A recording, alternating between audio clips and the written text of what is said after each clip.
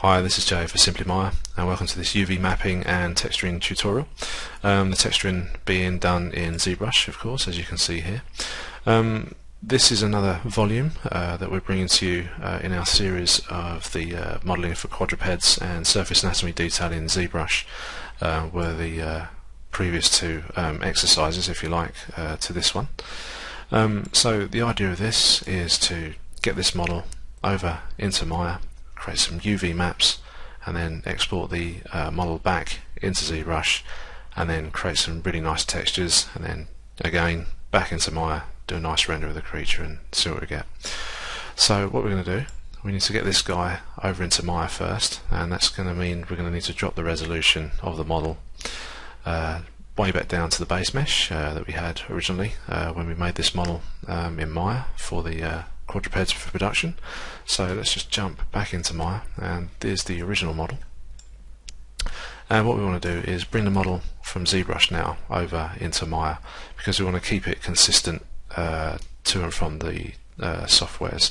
So, you know, what we've done in ZBrush in the previous volume with the detailing is, you know, we may have pulled the mesh around a little bit, so there might be a few little differences here and there within the mesh, so it will be a little bit different to this. You know, things might have moved around, so the idea is to keep the mesh consistent, so the UVs will be consistent, and you know, we can avoid stretching on textures as much as possible. So what we're going to do, we're going to grab this guy, and we're just going to move him over to one side, like so. I just want to point out as well that this particular chapter in the video series is going to be pretty short. I'm not really looking at dragging this one out for now. Basically all we want to do is get the model from ZBrush into Maya and do a very quick projection for the UVs, and then what that's going to do is enable us to then start cutting things up and unwrapping it in a tidy way, which is what I want to show you, because a lot of people do have issues with UV mapping. So let's jump back over into ZBrush. So here's our lovely creature. So what we want to do is make sure you've got your geometry tab open, which is just there, okay, just under the tool palette, and also the subtool palette you want to make sure you've got open as well, and make sure you're on the creature's body subtool layer. Okay, so then that'll we can export out an OBJ, and then the following, what you can do after that is export your own bits and pieces of the model. So here we've got the tongue, we've got the teeth, the other teeth layer, the horn, and the eyes as well. So, you know, if you want to get those over into Maya, you'll need to export these in the same way that we're going to do with the body. So with the layer selected there, we're just going to scroll back down to the geometry tab, make sure that's opened out, and you'll see that we've got a subdivision level of 7, which is very high. If we just hover our mouse over there, you can see it's over 26 million polys. So we want to get that all the way back down to the base mesh. All we need to do is just grab the slider and move it back down. So we'll just need to wait for a bit while ZBrush brings that down, because there's a lot going on there.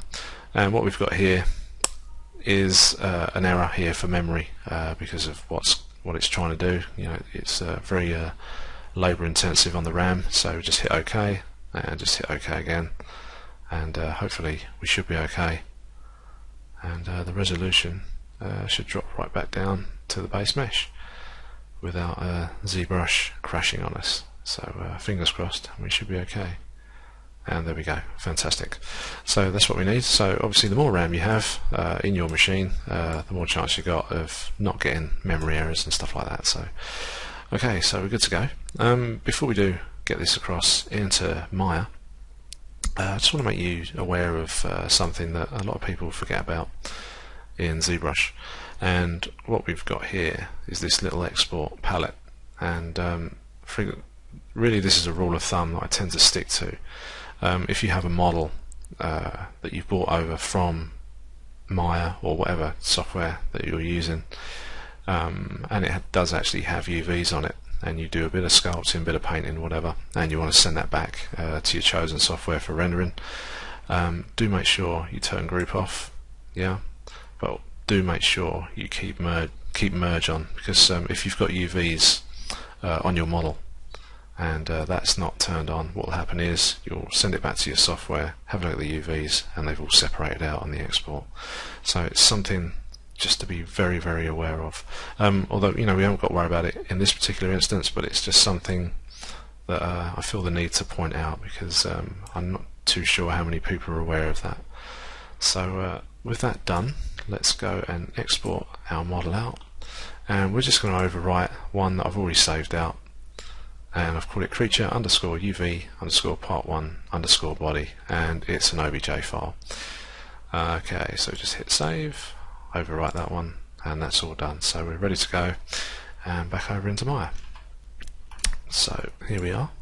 So there's our other creature. So what we're going to do, I'm just going to hide this guy. So Control H, job done, and then we can go to File and go and import our character. So we're going to go to my folder and down to here, simply go to our creature and go and grab our currently exported OBJ, and there it is.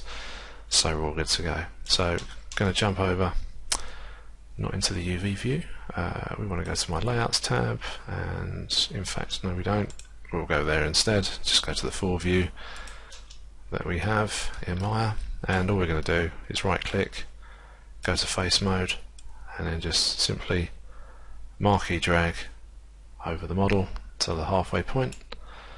Okay, and then just make sure you don't have any polys over the halfway mark, because we're going to delete one half before we get on and do any texture projections, or UV projections should I say. There we go. Okay, and just make sure we're all okay at the top there. So the other thing, once you've done that, just go around the model, give it the once over, just make sure you haven't missed anything out, or you haven't got any extra polys still selected, and this is all looking pretty good. For those of you who are familiar with this model already, for those of you watched the other two video tutorials for the creature itself, you'll hopefully remember back to when we modelled the inside of the mouth, and what we did, we had to make this look like this, just to get it to to be quads and stuff like that.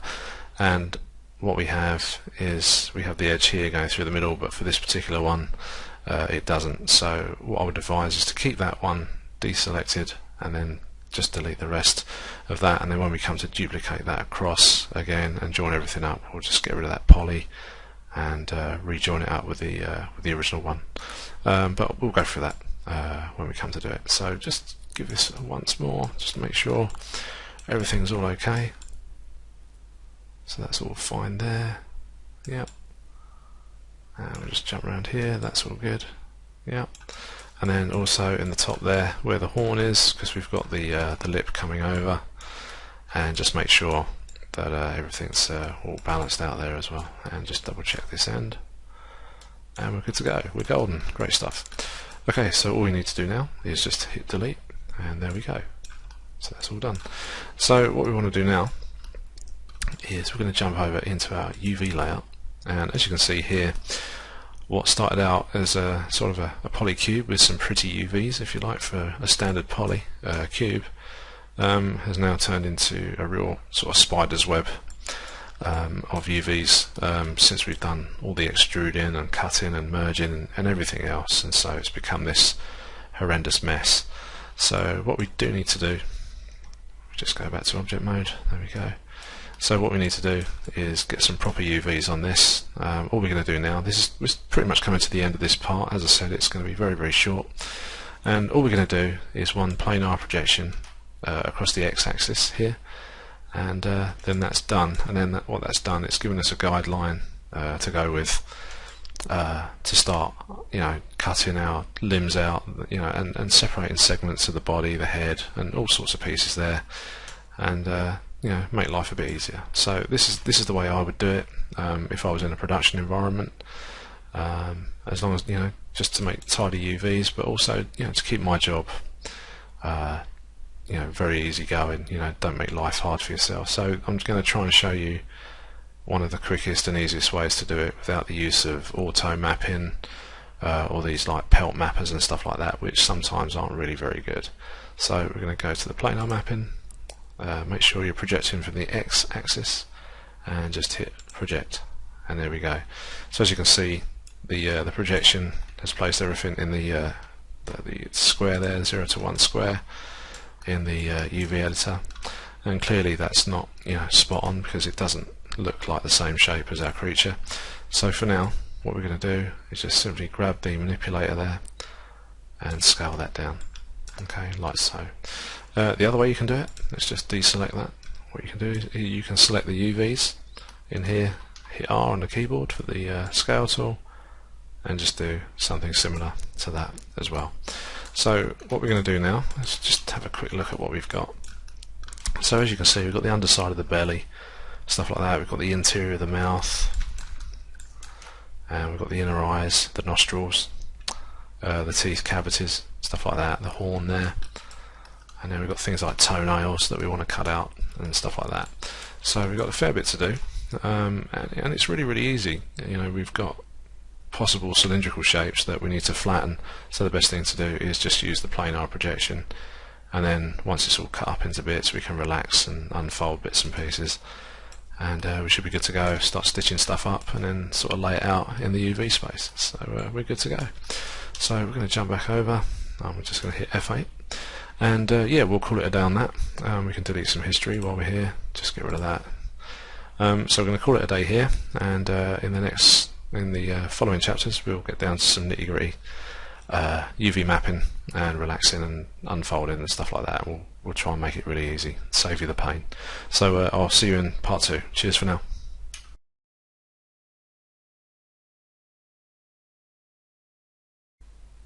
Okay, welcome to part 2.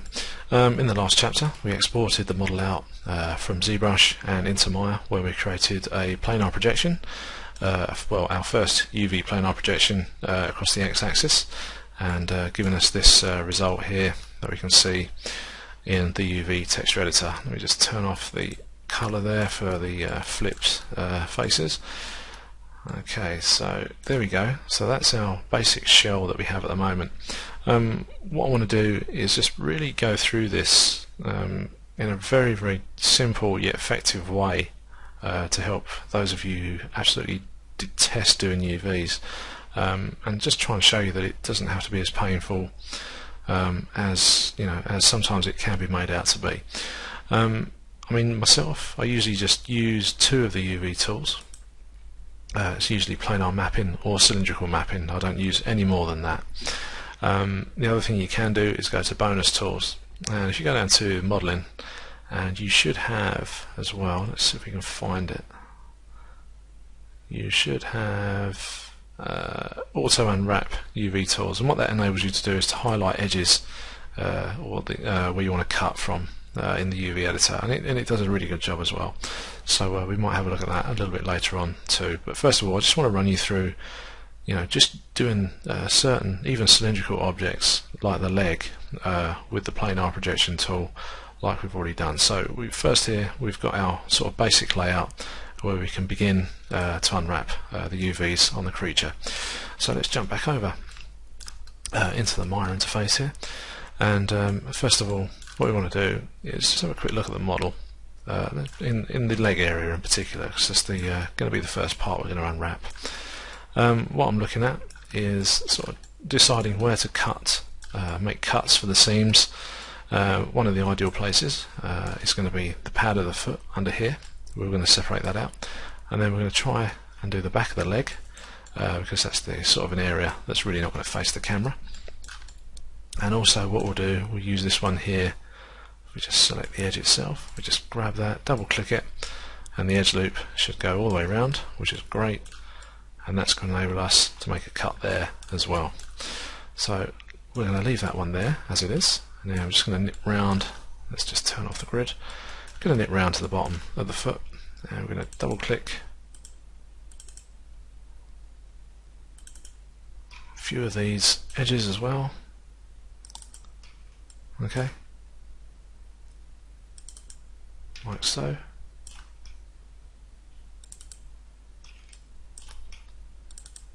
Oops.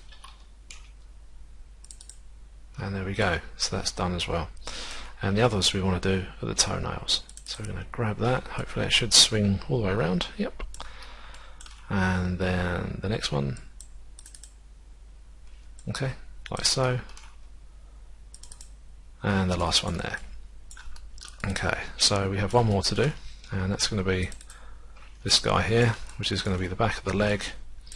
But we want to get rid of that because we don't want to cut everything off, otherwise we'll end up with an absolute mess.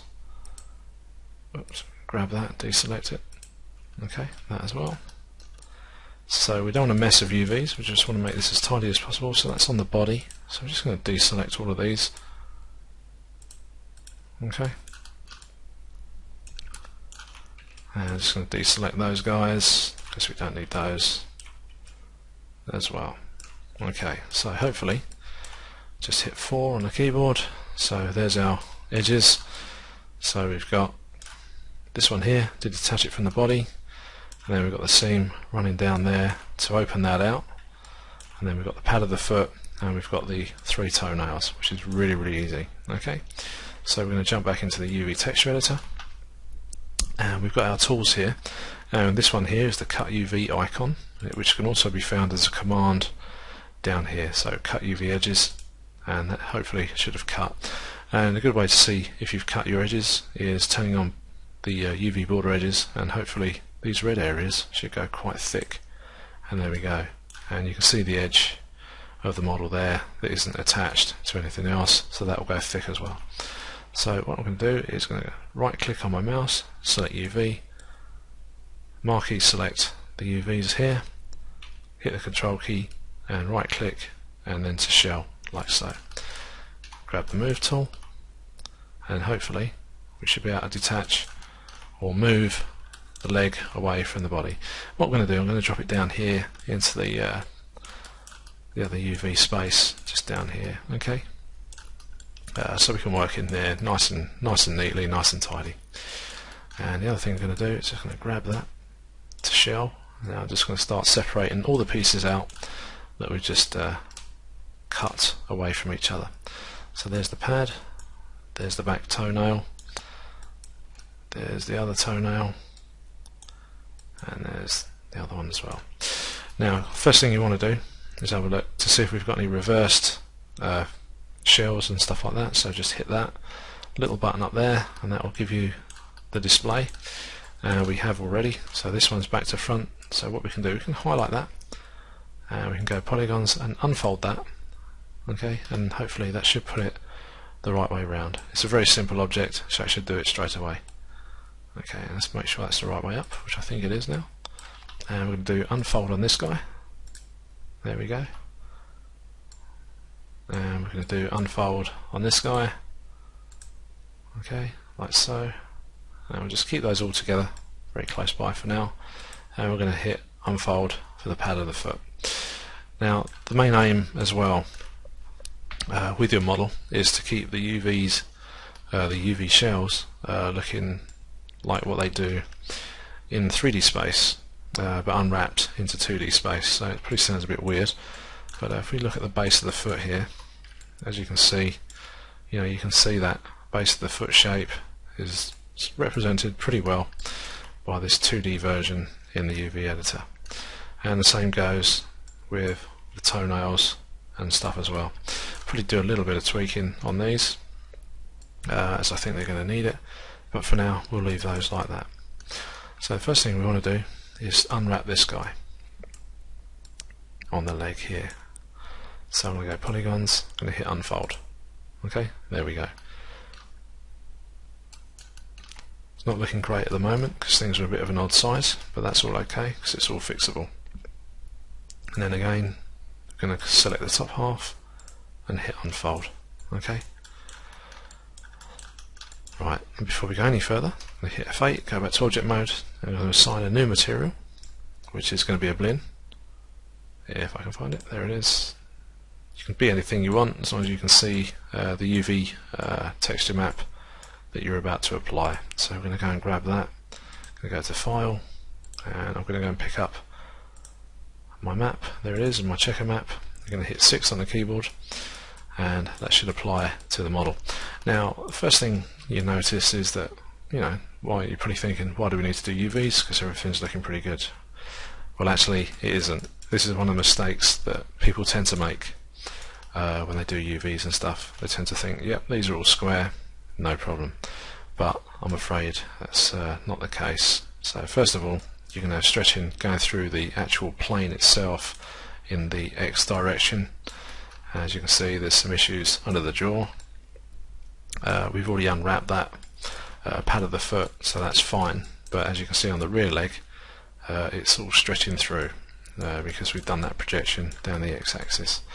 So another way you need to do, let's just delete the history on this.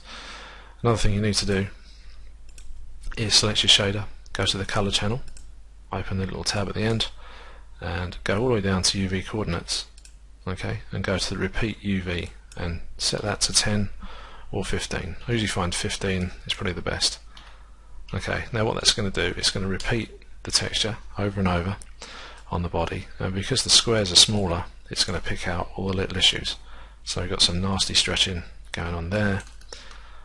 There's probably some going on underneath, as you can see under here, and it's all the way around, really, all the way around these edges with the way we've projected everything. So that's the way you've got to look at everything, is by repeating the map tiling. Okay, so we're good to go there. So first thing I want to do is have a look at this back toenail, okay, which is going to be this one here. So he's looking really tiny. So on the actual model, the UV map is going to look really big. So what we want to do is just scale him up in the UV editor, okay, and we're going to grab the interactive smooth tool, and we're just going to do unfold. Okay, let's just zoom in so you can see what I'm doing. And I'm going to grab that guy, and I'm going to do that same with him, and I'm going to do the same with this guy on the end as well. So hopefully these are all looking pretty good. And let's just grab that, scale him down, just to get all our UVs the same size. Okay, it's imperative you do that, otherwise you can get all sorts of oddities going on. Okay, and I'm not worried about the shape because they are slightly different in their own accord on the model itself, so you might need to just scale one up, maybe one down, but yeah, just keep an eye on the scale as well. Okay, and that one, let's just do a quick unfold on that again.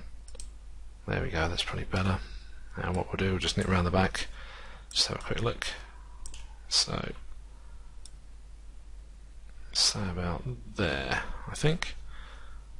And we'll just have a look at that. And there we go. So it's looking pretty good. And let's just scale it back ever so slightly. Okay, there we go. Okay, so the next bit is to sort out this area here. So it's all a bit sort of lumpy and up and down. As you can see, we've got an inconsistent sort of scaling of the UVs going on there as well. So what I'm going to do is grab the bottom half and get the interactive smooth tool and start hitting unfold. As you can see, it's worked out better already. And then what I'm going to do is select the whole thing and select the rotate tool, okay, and just rotate those UVs. Okay, so they're looking all good on this side. That's great, that's really looking good.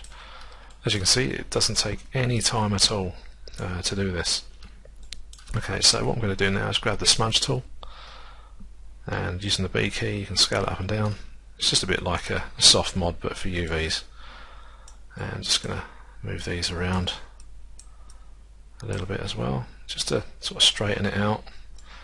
But what you'll notice, I'm not making everything square, I'm keeping everything as it is on the model. I'm just trying to make it all a little bit easier to paint on as well. So I'm just going to try and get these seams a little bit straighter on this side. Not too straight because we want to keep it, as I said, the same as the model itself. Let's just squash that over. There we go. Okay, so what we can do is run the interactive tool on it again. That's the interactive smooth, so hopefully it will give us a little bit of a better result. It's not too bad, and we'll do a little bit up here, and there we go. Okay, so just keep tweaking it until it starts to look a little bit happier, and then hopefully it should be alright. Now, one thing to note is that I'm using the unfold from here, but if you use unfold from here, it does something slightly different. So just keep an eye on your UVs, how you think they should be looking, but just it's worth bearing in mind that one does different to the other. So I'm going to do unfold, you see, and it does something completely different. So I'm going to leave that like that because I'm more happy with those UVs being like that. Okay, as long as these are all looking nice and square, nothing's stretched, then you're golden, you're good to go. So let's just do these guys. Okay, and there we go. I can't unfold that anymore if I tried. Okay. Thing also as well is with relax, it tends to sort of do this kind of stuff, and to me that's not relaxing anything. It's just causing a giant mess. If you go to relax in here, it does that, and what happens is you'll find it begins to start stretching stuff, and that's only one iteration on that. So try to avoid using relax as much as possible if you can, and yeah, you should be good to go. Okay, so what I'm going to do now, I'm going to scale this up, because as you can see here in the view, the lower half UVs are smaller than the upper half of the leg. So I'm going to hit B once I've called up the scale, and I'm going to scale that down to about there, and I'm going to scale the leg ever so slightly.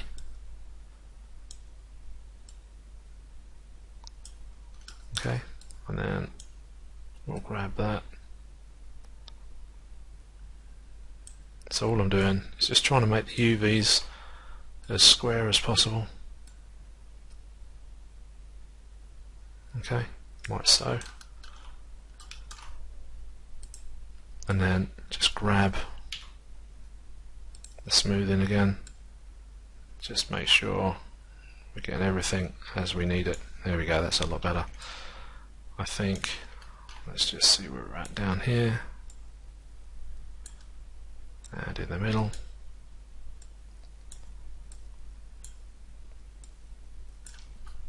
Okay,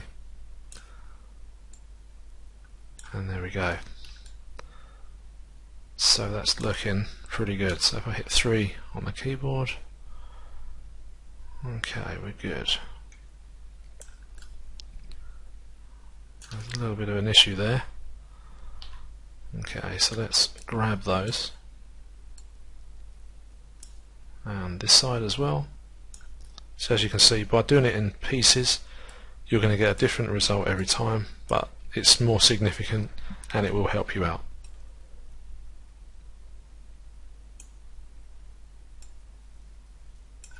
There we go. So that's looking a little bit better. So what we'll do, just grab the smudge tool,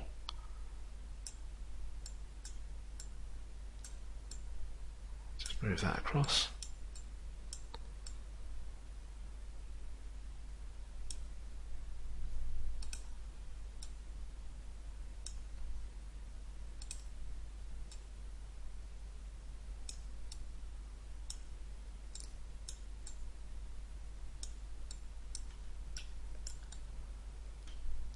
And there we go. So that's looking pretty good. Okay, so the next thing we need to do is just make sure all these guys are the right size as well, which they do look it. The only thing that isn't is the bottom of the foot. So what we want to do is scale that down, and then hopefully our UVs should be the right size. And then the last thing that I want to do is just select the UVs there, and then sew this guy up with those, and then all we need to do is just use our smooth.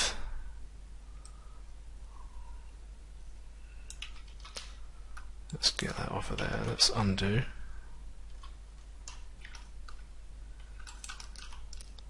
Otherwise we're going to have some problems there. So just going to sort that out. That's better.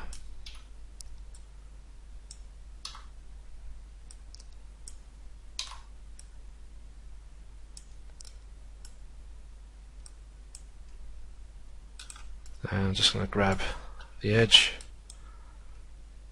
and I think we'll stitch those both back up. Okay.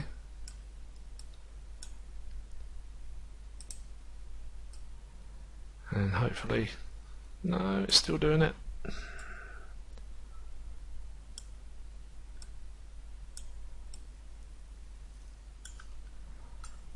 Okay, let's have a look at that. So, grab the smudge tool, scale it down a little bit,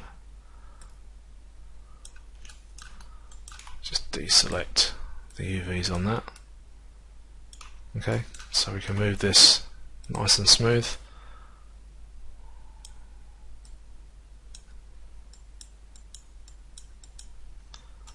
Okay, so just going to move things around just a little bit.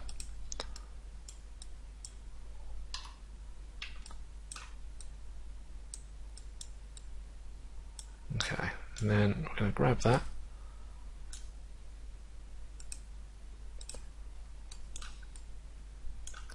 I'm going to hit unfold from the menu as I just did, and then just going to see if this guy is going to work. I don't think he's going to behave, so the best thing to do is grab those edges again.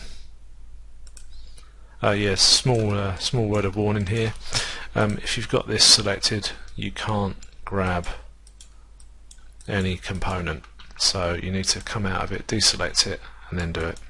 Okay, it's just one of those stupid little things that's just a bit of an annoyance. So I'm going to cut that away, grab the UVs, just move that down a little bit so that's not playing ball. So I'd rather not fiddle with it too much, even though it's not going to be really seen, but I'd rather just keep it all working nicely. Okay, so that's that, and then we'll grab that edge, let's deselect that, grab that edge, then go polys, move inside UV edge, and then hopefully we should be alright.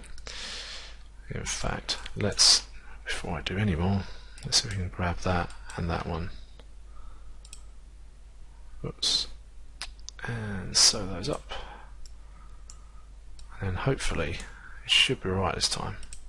Should have just stitched that up in the first place. There we go. That's much better. Okay, so little issue there by myself. Not a problem. We solved it, which is good. So we're going to pop the nails into their relative place with the rest of the leg, which can be there. And that concludes this second chapter for this creature UV. So the next chapter, what we're going to do is we're going to jump in and we're going to do the back leg this time as well. And we'll have a look at a different way of doing it, but trying to achieve the same result. So I shall see you in the next chapter. So cheers for now.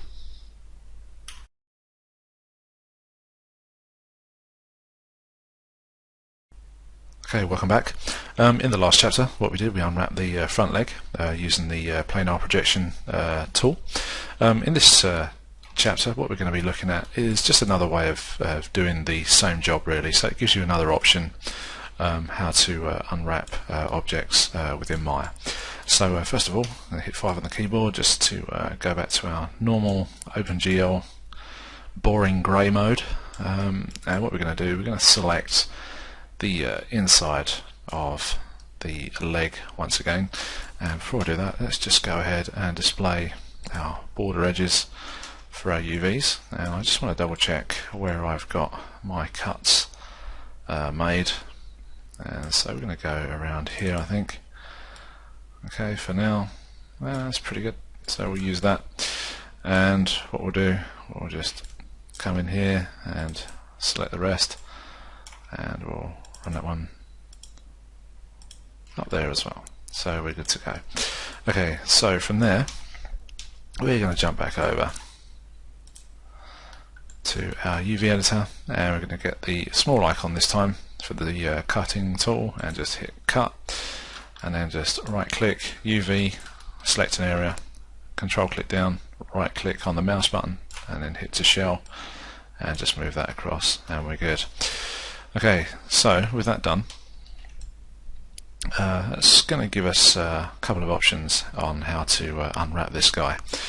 So what I suggest we do for this one, let's go to 6 and just display our textures. So at the moment we've got this little bit of stretching going on around here, so we're going to deal with that now. And I'm going to jump back over into the UV editor. Okay, and what we're going to do is we're going to actually have a look at this. I'm going to unwrap it here, and we're going to make a cut through here.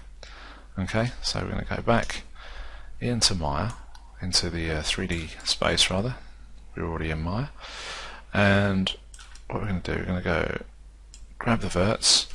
So I'm just going to grab my lasso tool as well. So I'm just going to grab a selection of verts about there. Okay, control right click, grow selection, and just going to keep an eye on the area here. Okay, like so. And I think we can go up one more, and there we go. In fact, let's go to there. Okay, and I know we've got a few of the verts there. If we just zoom out and right click, go vertex, and deselect those. Okay, and there we go. So now what I want to do is convert the selection of the vertices to faces. So you can go to select, convert selection to faces, which is there, or you can use a shortcut on your shelf if you've made one, just like I have as well. So that's all done. So we've got, this is already done. This is already done via the planar tool that we did in the first chapter. But this time we're going to use the cylindrical mapping tool. Okay, or cylindrical projection tool. So we're going to go cylindrical mapping, and there we go. Okay, so you'll get this odd looking tool come up in the shape of a half cylinder. So all I'm doing is let's just go back there again. Okay, let's do that again just to show you. So cylindrical mapping, the tool will come up, and you'll get the little crosshair there that you can select on and off. It gives you a couple of options on how you can use this tool. And in this mode, what you can do is grab one of these handles and just bring it right round to the other side, and it will follow suit. Just move it along and you'll be fine. So if we just jump over into the UV editor, so you can see what's going on there. If I just grab that, we just pull that, you can see it slowly bring it into the 0 to 1 space on the in the UV editor. So when it comes in, it'll be like that, be all stretched, and then all you need to do is just bring it and meet those two edges together. Right, now the other option is, what we need to do is click the little crosshair down the bottom there, and you'll come up with something that looks like the manipulator tool that is standard in the Maya toolbox, and that's sort of incorporated in with this tool as well. It's very similar with the other tools within the mapping department, if you like, up there. Okay, so all you need to do is click on the outer blue circle, okay, and you should come up with your rotate axis X, Y and Z.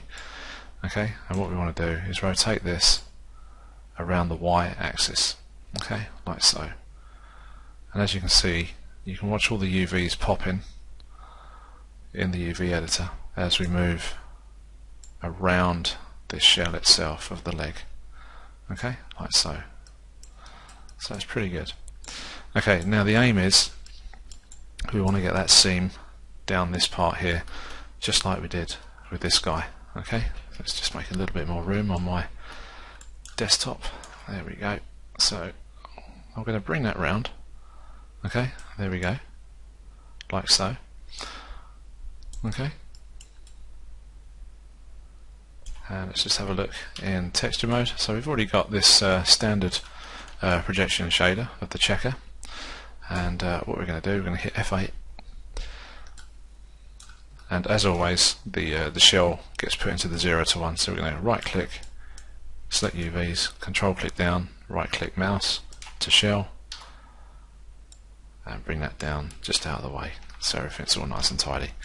And then the other thing we want to do, assign an existing material, which should be our blend 2, and there we go. So that's our projection, and the reason why they're all small is just because this UV shell itself is so big. So by selecting that, scaling it down, we can now see all those numbers are the right size, and it's not too bad. So what we're going to do is just jump in here, scale this a little bit. There we go, like so. Okay, so just keeping it sort of within the right sort of UV range that we've already got set on this character or this creature. So then we're going to hit the UVs, just double check we're on UV.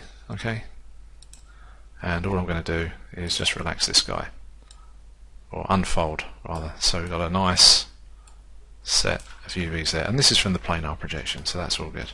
So the one we need to tidy up is this guy down here. So what we're going to do, and the other thing, is we need to go around and we need to select the pad of the foot as well before we go on any further. So just going to hit 5, come out of texture mode, go to edges, and we're going to grab these edges just like we did in the last chapter. Okay, so just going to grab those as well.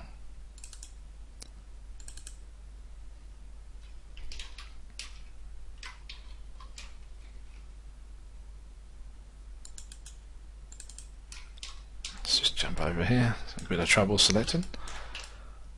Okay.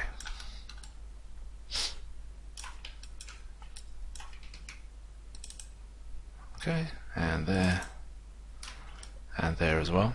Okay, so that's all good. Then all we're going to do is cut the UV just like last time. I'm going to grab that, go to shell, move that out of the way, and then what we're going to do, go polygons, just hit unfold, see what happens. There we go. So we should get something again that's very, very similar to what this guy looks like in 3D space, and there we go. And you can see this thick edges here. That means they're not joined because we did the seam through here on that cylindrical projection. So all you need to do is go to edges, select those edges, okay, polygons inside the texture editor, come down, sew UV edges, I beg your pardon, get a bit tongue tied there, and then that should see you through, and no more thick edges there. Okay, so that's all good. Okay, so one more thing while we're on this cut edges and stuff. So we've got an odd one there, so I'm just going to cut that off, and I'm going to select those edges there, okay, and pop those back over there. So we're going to go polygons, move and sew UV edges, and that's all nice and ready to deal with now. Okay, so the other thing we want to do, one last thing, is we want to get these toenails and cut those out once again as well.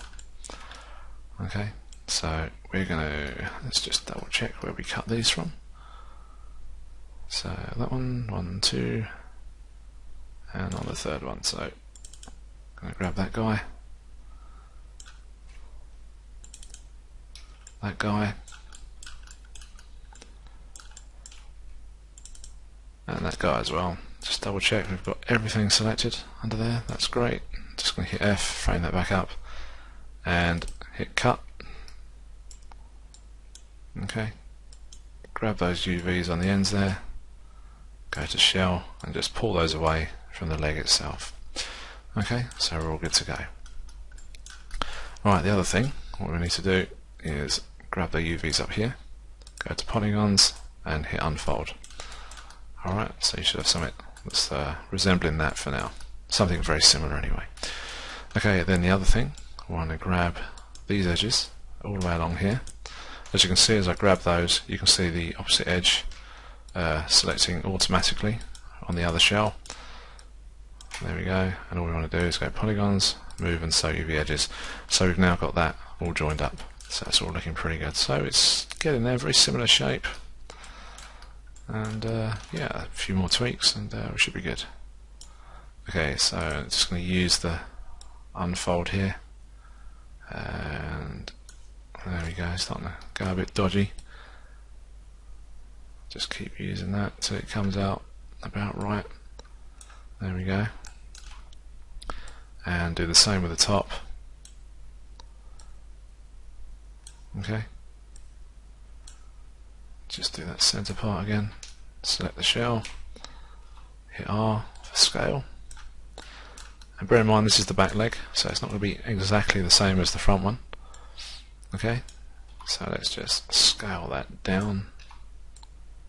Something very similar, but not quite. Okay. So I'm going to hit 6. Just going to see how our UVs are looking. All looking pretty good. Okay. All looking good. So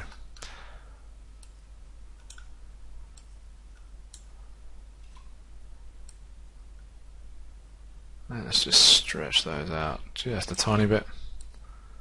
Move that down. There we go. That's good. All good. Fantastic. Okay, so we're nearly done. And just a little bit more tweaking on the sides here. Let's do that lot there. Okay, and last but not least, we'll just make sure we've got everything sorted in the middle section as well. There we go. Okay, so that's pretty good. So I'm pleased with that. UV's looking around the same size. And let's just make sure that our UVs are the right way round. So by doing that, I'm going to go over here, this little icon up here with the blue square and the grey square with the white edges, just hit that, and that's going to let us know whether everything's flipped or not. Everything is not, and that's really good. So no flipped edges, or faces rather. And we can just move everything into position. And let's go and have a look at this guy. Okay, so what we want to do is go polygons and unfold. Get him to a reasonable size, and just make sure his UVs are sort of coinciding with their size on the leg there, or sort of like the lower foot. Okay, so we'll pop him around there. Let's just make him a little bit smaller. Okay, and this one, do the same. Okay, and just double check the size of the UV. It's all looking about right. That's all coming into place quite nicely. And last but not least, the back foot. So let's just get around here, polygons and unfold. And what you'll notice as well is that I'm not using the relax command at all, because basically what happens is that if you use it from time to time, it's not too bad, but if there's a sort of like an overuse of it, everything becomes stretched, and we don't want that on this particular exercise. So just use the unfold and then just use the rest of the tools. And there we go, so that's done. Let's just grab that, and that's actually upside down, so by grabbing those edges there, polygons, move and sew UV edges, there we go, that's great. Okay, and then we'll just join that back up as well, and there we go. Okay, and then all we need to do now is just grab these guys and pop those into position. So again, a really quick chapter, and using the same techniques as we've already used on the front leg, we're just going to use them in a little different way, introducing the cylindrical projection tool to you, but also leaving the top half of the leg there in the planar projection manner that we had when we first started. So that's all good, ready to go. So we'll leave that there, And before I do, let's hit F8 and delete some history.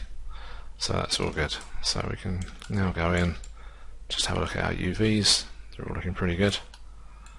Might be able to straighten a few up here and there. Let's have a look. Okay, so we'll do this before we go, I think, just to make sure everything is going to be good.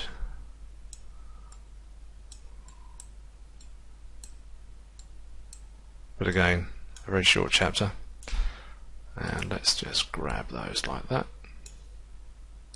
There we go. Also, I will run through another way of doing UVs a little bit later on after we've unwrapped this guy. It's very, very fast and very furious, and that's over in ZBrush. But we won't be using the UV master. We'll be doing that in a different way because I think it's actually more efficient. But we'll save that until the time comes. But all I can say is, yeah, if you've got ZBrush and you don't want to do it this way, like we're showing you now, there's a really, really cool way of doing it in ZBrush, and it can be an absolute lifesaver. I've actually used the technique in production already, and I can tell you it's very, very fast, and the results are pretty good. So we'll go through a section of that towards the end of this tutorial anyway, once we've finished all the UVs and stuff. So just to give you another sort of choice as to what you can do with the UVs, if you like them or not, but I think you're guaranteed to like the technique that I'm going to show you. So we can leave that there and just delete that history, just make sure it's all clean, and yeah, I shall see you in the next chapter. So cheers for now.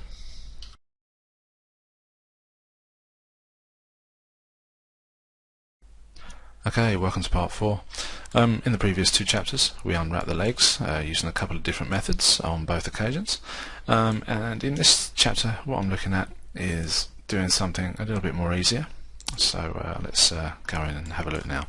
So as we did before, we've got our planar mapped body and head and tail, and what we're going to do is we're going to separate this mesh up into 4 different pieces, and we're going to just apply really a very, very basic unfold to it to achieve a nice UV shell, and we're going to move them around a little bit as well.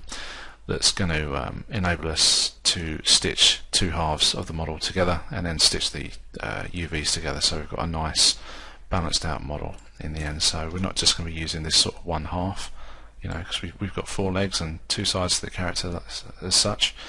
So we're going to need to put all that back and stitch all our UVs up accordingly once we've done that. So before we crack on and do that, we need to do the rest of these UVs first. So I'm just going to right click edge, double click on that, come back into my UV editor, get the cutting tool and just cut those UVs, and we'll just pop on the UV border edges just to make sure that we have cut that as we've done. And you can see the double width of the border edge where the shell has been cut away from the body. So we're just going to grab that, move that out of the way, and then we're going to move over to the head and neck area now, and we're going to do exactly the same thing.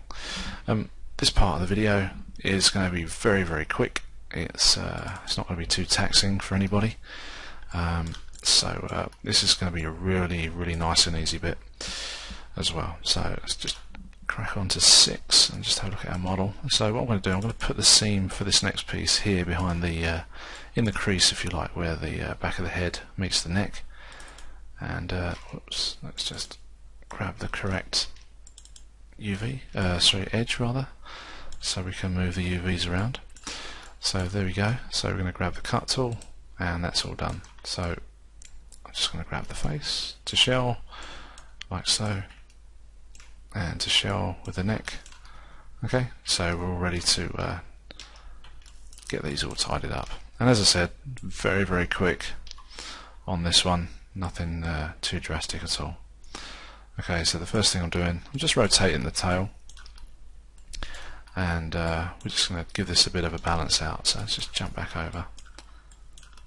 So let's have a look at this. So you can see the UVs have all gone a bit sort of strange, a bit funky here and there. So we're going to be using this tool again, just like we did in the previous chapter. There we go, just going to straighten all of that out. Okay. Now usually there's a problem towards the end of sort of objects with this shape and with this type of cap on the end. It's actually not too bad on this occasion, but what we will do is more than likely cut it once we get the other half or the other UV set in here, once we do the model up and stuff, and then we can really balance out these UV shells and have a nice clean seam down the middle as well. So we're going to grab the smudge tool, okay, and what I intend to do is just straighten the middle section out. So just hit B on the keyboard just to increase our brush size. Okay, again, nothing too strenuous. This is hopefully this is going to make doing UVs a bit more enjoyable. I know for some of you will be sitting there going, "Oh my God, no!" But I'm really trying to make it as easy and as enjoyable for you as possible. So this is one of the few processes where if you're in a working environment, you know, you can just get on with it, and people can leave you alone, and you can just chill out and get in the zone and do this stuff. And it's one of those things that I find really, really enjoyable part of the process. So, and one of the few, as I've said before. So let's just relax this out just a tiny bit. Okay, just want to keep that outer edge fairly straight, but also making sure nothing's overlapped on there. So just unfold that just a tiny bit more. Okay, so we'll leave that like that for now. That's actually good enough until we get the other half in there. Okay, so let's back over into the main Maya window, and what we can do is just have a look at the UV scale, just comparing those three there. So this one could do a little bit of a tweak. Okay, so we'll just scale it up a little bit more, and then we'll just pop those down under there where the legs are. Okay, and then what we'll do is grab the UV shell for the body, and we'll do this in increments as well, because sometimes it can go a bit sort of strange when you're doing this type of unwrapping as a whole thing. So we'll just do unfold. Okay, for this part, there we go, sort of slotted into place there, and we'll grab the other half and do the same thing, and then we'll just make sure all of this stuff isn't looking too bad on that part as well. So if we just come back out, we can now see that all our UVs are starting to come a bit square already. The texture pattern isn't doing anything strange there, you know, so it's all looking quite good. So we'll just grab that and just get a better unfold on that. That's great. So again, with this, let's scale this down just a little bit. Okay, like so. Now we can grab this and just pull this down into our workspace here. And then last but not least, and as I said, very quick chapter this one. So we're going to grab the neck. Okay, like so. And we're going to do the same thing. And there we go, that's done. Okay. And then we'll just scale stuff around, just have a bit of a play there, just to make sure, yeah, we're looking pretty good. So the scale of that UV shell is good to go as well. So that all that does now is just leave the head, and what I think we'll do is if we just go around the inside of the mouth, and we'll detach the inside of this. I think we'll go from there. There we go, yeah, let's do it from there, that's good. Okay, so we'll detach the inner mouth and we'll cut that. I'm just going to right click, grab the shell once again, and there we go. So we've now removed the inner mouth from the main part of the head. So let's just have a look at that. Okay, so there you can see. Alright. Now usually these inner mouths can be a little bit tricky to do. But before we do that, let's see what we can do with the basic tools. So as you can see there, it's gone a bit strange, and that's really due to the fact that it's more likely inside out, which it is. There you go, so it's back to front. So let's just grab that. Okay, we're going to flip that over like so, and then we'll repeat the same command, and there we go. So you can see the issue that we've got here now. Alright, everything's sort of overlapped, it's not very good. Okay, so one good thing to do with this is just grab it and just grab some areas of it. Okay.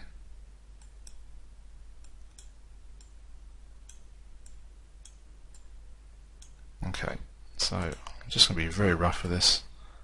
Whoops, as you can see. I've got one more there, there we go. So I'm just going to rotate this very roughly. Okay, like so. You can see it's absolutely distorted to high hell. So what we need to do now is unwrap it. Let's just have a look, or unfold it. Okay, well, it's not too bad there. And then we'll do the middle section. Okay, like so. Okay, and as you can see, it's all starting to square up.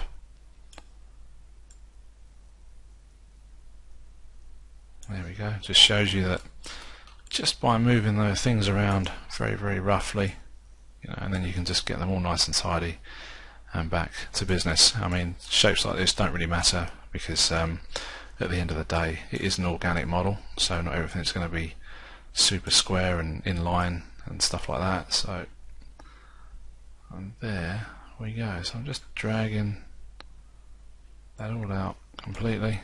There we go. So that should be all good. And there we go. So that's the inner mouth done. Let's just double check the edge and make sure where that's going to go. See, this could be upside down. And let's have a look.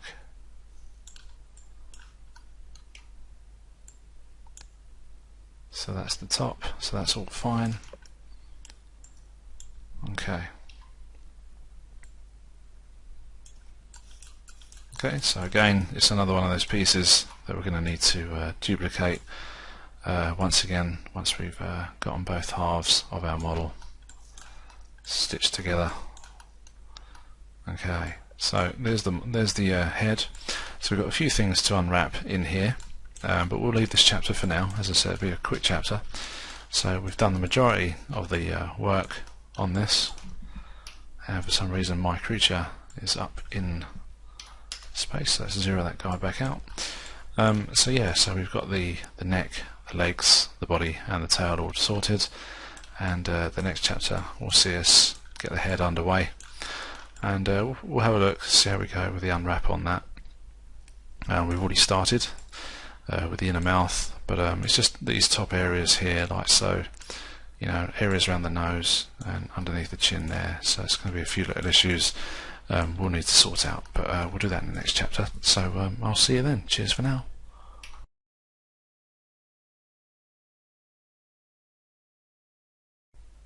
Okay, so welcome back. Before we get cracking on with the head of the creature, let's just go and delete some history. Okay, so we don't run into sort of any bogging down on the model of the system, so we can carry on now. So if we just jump back over to the layout, so I've got my own UV layout set up for this, and let's have a look, see where we are. So what we did, we started to make a go on the head itself, and there's the inside of the mouth just there. We've moved that down into position down there. So the big thing is really is to sort this head out. So let's just hide our map. There we go. So let's just have a look at it in the 3D view, and let's just show it with the texture on, so you can see some of the issues that we've got going on here, because we did a projection actually through the X-axis on the model itself, a planar one as well. So we're getting this kind of funky stretching going on across the top. It's kind of smearing where the projection has gone sort of straight through. It's done it quite nicely on the side, but as it's sort of gone around the corners and stuff, you know, we're getting this sort of horrendous kind of smear. So what we want to do is actually detach those UVs and reapply them in a different kind of way. So what we're going to do, we're going to right click and choose Edge, okay, on the model, and I'm going to choose to double click that edge just there, and let's just hide our texture. We'll just hit 5 on the keyboard, okay, and what we need to do is let's just undo that, and we'll need to come around here. Now before we do that, let's just show our border edges so we know where to go exactly. Okay, so all we need to do is just go to the edge there, so, and that will be fine. Okay, so just select these guys, and there we go. Alright, that's all we need to do, and then we'll just jump up here and we can go cut, just use the icon for the cut tool. Okay, we'll just move that away. Okay, so that's that done. And the other big culprit really, looking underneath, is the chin, or the lower jaw. So what we're going to do, we're going to grab the UVs down to here again, and we're going to go all the way. Oops, we're selecting something else. There we are. Okay, so what we want to do is just deselect that, we don't want that. Okay, so we're just going to go all the way down and call another one there.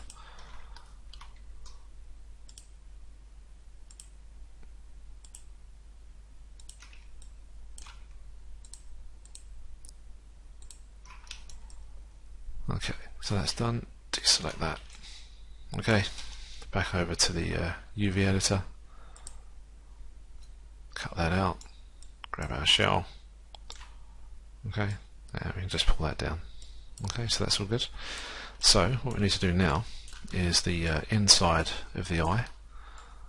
Okay, what we have in here.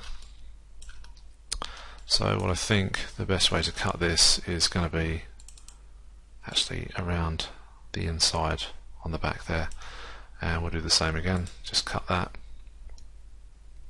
I'm just going to select the UVs there, and to shell like we've done before.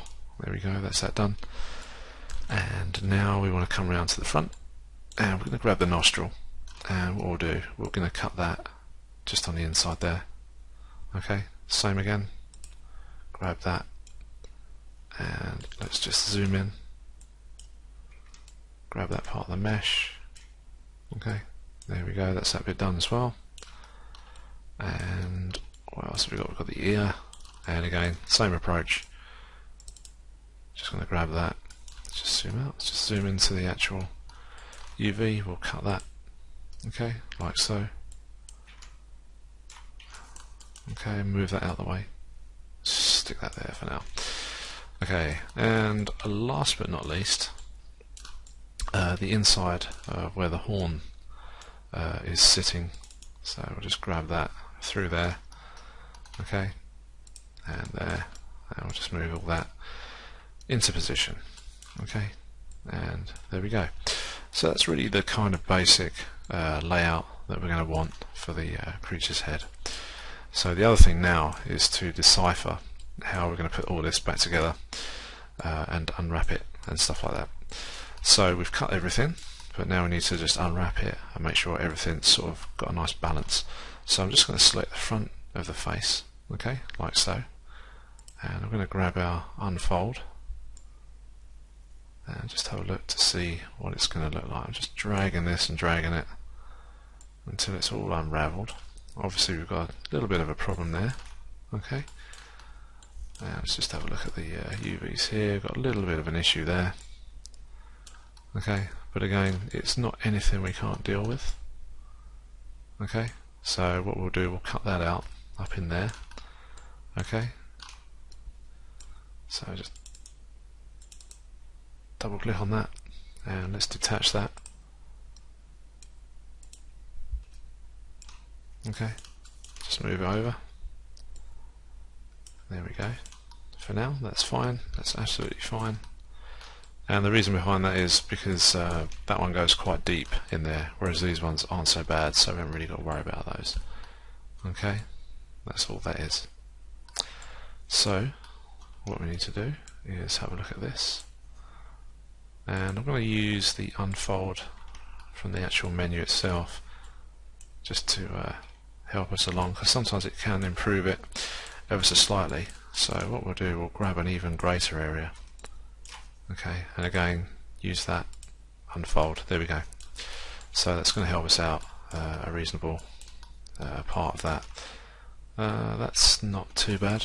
What we can do is if we grab all this, go polygons, unfold, just to get it away from there, and we know it's doing a good job because we can see that our UV map is squaring up quite nicely. The only issue I have at the moment is just this little corner just down here, polygons and unfold. So that's actually worse. So what we'll do, we'll grab that piece and we'll just separate that off of there ever so slightly. Okay, that's on the inside of that, so it's not really that noticeable, which is actually pretty good. And we'll just bring it up to about there. Great stuff. Okay, so that's the face area really undone, or unwrapped, I beg your pardon. So let's unfold that area there as well, so that's great. So it's all looking pretty good. Now the thing is to actually get the face how we're going to want it. So what I'm going to do, I'm going to rotate that like so, and then once we've duplicated the other half of the model, we'll stitch the face up from this side. Okay, and then let's just go to shell and polygons, unfold that guy, and we'll move him down. This is the underside of our head, and as you can see here, the UV is a lot smaller, hence the bigger squares. So if we just increase that size, okay, like so, that's pretty good. And what I'm going to do with that is actually rotate that this way. Okay, might seem a little bit odd right now, but there's a method to the madness. Because really what you're doing, you're giving yourself a choice of, you know, where do you stitch it up. Because the face, I've decided to have it this way round. So we'll more than likely sew the chin to the bottom of the chin of the creature's front of the jaw there. Also at the same time, it's actually quite an ideal area to sort of keep this seam out of the way. We could have gone with that one, but I think that would have just left us with a bit of awkward UV stretching coming off the bottom of the jaw there. So I sort of brought it forward and kept it up there. The seam around the back here is, to me, is in an ideal place. So we're all good. So let's move along. Okay, so let's grab the top of that head. Okay, like so. And unfold.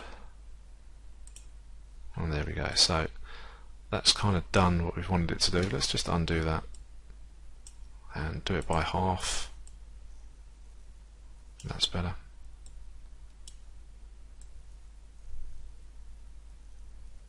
And that's kind of better as well. Okay, so with this one, I may, let's just have a look. Let's have a look. Let's turn that way. Okay, yeah, so I think we'll do the same thing here, because what we can do, although the seam is going to be there, we'll have one down the middle if we have one the other way. So it's really down to you with that kind of situation on how and where you're going to put your seam. So you can either stitch it up along the side and the top, but you'll have a seam that runs through the middle, whereas I think because this is showing sort of more area, I don't think that would be as obvious there. So we're going to leave that like so, and we'll go and grab the inside of the horn area, and let's just pop on our sides. So as we can see, this UV is back to front, so what we need to do is flip it. There we go, so you can see the letters are the right way round now. So I'm going to unfold this guy just a little bit more. And there we have it. Okay, and just a tiny bit of stretching going on there on the top of the head, just towards the edges here. So let's see if we can adjust those a bit, get rid of that kind of warping effect that we can see coming along around there. So let's go polygons, just see if we can do a quick fix. No, let's cancel that and just hit unfold. Okay, that's better. For some reason the menu keeps coming up there when I don't want it to. Anyway, it's probably just Maya playing around. Okay, so let's just move these guys just a little bit closer, and I do believe my shift key was stuck down there, hence that problem. So with a bit of luck, let's just quickly show you. Unfold. Yeah, there we go. So my shift key was actually stuck in the socket there, so we've gotten out of that one, so that's all good. And the other thing, we'll just move this just up to here for now, because that's the inside of, as I said, the horn area. So what we want to look at now, let's have a look. What is this? Let's find this piece. This is the inside of that tooth area. It's not so imperative to have, but you could cut it out. But again, as I mentioned before in other tutorials as well, sometimes you do get a light leak, so sometimes it's just better off to cap the holes off, and then you haven't got anything to worry about. So let's unfold that guy. There we go. And what I like to do is keep the UV shells fairly close to what I would say was home for them. So maybe we'll pop that one in there. Okay, so this should be the nostril, and it is. That's good. So let's have a look at the shape. Okay, so what we want to do, we want to unwrap this guy. So I'm going to choose to put the seam at the top. Okay, like so. And we'll do a couple of cuts just on the side there, just to help relax it a little bit more. Alright, and that should do that one. So let's just cut that and unwrap it. There we go. It's not too bad at all. That's much better. And the next thing we need to do is make sure that the scale is looking pretty good. I think it is. It's okay. So that's all good. So we'll just zoom out and grab this guy, and we'll stick him up here as well. Okay, we'll just get that around that way. That's good. So the next one is going to be our eyeball socket. So let's just have a swing round, and all in all it's actually not that bad, but what we can do is have a look and undo that. So if we go to the unfold, let's see what it gives us. It's not bad, and let's try that with relax, and then unfold that.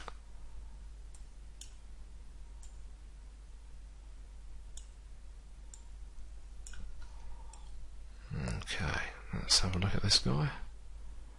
So what I think we'll do is, if we select that edge all the way around, and we'll cut that.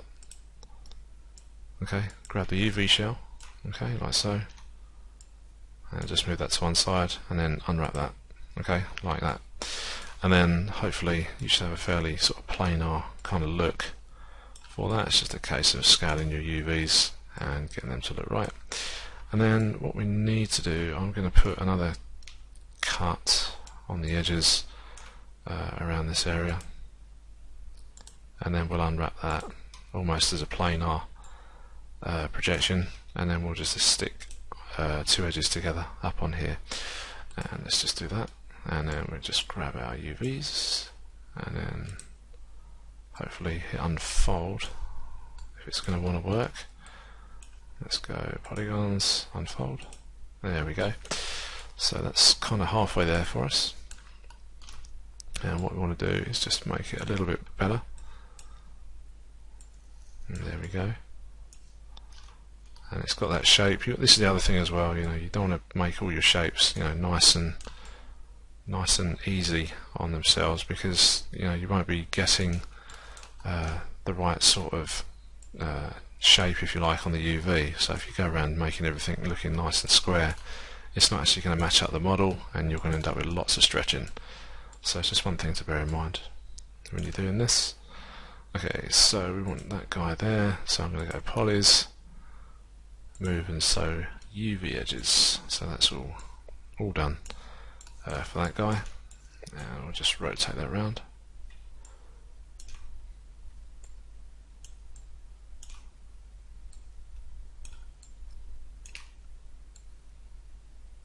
To about there, that's okay. So that's the eyeball, socket, I beg your pardon. And last but not least, we've got the inside of the ear. And again, what we'll do, we'll just jump in there, if I can find the guy. There he is, just around here. And again, I'm going to put the seam at the top. Okay, and then we'll undo it there. One there, one there, and that one there. Okay, and we'll make a cut on that, and we'll grab those and unfold, and there we go. So a little bit of stretching going on.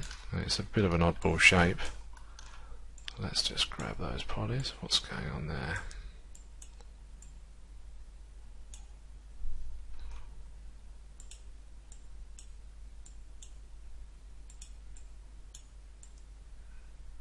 Okay. Right. Okay, that's good.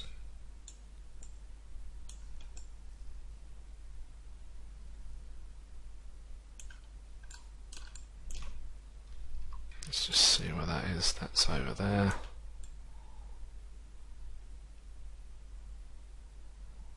Okay, so what I need to do is I didn't make the cut down the middle there. So we'll hit that one and that one, and we'll cut that, and again we'll just relax that. There we go, so that's all good. Okay, so that's all unwrapped, and the thing is, there will be probably some little tweaks and stuff, but really that's it for that chapter as well. Let's just go back to object mode and delete some history. So what we'll do in the next chapter, we'll start bringing in all the other bits and pieces, like the teeth, the tongue, the horn and the eyeballs, and we can do the same there. So what we'll do before we head off is just grab those pieces. We're not going to do any more editing to those until we get both halves put together, and yeah, we should be good. And just hit 6, just make sure all our UVs are sort of looking the same size, and just bring that down just ever so slightly. Okay, like so. So the UVs are in a roundabout kind of scale, that's no problem. And yeah, so we're all good to go. So we're sort of on the final parts of the little fiddly bits for the UVs, and then we can get on with some painting. So that's it for now for this chapter, and I shall see you in the next one. So cheers for now.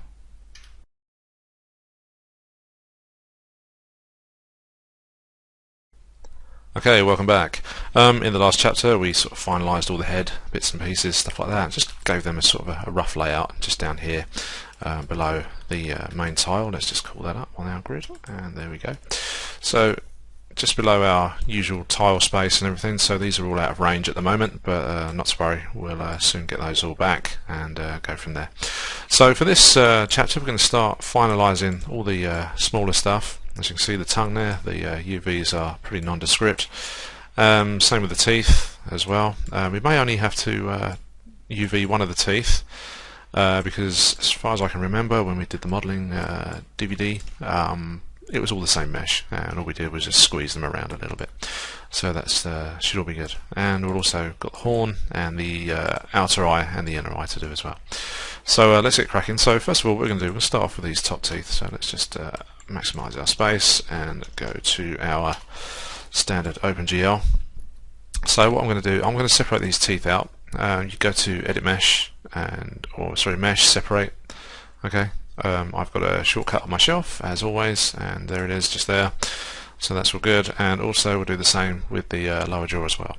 And what that's going to do is going to put those into their own sort of group. Let's just call over the outliner here from the other screen. So as you can see, we've just got poly surfaces there for that one, and in the teeth upper group now we've got those. So what we need to do is delete some history, get rid of that transform node. Let's see if we can do that on there. So there we go.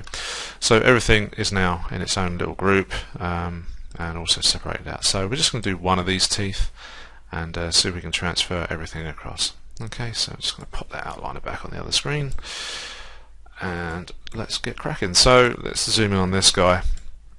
It's going to be pretty straightforward, I think. So what I'm going to do is go to hide unselected.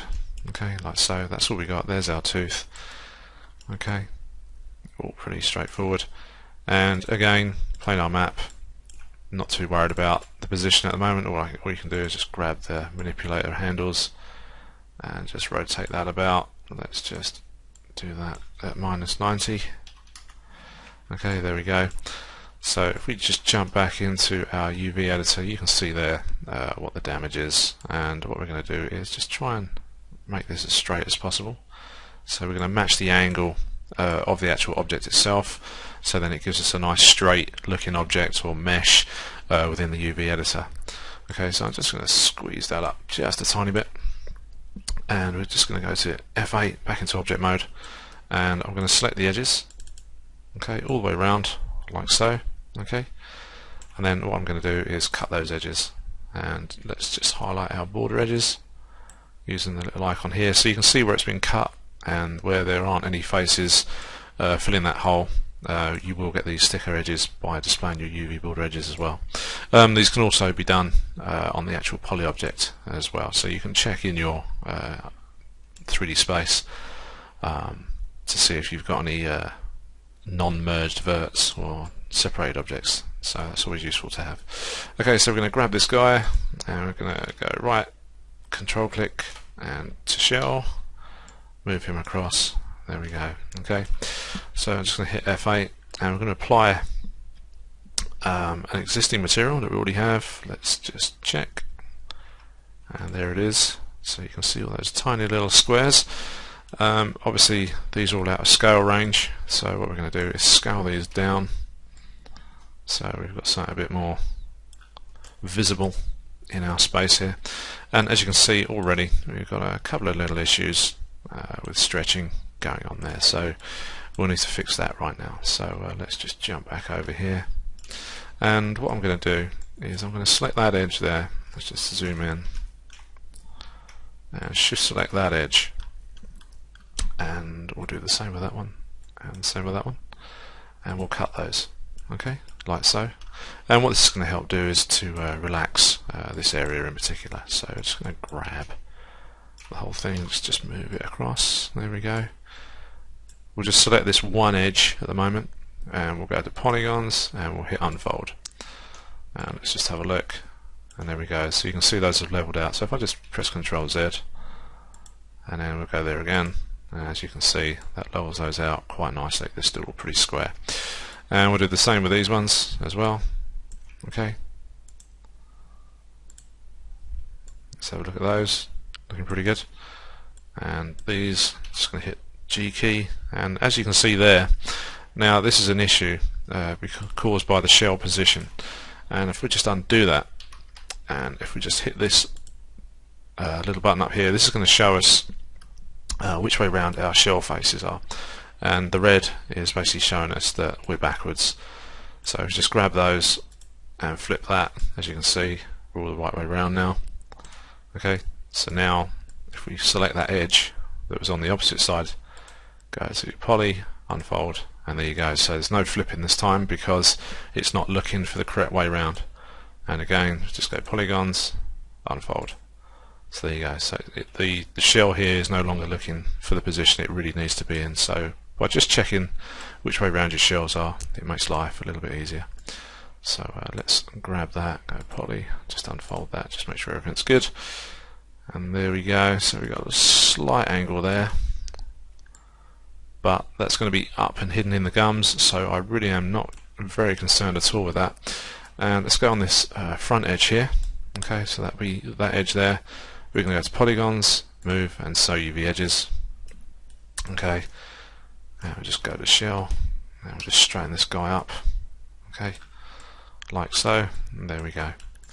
So that's that tooth done. So just hit F8 and go to our history and delete history, and that's all done. So what we're going to do now, I'm going to pop that there just for a minute. Going to go to Command, Show Last Hidden. Okay, and what we need to do is just scale this right down so our UVs are a pretty good size. In some cases, such as this, you know, if the UV shell is absolutely tiny, then you're not going to get any detail whatsoever showing as much on those teeth. So what we can do is actually just scale those up a little bit more. Okay, so we get a bit more detail to paint, a sort of a more paintable area. And then what we can do is move the teeth to another shell, and that's going to allow us to paint those in that particular workspace, and we can apply the shader and stuff, etc. Afterwards. So that's all good. So don't worry about all that for now. In some cases, some companies will like you to have all your UV shells the same size, which essentially is the best way to do it. But in some cases, you know, you may want to go in close on a close-up. For example, this tooth, you might want to show a bit of flesh or something dangling from the mouth, and you know, you want the best possible detail on your model. So larger UVs are always going to work better for that. Whereas if you've got something that's like 2 pixels wide, you know, you're not going to get anything. So it's one of those things to bear in mind. So just think about your shot, what you need it for, and go from there. As I say, in some cases it's not always relevant. So okay, so without me banging on too much, so we've got that one done, and what we need to do now is we're going to do a check, or sort of more like a fudge check really, to see if these two meshes are the same. Okay, and the best way to do that is, what I'm going to do is go to Mesh, Transfer Attributes, okay, go to Component, which it already is on, and hit Transfer, and it looks like those UVs, or both those objects actually are the same. So I'm going to assign existing material, which is Blend 2, and there we go. So you can see this guy is a little bit stretched, obviously because he's been pulled around a bit. He's a slightly different shape to the big guy here down on the side, so we're going to hide unselected, okay, and we're going to delete some history, because if I do anything now and try not edit this object in the UV space, it's going to have an effect on this one as well. So we want to grab that guy and move him across, and just have a look at this, okay, and let's just zoom in on this dude. Okay, there we go, and what we're going to do is basically unfold it. So we'll do 1/2 first. Okay, there we go. It's all looking good, pretty good.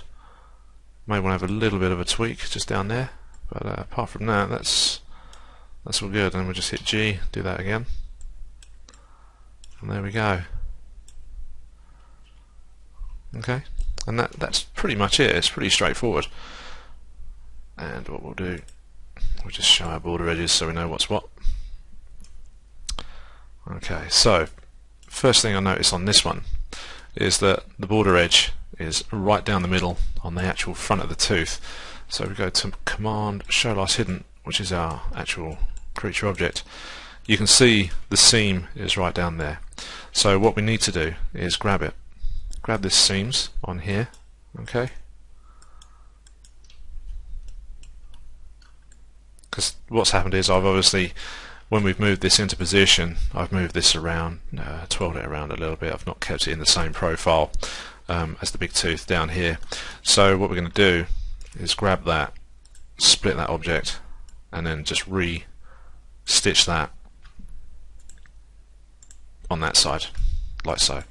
And all that's going to do is just hide the seam for us, Although seams really these days aren't an issue with as much with software such as Mari, Mudbox, ZBrush. You know, you can paint over and have border seams and stuff like that just to fix things, and usually it works out quite well.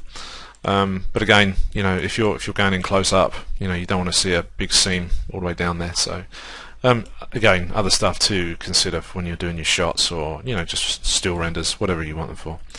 I don't think there's many of us that like going in and fixing things up after the final render's been done, but you know, sometimes you have to. But if you're animating and stuff like that, you know, you really want to try and keep everything as, you know, as optimized as possible. Okay, so let's unfold that. Okay, so that's all good. And I'm just going to hit F8, and we're going to select the bottom teeth. Okay. And I'm not sure if this is going to work because these are in two separate groups. Sometimes there are group issues within Maya. So what we may have to do is take those out of the groups within the outliner and then copy everything across. So what we're going to do, again, going to go to Mesh, Transfer Attributes, and there we go. So hopefully that should be alright. It says it is, but whether it is or not is another matter. And that's all looking pretty good. Nice and tidy there. Okay, again, go to Poly Tools, delete history. Well, the Poly Tools is my shelf, whatever you have. So delete your history, and that's all good. Okay, and then what we'll do, we'll grab that one and that one, go to Edit Mesh. Sorry, I beg your pardon. Mesh, Transfer Attributes, do the same again. Delete my history, and then again this guy on the front. So Mesh, Transfer Attributes, job done. Delete history. Now, for these ones, let's have a quick look. So this guy is slightly out of shape here on the front. So we're going to have to give him a little bit of a tweak. So again, we're going to do that. Okay.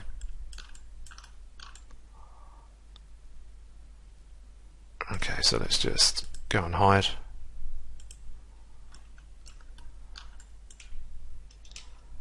Let's have a look at this guy. Yeah, so he needs a little bit of a tweak. You can see he's slightly off kilter, and he's starting to sort of swerve a bit down there. The texture is sort of swimming through there, so it's not very good. Even if we put smooth on, you know, it's still not great. So, excuse me. So what we need to do is jump back in. Okay, go polys and just unfold. And do the same again on the other side, and it should be pretty good. And there we go. So this has taken us around, you know, just for something this, what would be considered quite fiddly, is sort of taken us around 15-20 minutes to do.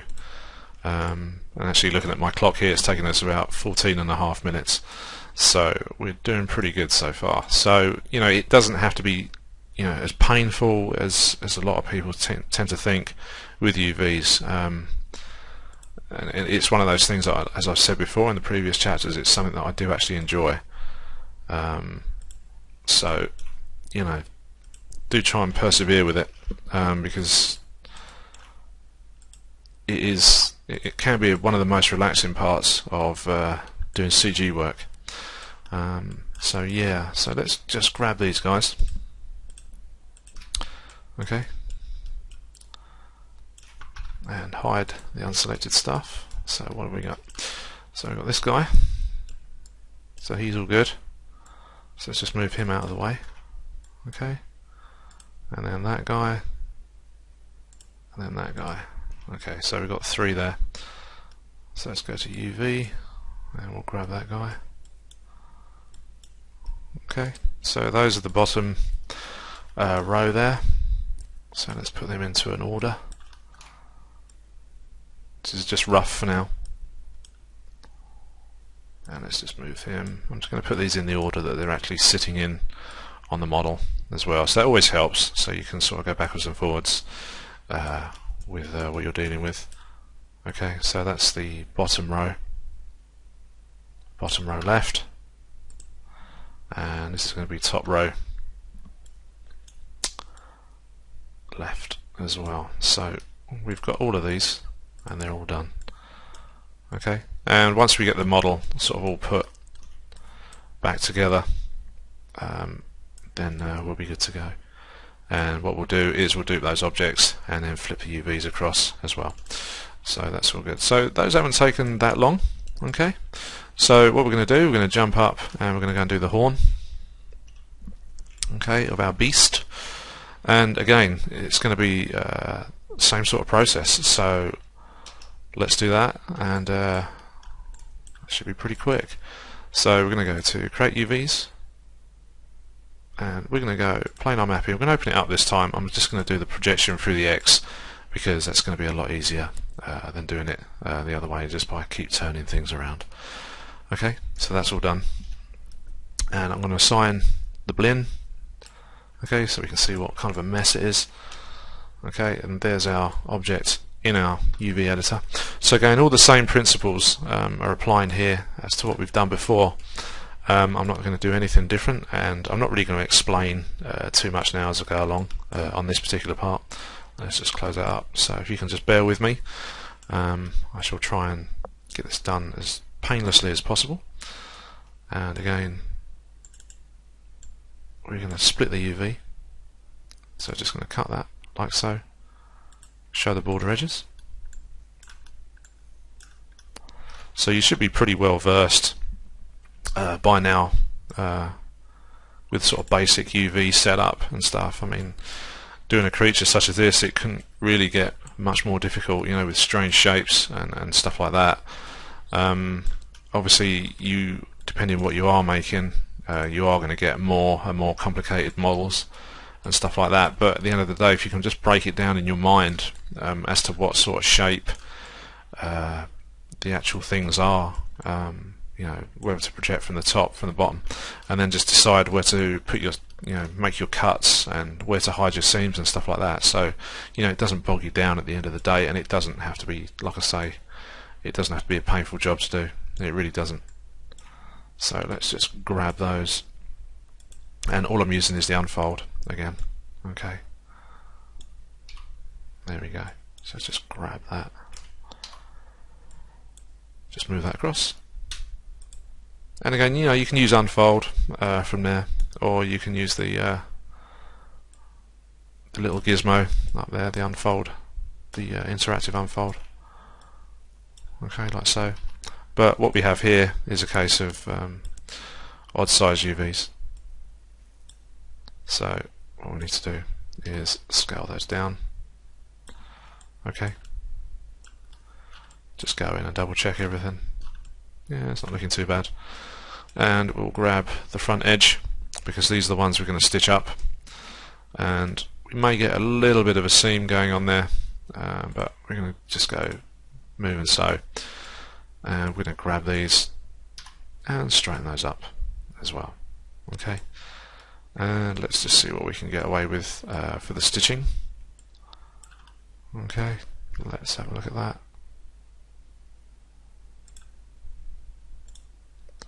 And then what we can do, just grab a set of UVs at a time. Don't do them all at once, like I said, because what happens is you'll end up with lots of bunching, and it's really not ideal. So we just grab these guys here like so, and then another half, and then everything should hopefully look pretty good. And it's that quick. I mean, you know, it looks like a bit of a pain of an object to do. And there we go. So hopefully this is making the whole UV experience a bit more fun, if you like.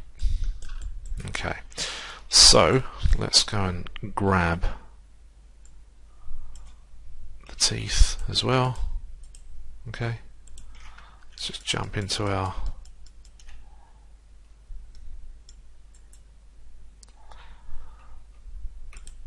let's just grab those, that's it. So I was using the outliner there just to grab some objects, very useful. Okay, so I'm just going to scale the horn up for now. Okay, again, different size UVs, because, you know, we might want to put some fine detail on there, which essentially is what I want to do. So, you know, I'm going to leave them at that scale for now. Okay, So it's all looking pretty good. Okay, so let's do the tongue. So look at this guy, and again it's going to be the same principle, although each end is now capped on this, so you know, it's pretty straightforward. We're just going to unwrap it, and what we'll try and do is put the seam on the underside, okay, this time, and we'll unwrap the cap there and just leave that, although that's going to be hidden right at the back. We could cut a hole in it, but I'm going to leave it for this occasion. Okay, so create UVs. So we're going to go to planar map, and we're going to do a Y projection straight down. Okay, so close that off, and just hit 5 just to hide our texture for a minute. Let's just actually apply the blend to. As you can see, all my shaders are a bit of a mess in there at the moment. Okay, let's just go File, Optimize. Just get rid of the stuff we don't need, and let's just double check. There we go, that's much better now. Okay, so we should have our checkerboard on there. That's great. So what I said, we're going to grab this, and what we're going to do, I'm going to cut it all the way around the edge first, okay, and then I'm going to cut it all the way along. In fact, let's detach that first. Okay, so that should be done. Okay, so there's the bottom. So let's flip that. Okay, so it's all now the right way around. And what I'm going to do is grab this and basically let's do around the back there first. Okay, so we're going to detach. Whoops. We're going to detach this back bit first. Come on, that's better. Okay, so let's detach that, as I keep saying. Okay, so we'll detach those first, like so, and then we're going to grab the underside, like that, and we're going to detach that as well, straight down the middle, and we're going to hide the seam underneath, because I don't want the seams around the side on that. Okay, so we're going to grab the UVs on there and the same on there. Okay, and then we need to find, let's pop our border edges on. So for the back, essentially what I want to do is that, let's just hide, I'll just deselect anything that may have been selected there, and we're going to go polys, move and sew UV edges, and this is for this back section here, and I'm going to just join that all back up right to there. There we go. Okay, and we're going to do the same this end, and we're going to go polys, move and sew, and then we're just going to grab those UVs on there. I'm just going to use this little interactive gizmo, and there we go, that's done. So if we just hit 6, we should have some fairly good UVs on there, so that's all good. Okay, so we're going to grab this main tongue, or the top part, okay, and do the same again there, and also straight down the middle, and just do double checking all the way through, just to make sure that everything is optimized. Okay, there you go. So, you know, really not painful at all. Okay, nice square UVs. So we've just got the underside to worry about now. So let's unfold that. Okay.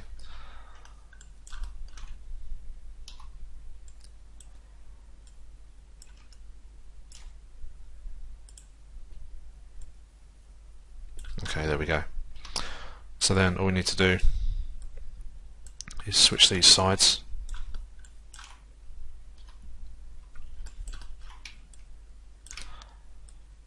Just make sure the scale is the same as this side, pretty much.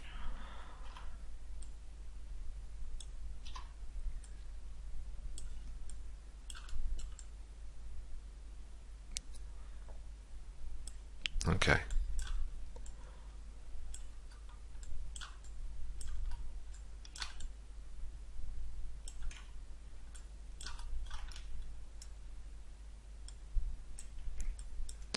So we're going to get a slight seam just around the front there. Let's just grab these. Okay, just going to stitch these up. Okay, I'm not too concerned about what's going on here at the moment.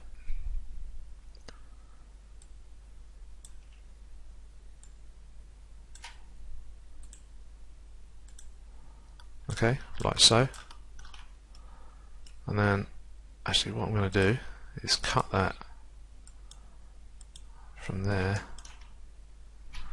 In fact, yeah, let's grab this. So everything is hiding below the surface.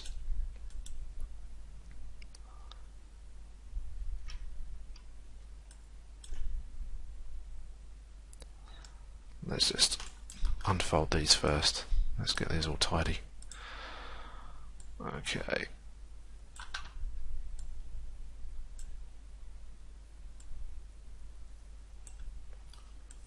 Okay, so I'm going to grab these guys just here. Okay, stitch those up.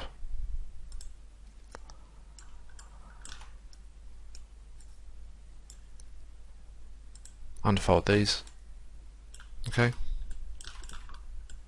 And then what we're going to do now is I'm just going to grab these UVs just here and just cut those off. And then what we'll do, we'll stitch those back onto the front there. Just to hide this seam that's going along the front along there. Okay. So we're going to hit cut, grab those, like so, grab the shell, spin this guy around,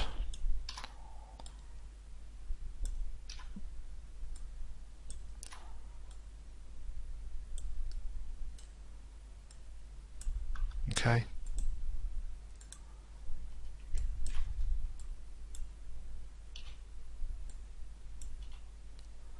and then what we'll do, we'll see where we go when we relax. So hopefully it's not too bad. There you go. So that's pretty good. Keeps the seams down to a minimum. In fact, we may be able to do that one there as well. So let's try that. Okay, and then same again, just unravel it. There we go. So that's looking really good. I'm really pleased with that, where that's come out. In fact, I'm going to really push this. We're pushing the boat out a little bit with UVs. That side one just there, just so it cuts that right down. Okay, so let's do that. There we go. And again, just really have a look at that. And that's looking pretty good, so I'm pleased with that. Okay, and again, once it's done, I'm going to delete our history. Okay, and just got that little bit at the back, whoops, just sliding off screen there. And I'm just going to grab these guys just on the back there, if I can. I'm not too concerned about the seam on the back of this part, but what we'll do, we'll pop those into position, okay, like so, and there we go. So that's all done. And then go to shell, and we can scale this guy down. And hopefully our UVs are all pretty good. We're getting a slight curvature there, but that can't be helped. You know, because we want to keep the mesh as near as damn it to its actual original shape. And the other reason is of course, is because we've cut it in a certain way, and we can't get out of that really. So that's all looking pretty good. So I'm going to go Command and show my last hidden objects, and there you go. So that covers the tongue and the horns for this chapter. and let's just highlight everything just on the front here. Whoops. Okay, so that's covered that. So all we've got now really are the eyeballs to do. Let's just move the tongue out of the way. We'll just pop that in there, and we'll move these guys so we can see them, so we don't forget about those. Okay, so that's all good. So we're going to leave that there, and last but not least we have the eyeball to do, and yeah, we'll go from there in the next chapter, and hopefully by the end of that we should all be ready for throwing this guy into ZBrush and doing some paint work on him. So I shall see you in the next chapter, so cheers for now.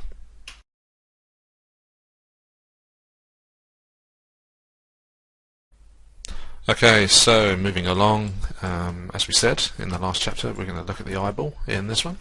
So let's just grab the eyeball group from the outliner, hide the unselected stuff, and hit F to frame it up.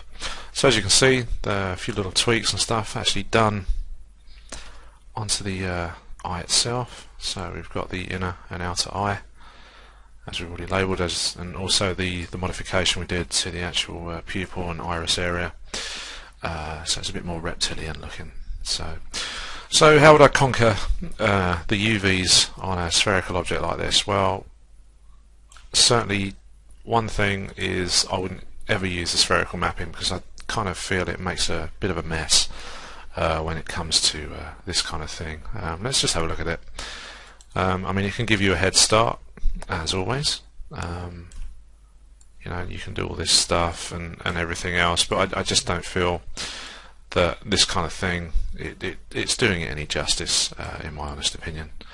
I think what you're better off doing is actually creating more of a planar type projection, as we've been doing over the last few chapters of this tutorial. So again, I'm going to do the same thing, purely because I just find it a lot easier. And also the other thing is as well, really we're only when you're doing a character or stuff like that, unless you're having the eyeball pop out in front of you on a film or TV or even an illustration, unless you're doing that, then you really don't need to really do much for the back of the eye. All that counts is this front bit here and the front of the inner eye part of the model as well. So let's have a look, and we'll go from there. So let's just undo that, and we're going to create some UVs down the x-axis for this one, and there we go. Okay, so we're kind of sort of halfway there, and let's just hit 5 on the keyboard, and we'll grab this guy and just move him around just so he's almost centered, and also we'll get that all centered sort of to there, really. That's pretty good. Okay, and we'll just rotate that back just a tiny bit, and there we go. So that is essentially all I'm going to do for that in terms of projection. But then again, okay, for the outside, what we're going to do is cut that. I'm going to grab the UV, just going to pop that across, and again same with this one, and this obviously needs its UV flipping as well. So that's the back of it. So what we'll do, we'll grab that, whoops, in UV, okay, and let's just see what we can do with the little gizmo. Okay, like so, and what we will do is assign our blin to it and have a look. Let's scale it down as well. In fact, let's get this one unwrapped, and then we can go from there. Okay, and now what we can do is scale these guys down and have a look at the UVs themselves. There we go. So as you can see, a slight rounding going on, but otherwise pretty good. And that's because that's the outer eye. I really don't have a problem with that. There, it's round. We're going to get round reflections and all that kind of stuff going on.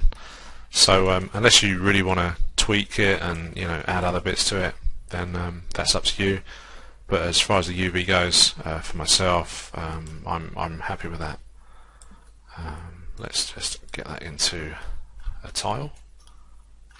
And again, the size of this is absolutely dependent on what you're going to need it for. So if you want more detail on the outer eye, it's the same as the teeth that we discussed in the last chapter. So it's really up to you. What we'll do, we'll put the front of the outer eye next to each other there, like so. Okay, so that's all good.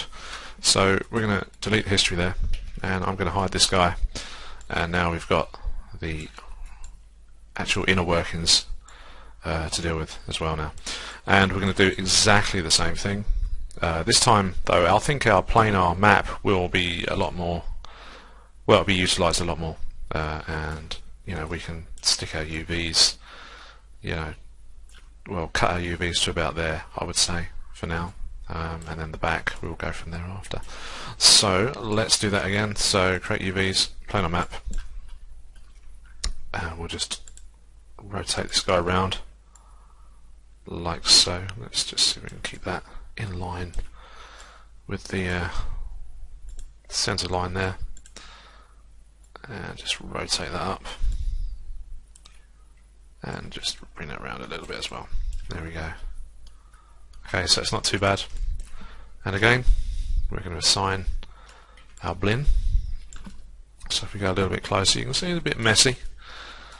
Let's scale it down so you can see the issue that we got there. So I think what we'll do, we'll come back to this edge here. Okay, we'll cut that. Grab our UVs. Go to shell, that's the back. Let's have a look, see what's what.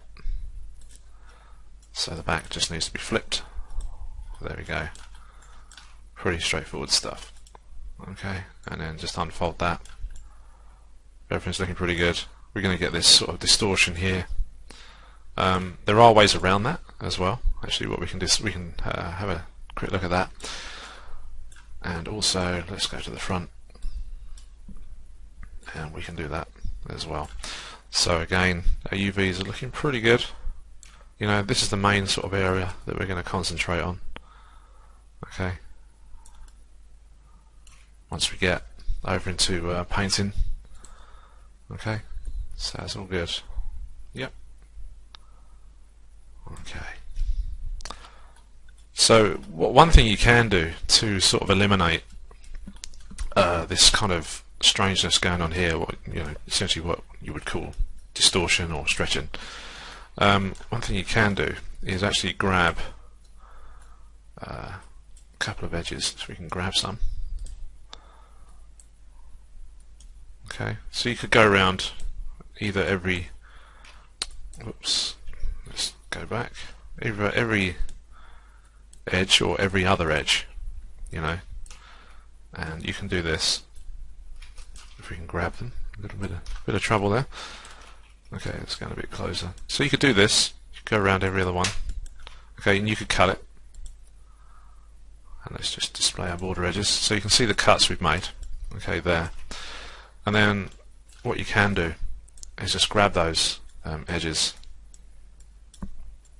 like so. And this may seem a little bit excessive, but what you can do is actually unfold them like so. And sometimes, although it's not ideal there, sometimes it does actually work to your advantage. Let's do an actual unfold. There you go. So you can go around and you can see the difference in the mesh in these parts already. So it's already started to straighten those up a little bit better. So that is one thing that you can do. Obviously do it all the way around, and sometimes, although we're using this unfold, interactive unfold gizmo there, it doesn't always do the job as best as it seems. So what we can do, this is more of a high detailed part of the model. I'm going to go around the edges of this. In fact, let's undo everything that we've just done. and just undo those cuts. There we go, that's all done. Let's get that into the same space. There's the front. So what we can do is, by grabbing a few edges at a time, okay, go and use the unfold option, okay, because sometimes it will give you a better result than the more interactive option. Okay.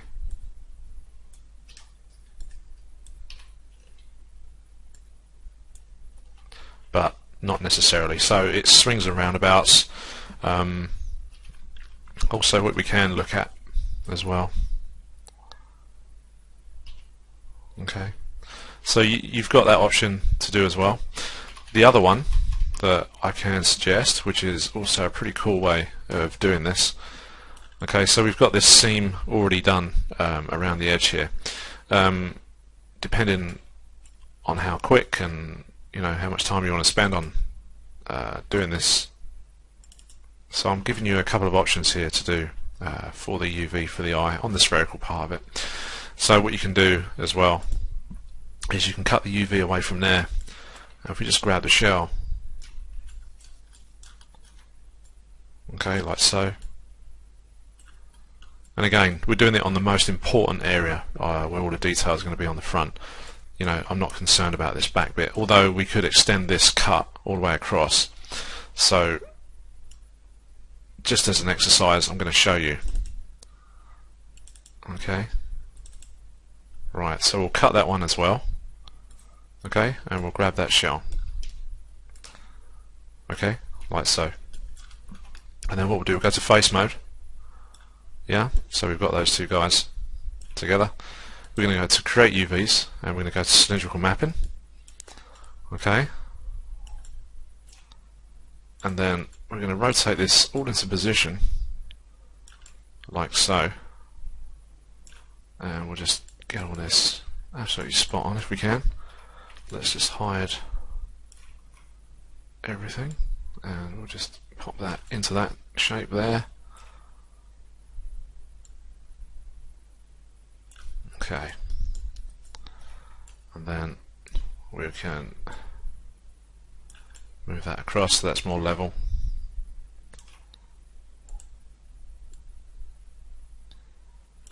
Okay, like so. Alright, and then what you can do, excuse me, is just go in and level all that out. Okay, so let's have a look, see if we can do it with this.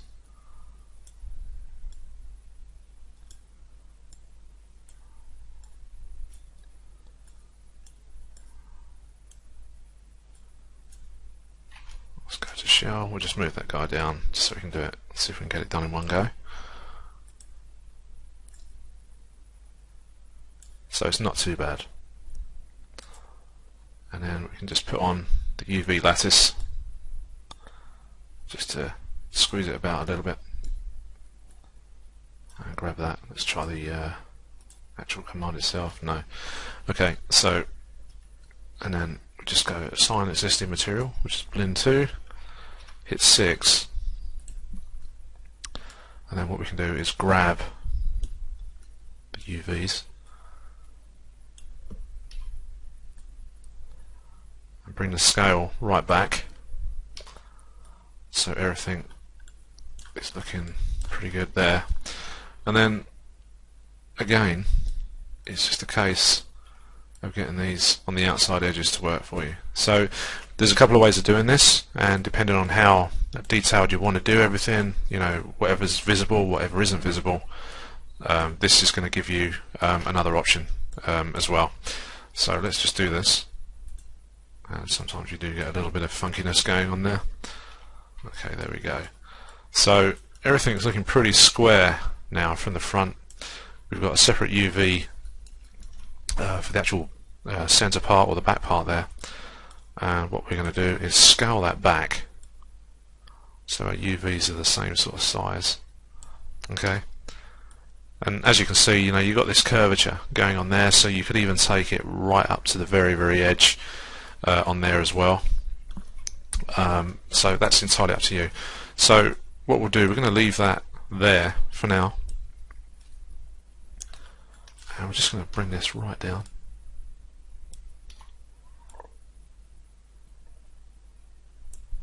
Okay, there we go.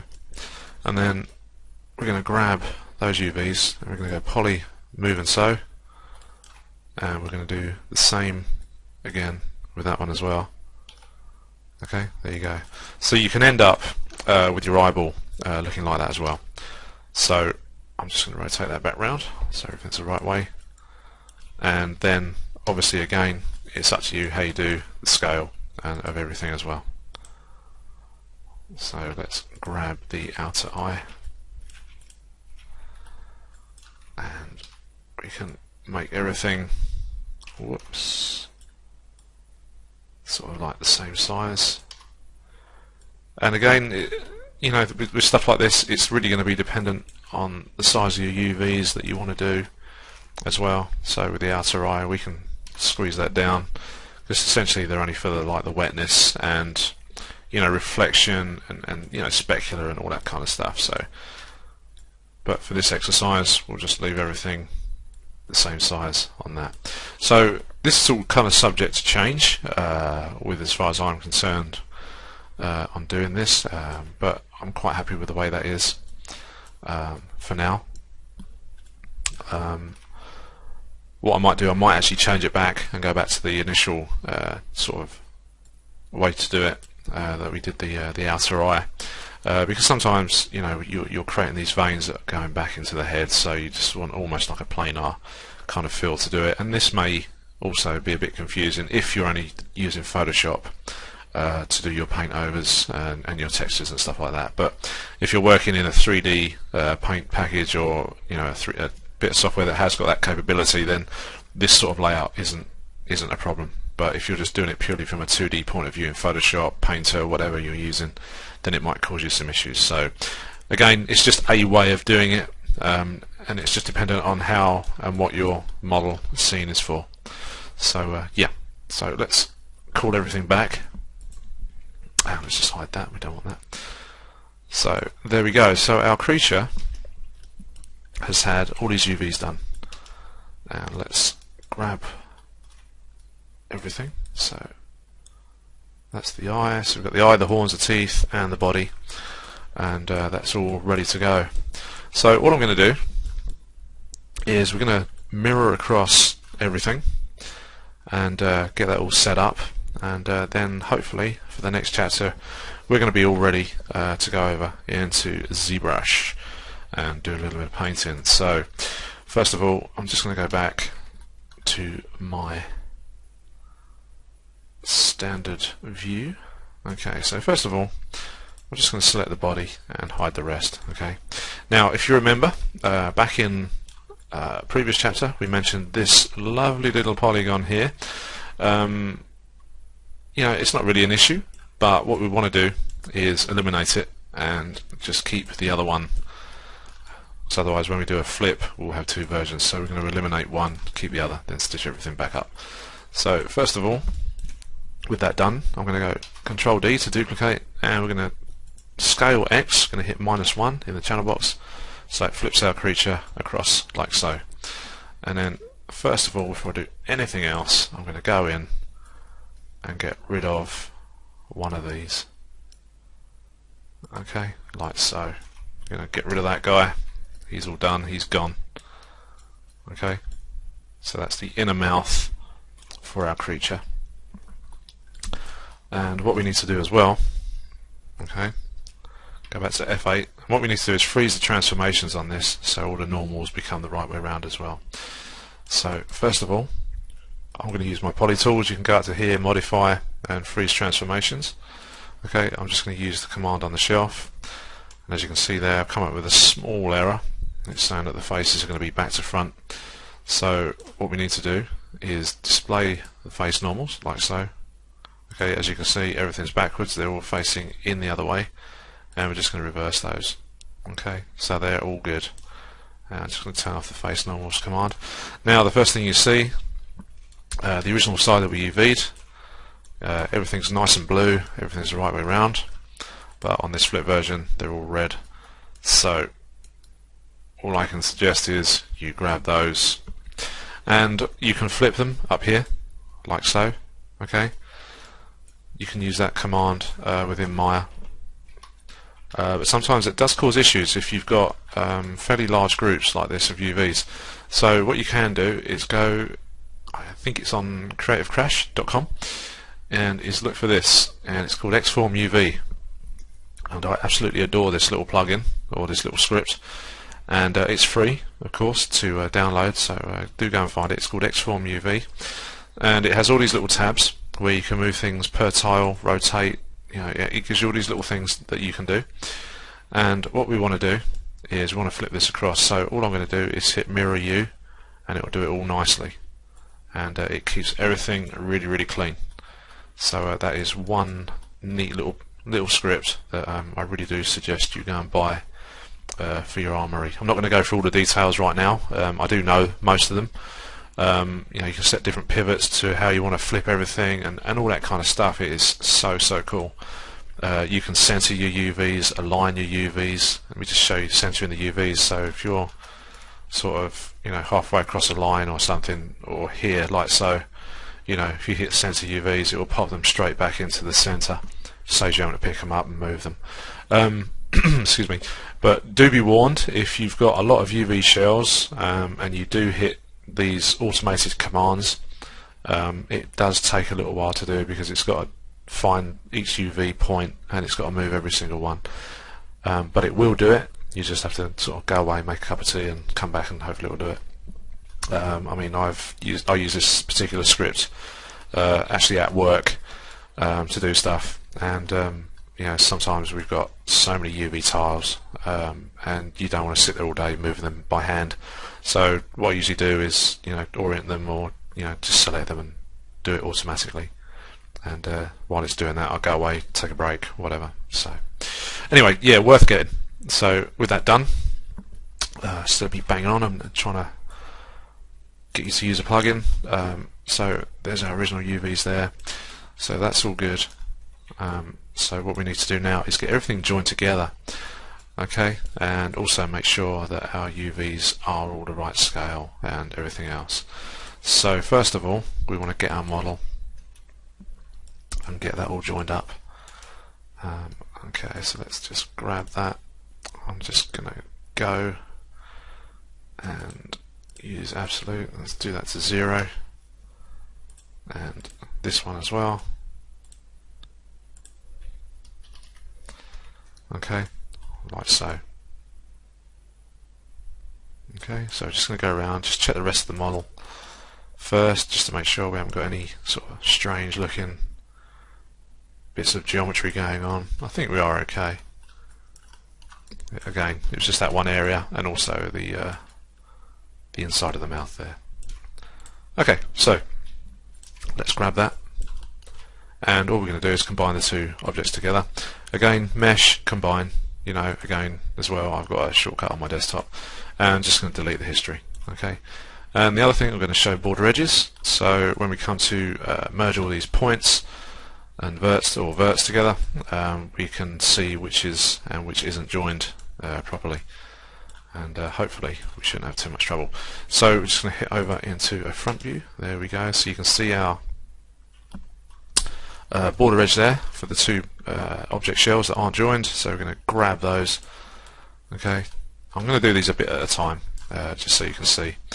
Okay, so I'm just going to open up my merge verts options, and I've got it on 0.0010 because these are fairly close together, so they should essentially just merge straight away. And as you can see there, those ones there haven't. That's because they're not actually dead on 0. So now they are. Hopefully we can get those to join, and there you go. Let's just go back. Okay, so I'm going to merge those up, get those to go as well, and just hit that button. And I'm going to keep that open all the way down. And the other thing we need to do is just check when you're doing this that you're not sort of merging odd points and things as well, because sometimes that can happen if your tolerance or your threshold is too high, for example. So that's all looking pretty good. Okay, so we're going to move all the way down to these parts now and hit apply. So again, you can see these aren't close enough. I'm not going to take that any higher really. I'm just going to make sure my verts are actually dead centered, and then hopefully we should be able to do that, and there we go. Okay, let's just move this guy. I'm just going to move him off screen. Okay,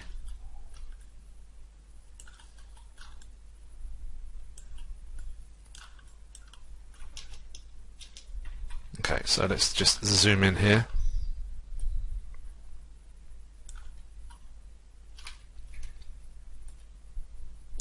So these are the more sort of tricky areas that we tend to get. So sometimes you may have to go and zoom right in, and even sort of do this within the 3D sort of space instead of just the orthographic views. So it's one of those options to consider doing as well while you're doing this. Don't just do one view and just hit and hope. Do go around and check your model as well. It's always worth it.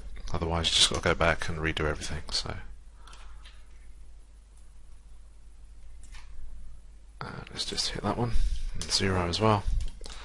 So I'm just going to double check everything on the outside here. Okay, let's turn that grid off. Okay, it's looking pretty good so far. So what we'll do, we'll come back and do this in a minute. We'll do this all by hand. You can see there, that's a bit of a pain, that one. So I'm going to come back in and do that by hand, or sort of more by eye. And then let's just merge these guys together. There we go. So as we can see here, we did miss out a vert, and we can get rid of that. There we go, that's all done. That's fantastic, and don't see any problems occurring. No double merge verts. There's one. See, as I said, it's always worth just going around, just double checking. And I'm just going to make sure that that's all aligned at 0. Hit that button. There we go. All good. So that's why it's always worth having your border edges on, the border edge command, because you can miss stuff. So that's all good. That's good. So far so good. So we just jump in to the mouth cavity. Let's have a look in here. So what have we got? How many have we got missing in here? So we got there, there, there, there. I'm doing this relatively sort of easy and pretty loose, so chances are I've grabbed some verts on the other side of the model, so you know, again, not to worry, because that's fixable. So if you think you have, all you got to do is hit 4 on the keyboard, and actually I haven't, so I've done quite well there. That's always good. Also, you can turn off your backface culling or turn it on, depending on which one you're doing, and that will stop you from selecting other parts of the object, other components. So I'm just going to grab that there. That's good. So on this occasion here, what we can do is just open that up, put that to 1. Sorry, just bring that in from the other screen. So I've just made the tolerance a bit more, or the threshold higher. So I'm just going to merge that there. So again, and we'll do this here, and that one, and there we go. So those are now all joined up. And have we got a spare one there going down there? Yeah, we have. There we go. Again, the advantage is to having border edges on. So I hit that, we're all good. Okay. And just check we're not merged with anything else. That's all great. So again, the advantage of having border edges on can stop you from missing out merging verts, which is always very, very useful. Okay, so that's done. With that all merged, that's pretty cool. We're all good to go. I'm not going to go through everything else with the rest of this, because basically the whole model is the same for each object. But what I am going to do is show you the techniques you know, for the first part of this, and then I'm going to leave you to do the rest. So let's go back over to our UV editor. Okay, and there we go. So we've got all our parts all ready to go, and what we need to do is get an idea of how big scale wise and stuff like that we need to do our UVs at. So first of all, let's grab the legs. Okay, so that should be these. Yep, that one and that one. So we're going to pop these legs into their own tile. Let's go to shell, hopefully. There we go. So we've got left and right legs. Okay, like so. There's the neck. So we'll keep those together for a minute. We're going to merge all these UVs up, beg your pardon, not verts. Going to merge all that up. We've got the head to do as well. And this is really the only part of the model where all the UVs need merging.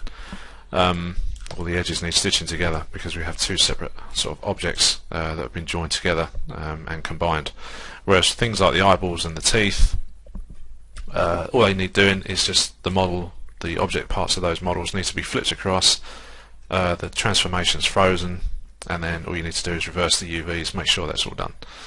Okay, so what we're going to do is grab the tail. Okay, and there's the body as well. Okay, so what we need to do is now grab the UVs for all of these parts. So this is going to be the top of the tail, and if you remember, I was going to split this part of the tail depending on how it looked with the UVs once we'd flipped all the halves across. We'll have a look at that very shortly. So what we're going to do is go polygons, move and sew UV edges. So that's a little bit messy just down there, but the cool thing is all you need to do is just select those parts and hit unfold, and we should be good. And there we go. And I'm just going to do one big one on this. It's not going to distort it too much because we're not doing the whole thing.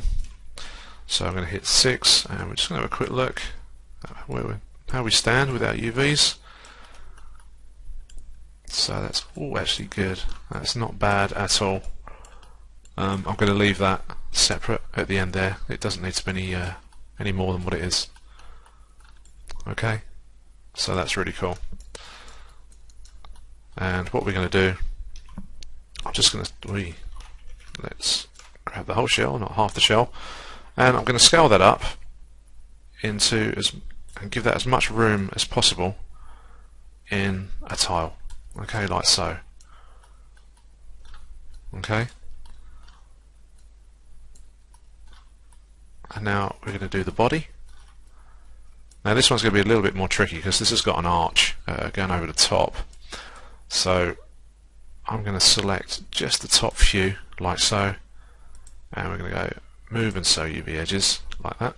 Okay, and as you can see on the top there, I've got a bit of nastiness going on with the UVs, so we're just going to grab that entire middle section and just unfold that. Okay, and just double check the bottom halves as well. And there we go. So it's all looking pretty good. And again, the seam is going to be underneath here. And let's just see if we can get away with these edges as well. Let's just see if we can join up as much as we can without any issues whatsoever.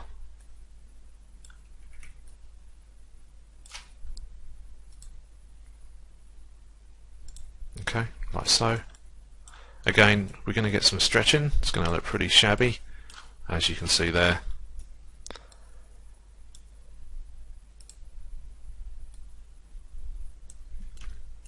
I'm not too sure about that.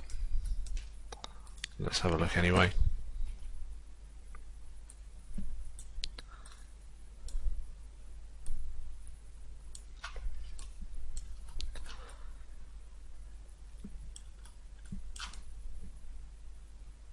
That's okay. That's all looking good. Good. So that's something that we can use. It's all usable. There's nothing funky going on, which is really good.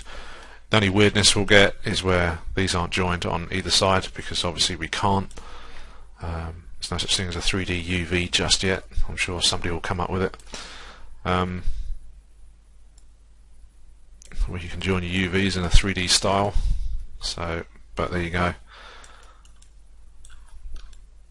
Okay.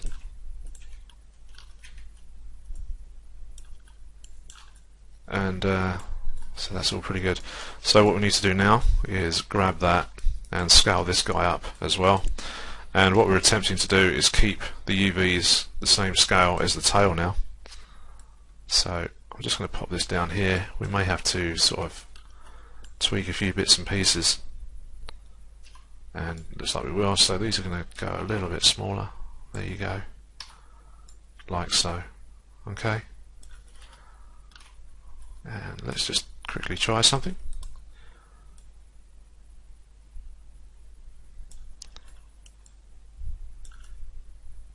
No, I don't want to do that. Usually you're going to try and fit things into the UV tile area as best possible, but the thing is, you want to keep the numbers, you know, the direction, if you like, of the UV shell all going in the right direction, sort of the same as its corresponding neighbour.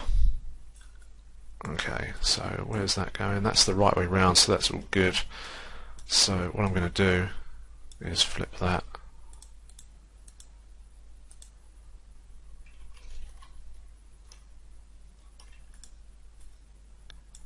Let's do that again.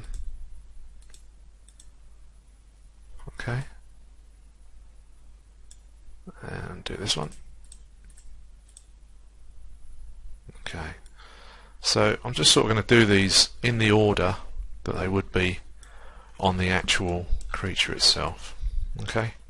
Now what we've got to do now is the neck. Now the cool thing with the neck is we may well be able to join it back up with the body. But we did the UVs separately, of course. So I'm going to see if we can join those back up. And first of all, let's find the top.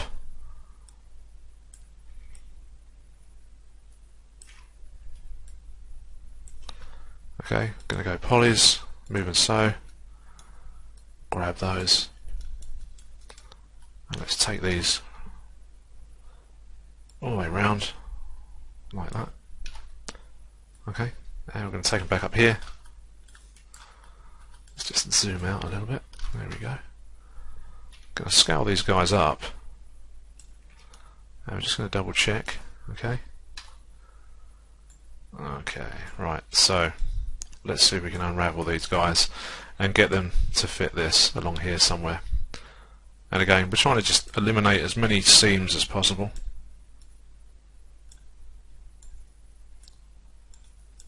Okay, those don't need doing, so we'll just grab the UVs on this lower half. Okay, that's all good.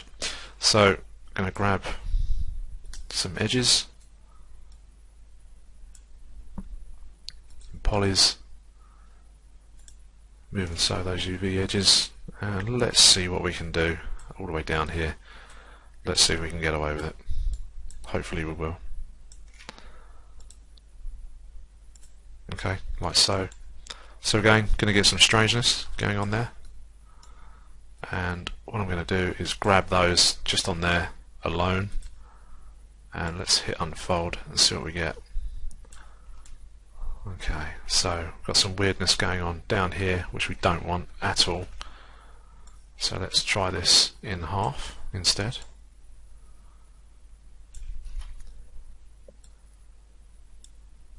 Okay, let's try in there, because all the UVs are looking pretty good down there, all the way there. It's just here in this area, so let's go in and deal with those. Okay, let's go unfold. Yeah, that's not going to work, so if we just go back a couple, there we go, and then all we need to do is unravel these a bit better.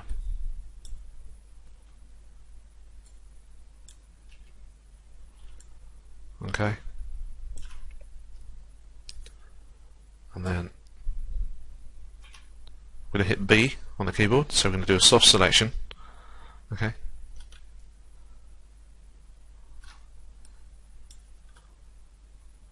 for those, and then we're going to scale these up so we get our UVs to be the same sort of size. And then what I'm going to do is grab that lot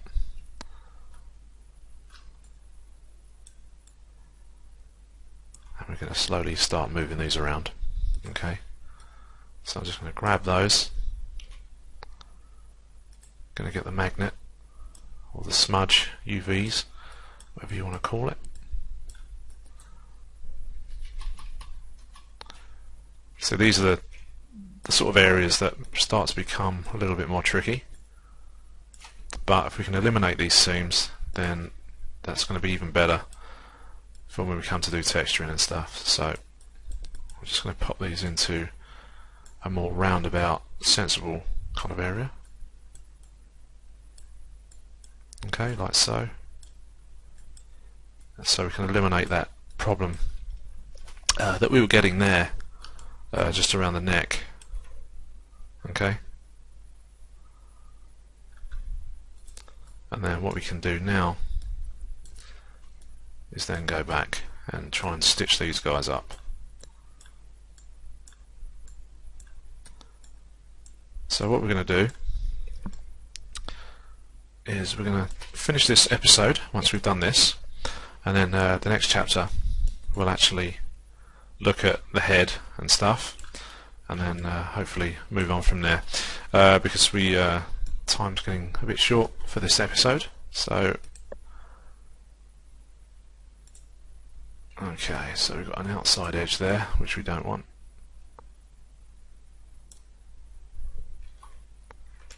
Let's grab that from down there. Good. There you go. So hopefully now we should be able to do a fairly good relax on it, and there you go. So that's much nicer. And then we can just go around and finish that off. So what I'll do, we'll do this here, make this all look good, and then hopefully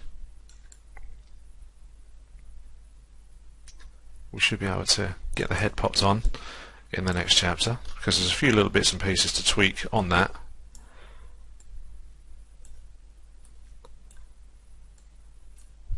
So again, just some final tweaks just going on just around here. Okay, there we go. So as you can see, we've eliminated a fair bit there. Okay, so the only seam really we've got to worry about is this one around the head and the neck. So we're going to go to shell, and we're going to scale this guy up as best as we can.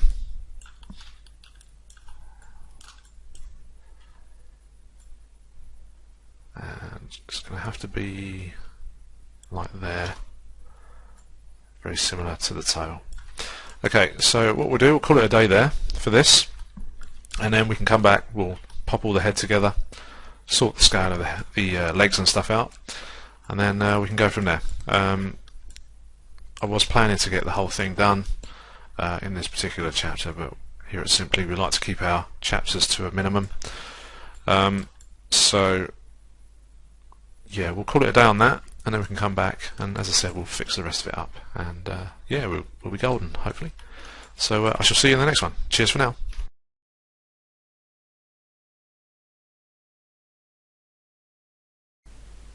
Okay, welcome back. In the last chapter we looked at the body and stuff like that. We were going to attempt to do the head and everything else, but there's quite a few little bits and stuff, so because time was ticking on, I thought an extra chapter would help to do that instead of just rushing through everything. So as before, we're just going to grab the shell and start moving everything into place. So there's the inner mouth for the creature itself. As you can see there, it's highlighted just to the right of our screen, and we're going to move everything over. Okay, so what we've got at the moment, we need the top of the head stitching together, the front as well, and the base, and then we've got all these little bits and pieces which are the inside of the eyes and stuff, the sort of eye cavities or the sockets, if you will. So we've got all those to deal with as well. So what we'll do, let's just jump straight in and grab these UV shells for the top of the head, and what I'm going to do is just select those there, and we're going to just go and use this icon here. It's got like the little move tool on it, which is the move and so UV edges, and there we go. So that's all good. What we're going to do now is relax those, of course, because obviously we're going to get this sort of strange shape going on there. So I'm just going to use the little unfold gizmo and just to straighten everything out, and just going to, whoops, to shell. I'm just going to grab everything and just move it up a little bit, make it a little bit bigger, just so our UV tiles are almost the same size as the rest of it. And let's just unfold that. Got a little slight little kink in the front there, and that's much better. Okay, so that's all good. So now what we've got is the actually, let's enlarge that before I carry on. Let's just make that a little bit more scalable, so it matches the sort of the rest of the body there. So that's a pretty good seam there. Okay, so that's good. Okay, so we've got the front of the head. Let's just grab those and just move those closer, then we can go full screen a bit better. Okay, so we've got some areas that sometimes you are going to get places that you can't avoid seams and stuff like that. I like to, very similar with a human face, what I'm going to do is seam it or sew it back up down the centre of the face, and then apply the top of the head and stitch that up to a certain point on the top of the head part, on the edges there, and we'll do the same with the base. Obviously we're going to be using 3D paint to make everything work nicely, so we haven't got anything really to worry about. So with the advent of ZBrush, Maya and stuff like that, you can get rid of your seams a lot easier than if we were painting straight into Photoshop. So let's crack on. The other thing as well, what we're going to be doing is laying out our UV shells into separate tiles. Now programs like Maya and Mudbox are very good at seeing the tiles for objects and stuff like that. They're used to seeing multiple tiles, and they work obviously in a little bit of a different way, but Maya in particular, you can paint over your UVs in the 2D space and in 3D space at the same time, so you've got that option there, whereas you can't really do that in Mudbox as far as I know. Versions of ZBrush, it's changed a fair bit over the years. Let's just stitch this up. It's changed a fair bit over the years. I remember when it first came out, there was the option to view multiple UV tiles, but then all of a sudden they took that option out. But now in the version R4 and R5, you can actually get it to deal with multiple UV tiles, so you will have more than, let's just jump back out here a bit, so you'll have 1, 2, 3, 4 tiles for instance, but the only problem is you can't actually view them. If you try and view those tiles, all you'll get is one tile on top of another.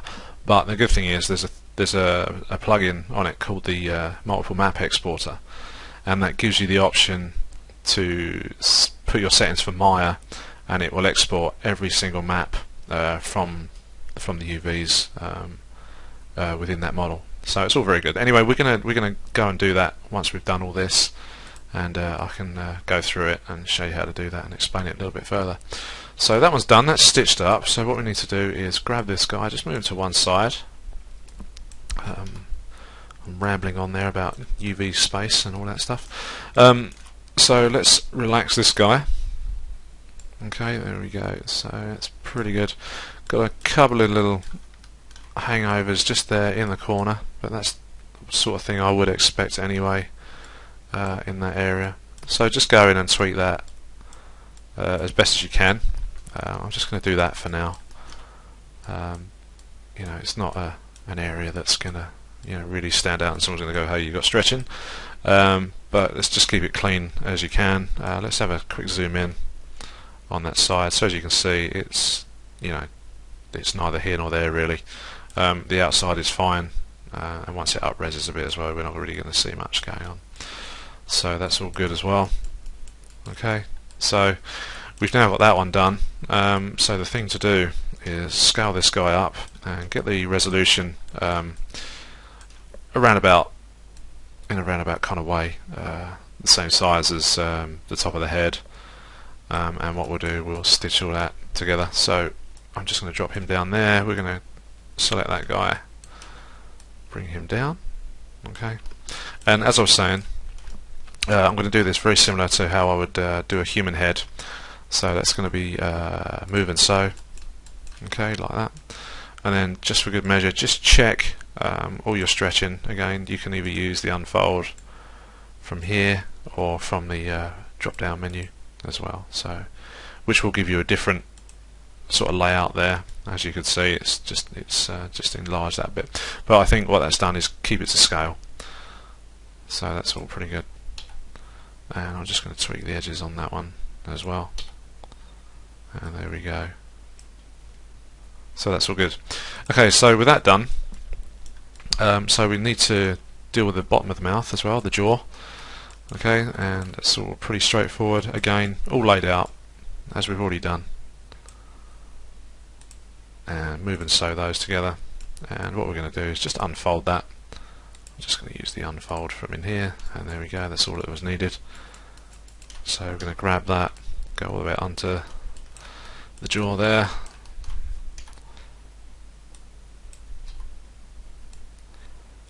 Scale that guy up, just make sure we get something decent. Okay,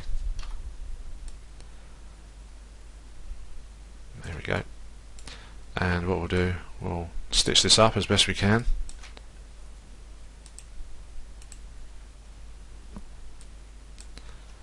And there as well.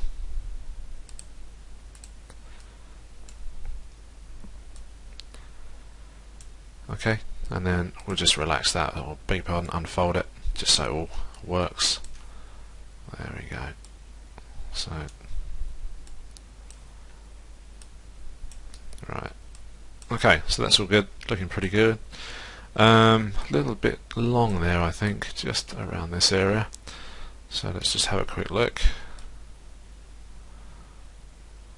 That's kind of a bit more like it up there, so it's looking a bit long in that part, but I think we've got that. It's looking pretty cool.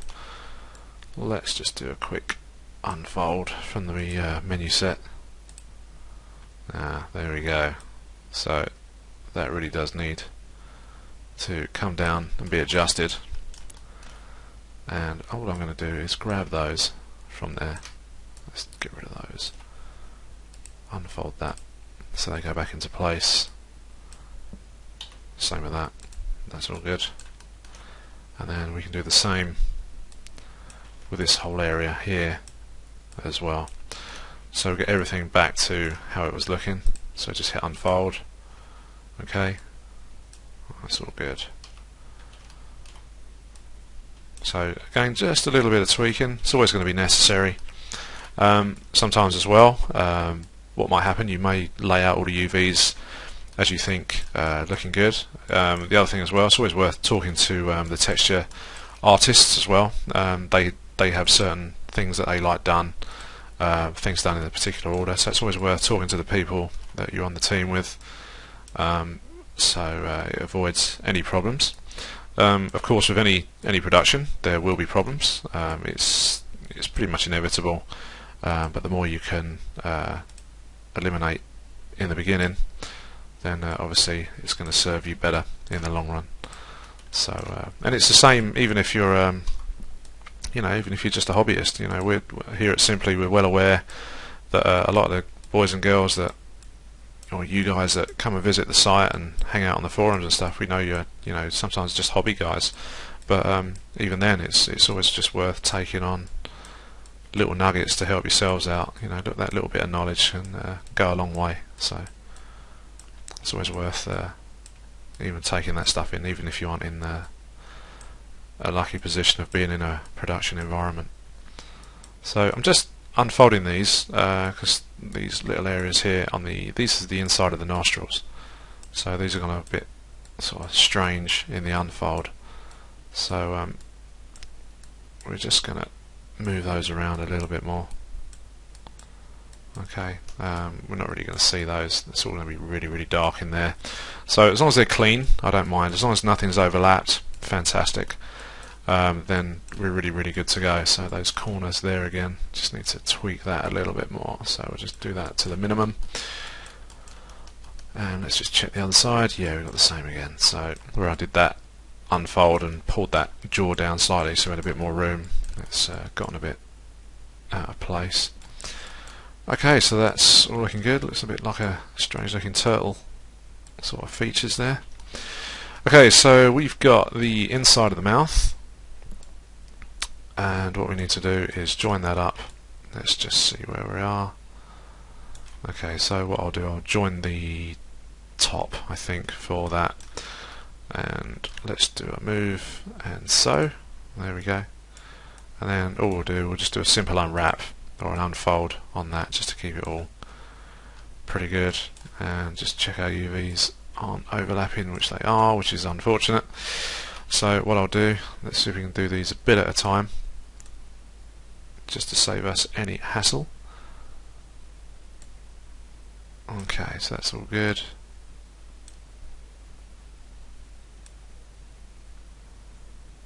Same with that one. Whoops. And we'll do the same with this over here.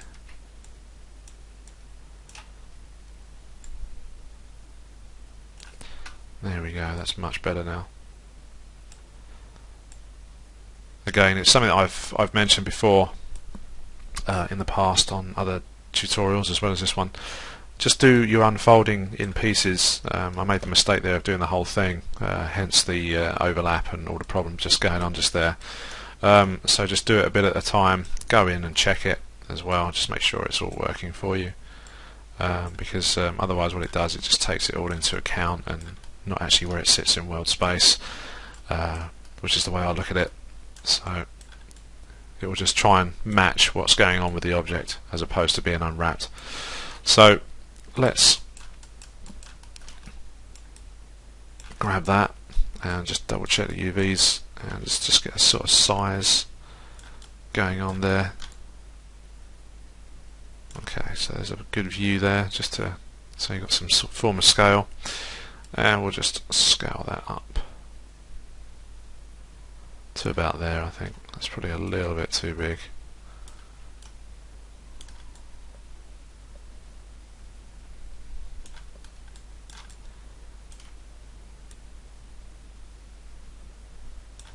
Just keep an eye on the inside of those teeth areas, and I think about there is good. Okay, so we'll just pop that there for now. So all these other little bits, we need to find out where they belong. So I'm just going to hit F. So that's the inside of, and let's see where we can go. So that's the inside of one of the gum cavities. So that can actually go on there, so we can pop that back, and also we can grab that one there because that one's there, it's got a little bit of overlap. Okay, so we can put him back as well. So let's polygons, move and so UVs, there we go, that's back, and we'll do the same with that guy as well. Okay, put him back into place. Just do a quick unfold on that just to make sure he's all good. Same again, there you go, and we'll just double check that, there we go. And again, let's just go and find all our little bits, and we'll grab those. Okay, let's jump over. This is the inside of the top area from the horn, so we're just going to move and sew that up. That's great, nothing really to tax in there. And what we'll do, let's just unfold that, that's all good as well. Okay, and again what we do need to do is make sure our resolution is the same, near enough.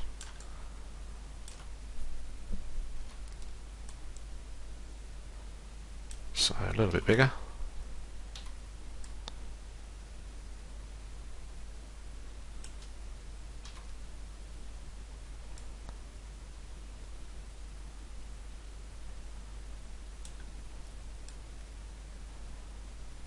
So it looks about right to me.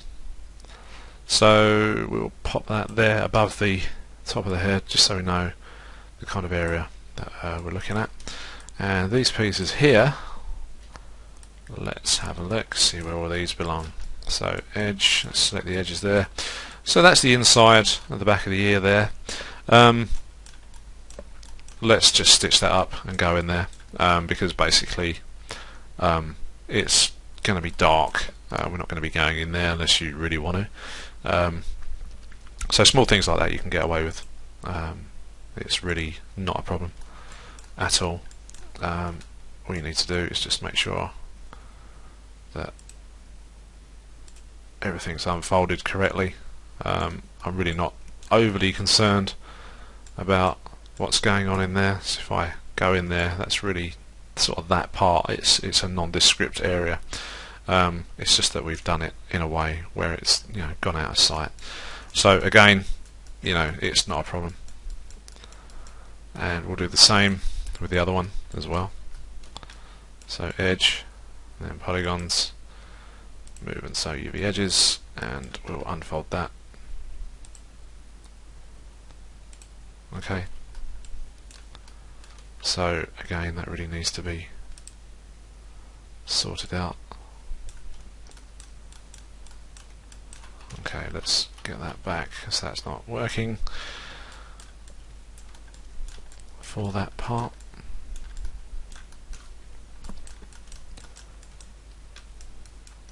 Okay, let's have a look.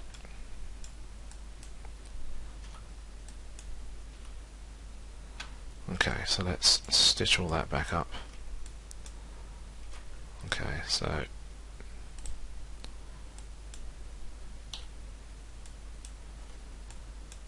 okay, then just pop that in there. Okay, like so. Let's just jump back.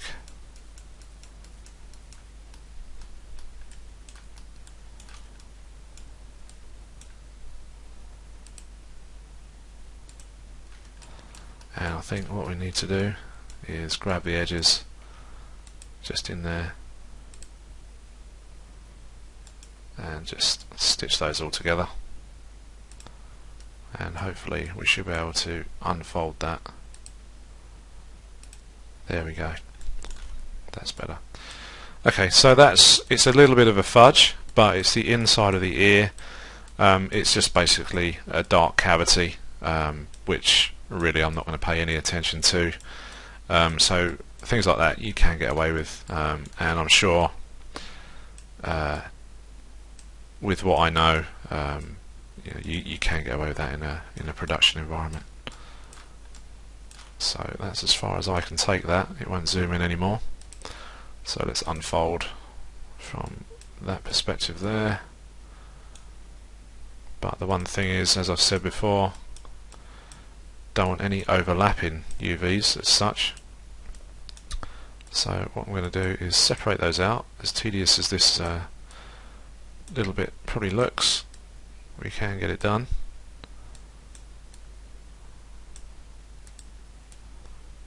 There we go, it's starting to come together. That's good.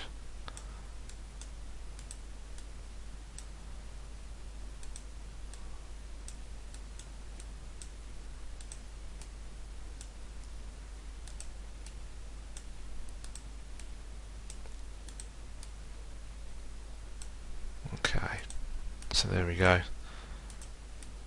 A little bit of a fiddle, as always, but nonetheless it's all working for us. And there we go. So that's our inner ear. Let's just move that up, make it all central, and on this occasion we'll just make sure it's all tidy. Okay, and there we go. So that's that inner ear. Again, if I hit F, you know, it's right down here, it's out of sight, out of mind. Okay, so I'll just zoom all the way out so you can see how far in we've gone with that, and that one's as well. That's all safe, so that's good. Okay, so extra parts, what we've got here, let's just check, and that's another part of the tooth area, so we'll grab that and we'll just pop those back. Okay, and we'll do a quick unfold with that. Okay, there we go.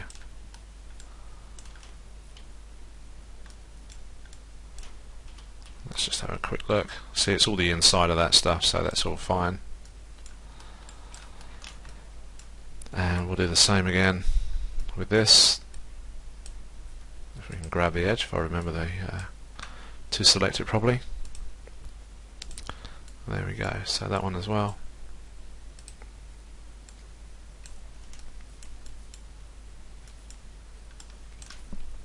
Let's just double check the unfold on that. That's better. I don't want it too big.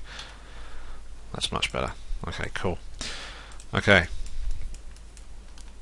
And last but not least, these are the eye sockets. So we're not going to sew those back in. So what we'll do is just keep them sort of here on the sort of the back of the head there, towards the seams. You know, nothing too strenuous. You could put them anywhere you like. Really, there's a space, but just keep them sort of, you know, sort of relevant part of the head. And I do believe these are the inside of the nostrils, which they are. And we'll leave those outside as well. There isn't really any room to go in and stitch those back in like we did with the ears, so if we just leave everything to that one side, then we're okay. So, you know, we've got plenty of room to play around with there. You know, we can alter that, so that's pretty cool. Okay, so that really wraps up the stitching of the UVs really for the whole of this creature. Let's just hit F8, go back to object mode, and the one thing we do need to do, which we've built up a fair bit of, is the old history, so we want to get rid of that. Okay, so that's really good. I'm quite pleased with that in the way that that's turned out. So what we want to do now is start laying out our UVs for the whole thing really. Let's just grab that. That's the inner mouth. Okay, so we've got everything done, and what I'm going to do is just grab the tail, open up the Xform UV editor that I showed you in the last chapter, and I'm going to hit the extras and hit center. Okay, so that one's now centered in the middle of a tile, and I'm going to move that down as well. So if you go to the Move tab, and again, don't forget this is available on Creative Crash or what used to be High-End 3D, so you can just move these along now. This is dead center to what you need on the actual UV tile itself. Okay, so with that in place, what you can do is just grab that, so you can center that back up now with the tool. I think we'll do the same with this one. So we go center UVs, and again we'll just use the Move tab. 1, 2, 3. That's all done. That's really good.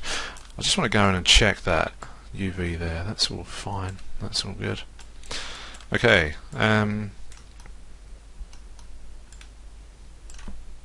Let's have a look at the legs. So what we need to do is scale these guys, and we may need 2 tiles per pair. Let's have a look though. So let's go on the old scaling mission. There we go, and that's not bad. Just a little bit more, I think, and we may actually get away with that. I think that's looking pretty good. Yeah, that's okay. Just a slight squeeze more there. Let's have a look. Yeah, that's okay. Yep, I'll go with that. So that's all good. So let's have a quick look inside here. Let's just see if we can just squeeze that up just a little bit more, and let's center those actually, and just make sure, and move, done. Okay, so that's those are the main parts there. And of course, last but not least, the head. I think that's all looking pretty good. I'm going to leave the head UV actually sitting upright because it's going to be the easier way to paint it. I know with the rest of this we've gone, we put the body this way, we put the tail that way, and so on. But I think on this occasion, for the head itself, it's one of those things you want to be looking directly at. So yeah, we're going to do it that way. In fact, we could turn the body round. Let's have a look. But then the UVs are all the same sort of size and stuff. A little bit of stretching going on there. Let's have a look at that. But the UVs are all going in the same direction. I think what we'll do is if we just take those back a little bit scale wise. There we go.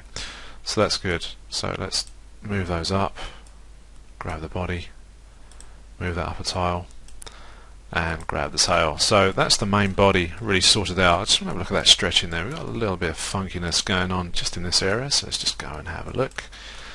Let's turn off the map for a moment and close that off, and let's see what we can do. So that's not bad, but something's not quite right there.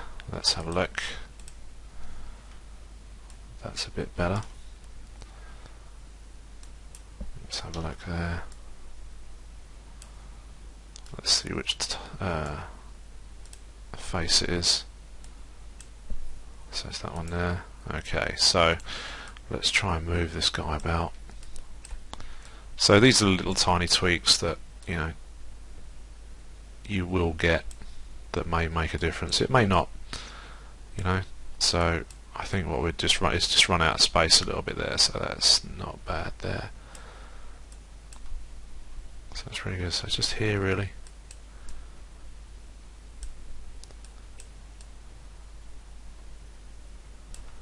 And if we just hit 3 on the keyboard just to have a look. Okay. So I really just want to try and keep everything. Might be a little bit difficult because of the way that corner's acting.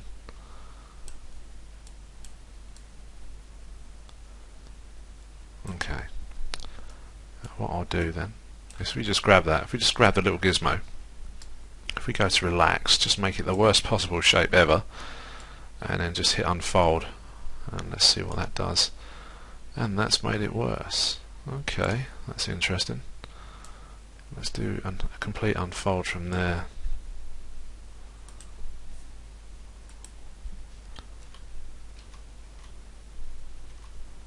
I think that's probably going to be the best we're going to get that for now, because when that goes to smooth, that's actually pretty good. So we'll keep an eye on that. The other thing to do as well is with this stuff, if you go to smooth mesh and go to the extra controls, have a look at some of the UVs and stuff on here, because it can make a difference between the seams. You see there, smooth, do not smooth, smooth all. So that could well be the Maya issue there, and it could well be the same for the other side. In fact, the other side is even better, so I'm happy with that. I think what we can do, this is slightly different there. Let's just pull that around just a little bit more.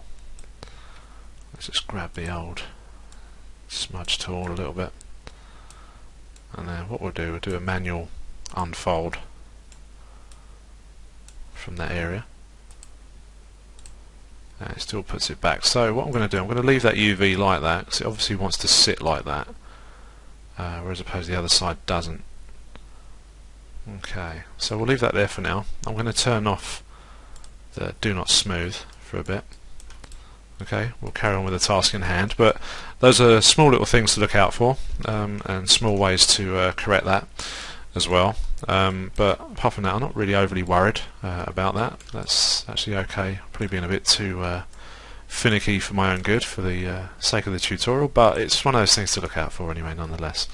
Okay, so what we need to do is open up the rest of, or show our other objects. So if we show the selections, there we go, and I'm just going to grab these guys, just move those down a little bit. So that's the left eye, and what have we got? Let's have a look. Okay, so what we have, and that is the tongue itself as well. So we're going to scale that up just to get some detail on that as well. And what we'll do, we'll select the entire creature just so we can see what's what. And what I'm going to do is now just move these things around. Okay, like so. Let's turn off keyboard smooth poly, just so we can move around a little bit.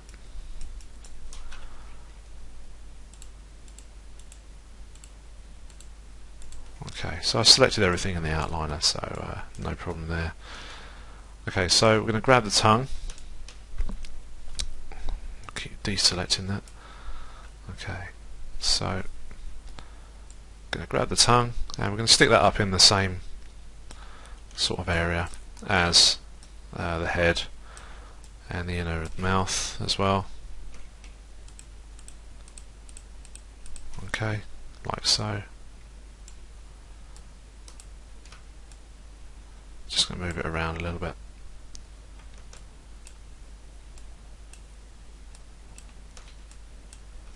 Okay, I'll just pop all that in the middle there. Okay, so we've got the eyes. Now, we did this in the last chapter, okay, like so. Okay, so if we choose that's the eye left group. Okay, so this is the outer eye. Okay, that's the shiny bit that we had, and then of course we had the inner part as well. Alright, and what we need to do really is just make sure these are all in the right space as well. And what we'll do, we'll just make everything a little bit tidy.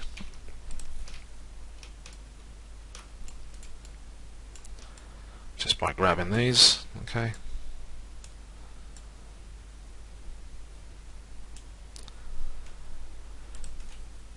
And we'll just pop those down to there. What I may do, I may reproject and just make sure everything's just looking the same. We'll just get rid of this completely. I may do it that way for the final version, but for now, as in the last chapter, it's just an option for us to have a look at. Okay, so what we will need to do is grab everything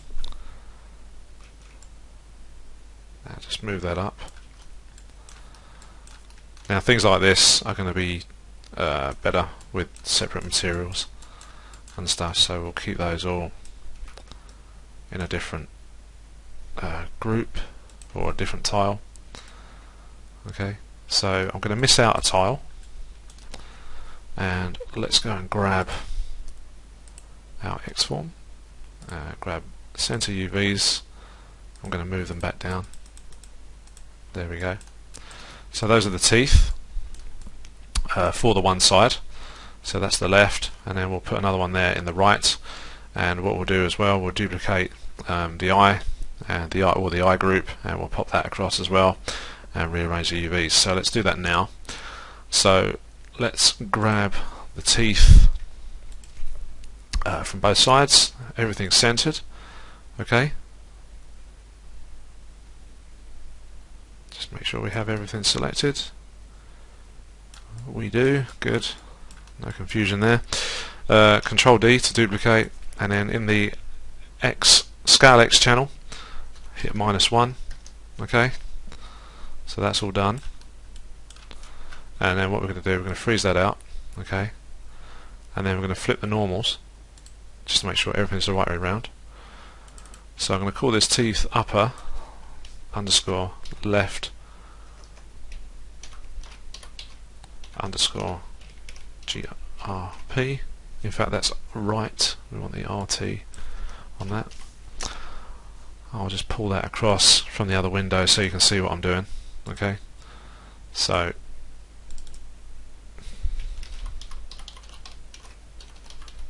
teeth upper on the right,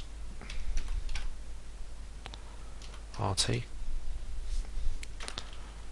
and we'll get our spelling correct very shortly, and that one as well.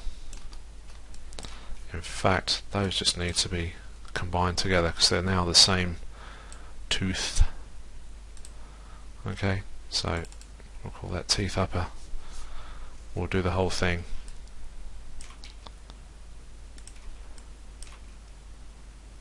Okay, we'll just grab those. But first of all, what I do want to do is, if we go to UV on that one, we'll just grab the UVs on that, and we'll just move those up into this space. Okay, so we've now got both of those as well, and we'll just grab everything there and we'll combine those together. Okay, delete the history, and we'll just double check what faces are the wrong way around, and there we go, that one's almost there, and we'll just flip that across. We don't need to worry about anything else. So those are our top teeth, and of course we've got our bottom teeth as well, so those are all okay, and we'll just grab those. We'll just move them all out of the way for a minute just while we take care of things.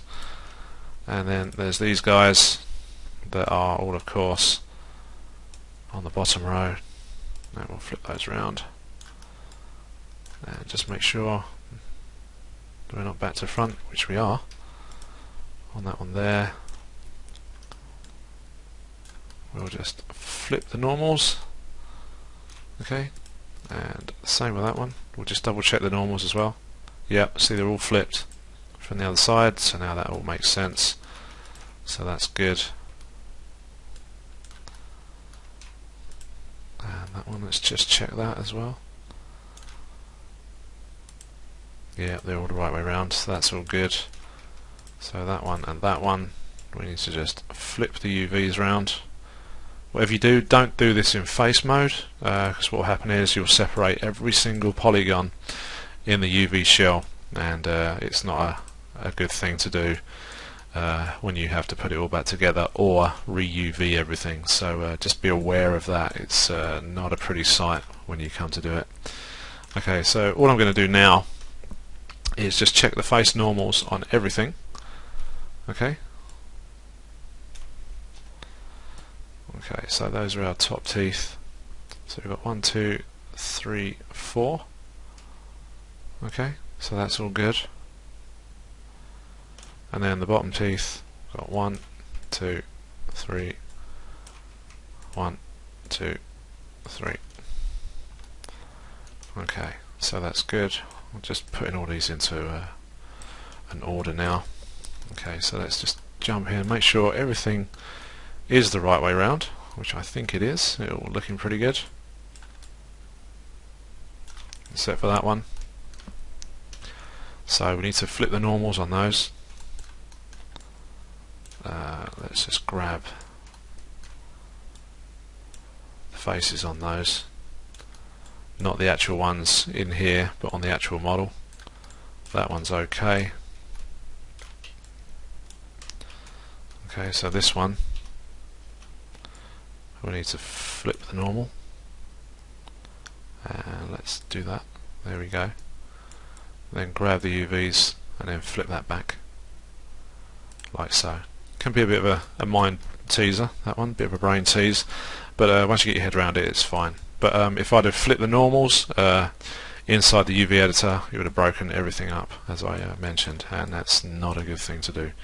Okay, so we've got the bottom teeth and the top teeth.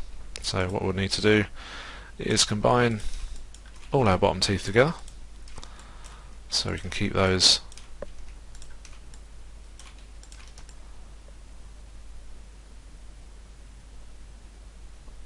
all in the same sort of group or object. So just gonna grab that, that's all done. History, gonna freeze the transforms, center the pivot up towards those, so if they move out of place at any time we can just go back to 0 and it's all done. Okay, so we're going to call those teeth, lower. Okay, so that's all done. I'm just going to pop that outliner back onto the other screen, and then what we're going to do, we're going to grab those top teeth now, so that's all good, and we'll rename those teeth upper underscore upper. Okay, going to select both the groups, both the objects rather, shift select those and hit Ctrl G to put those in a group, and we're going to call those teeth group underscore GRP. Okay, and I'll just bring the outliner across so you can see that. So both sets of teeth, teeth upper, teeth lower, teeth group. So that's all done. Okay, then file, optimize the scene so there's no problems. There you go, that's starting to keep that clean. That should be the body, so we'll call that creature underscore body. Okay, so that's all done. Okay, so that's pretty much it. The other thing, just before we do move along, we have got to sort the eyes out, so that's the other group we need to do. So we'll duplicate that group. I believe it's all centered. Yes, it is. So we'll do Control D, okay, and we'll rename that now. So we'll call it eye right. We'll do RT for short, and we'll get rid of the 1 for the suffix. We don't need that. We'll just shorten that name up there. So that's LT group, and lower that. Let's have a look. Eye in, eye outer. Good. And what we'll do, we'll bring that up to there. Okay, so they're all close by. And then with the eye right group, what we need to do is hit -1 on scale X, so that then transfers that across the other side. We need to do the history, freeze the transformation. So now we've got a negative value on there, so we need to go in and just double check everything. Okay, so everything is back to front, so I'm just going to move that away. We're just going to move this away as well. Okay, so going to hide all the unselected stuff. Okay, and then what we need to do is zoom back in if I can, find our objects, grab the UVs on that, and what we're going to do, we're going to shift them along another tile so they're away from the left group. So if I, yep, that's all good. So the right group, okay, and we'll select the eye inner, which I'm sure is going to be all backwards as well. So we need to grab that and flip that back round, and the eye outer, we need to grab that and flip that back. Okay, and then grab the UVs, flip those, okay, eye inner, same again, just flip that back, and hopefully we're all good. There we go. So let's just grab that and hide it. So there we go. So that's all done. Command show all. Okay, let's just hide the original creature. We don't want to show that for a minute. Okay, so there we go. So what we need to do now is just double check all our UVs are in the right place, and we're done. So I'm just going to grab everything. I'm going to, okay, and just see where we are. Okay,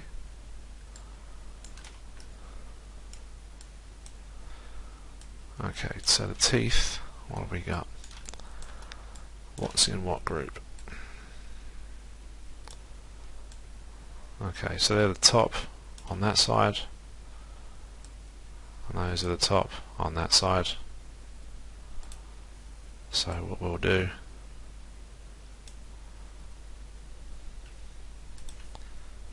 is move everything for the teeth, whoops, all into one tile, if it lets us. Yeah, just, that's good.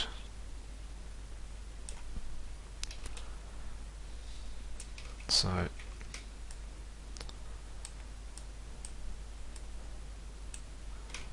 let's just shift that across across ever so slightly. Whoops, we've missed out a UV there.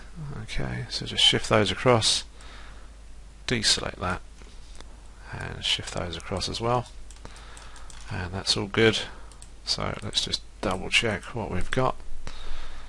Okay, so we're pretty much done. So I'm going to grab this guy and that one, going to shift that down into that tile, going to grab the horn, and we're going to shift him across 1, 2, just to keep him out of the way for a minute. And let's just have a look. So all we need to do now, and move that back, and we'll pop him into that tile there as well, and just move that up. So that's all tidy. It's always good to just go around the model and just check everything's in the order that you want it. I know it may seem a little bit convoluted the way I was doing it, but it's my sort of peace of mind going backwards and forwards, making sure everything is double checked. Again, the last thing you want is to mess stuff up for yourself and everything, and yeah, especially if you're working in a pipeline and you need to pass a model on for someone else to deal with. So we're just going to select all those objects, Control G, rename that creature underscore GRP. Everything's done. Okay, and last but not least, grab the left eye group from the outliner, do center pivot, so that one's done. Do the same for the other side. Okay, so they're all done as well. Same with the horn, center pivot. Alright, and then the tongue, center pivot that as well, and just check the teeth. Okay, center pivot on those. That's on the group itself. Just do that for each tooth object as well, like so. So that's all done, and that's all ready to go. One last thing, for the creature group itself, keep the selection at the actual axis at 0, 0, 0, X, Y, Z, and everything is good to go. One last thing, just go through each particular object and make sure your transforms are off. Okay, so what I think I do need to do, we've got a little bit of scale issue going on there,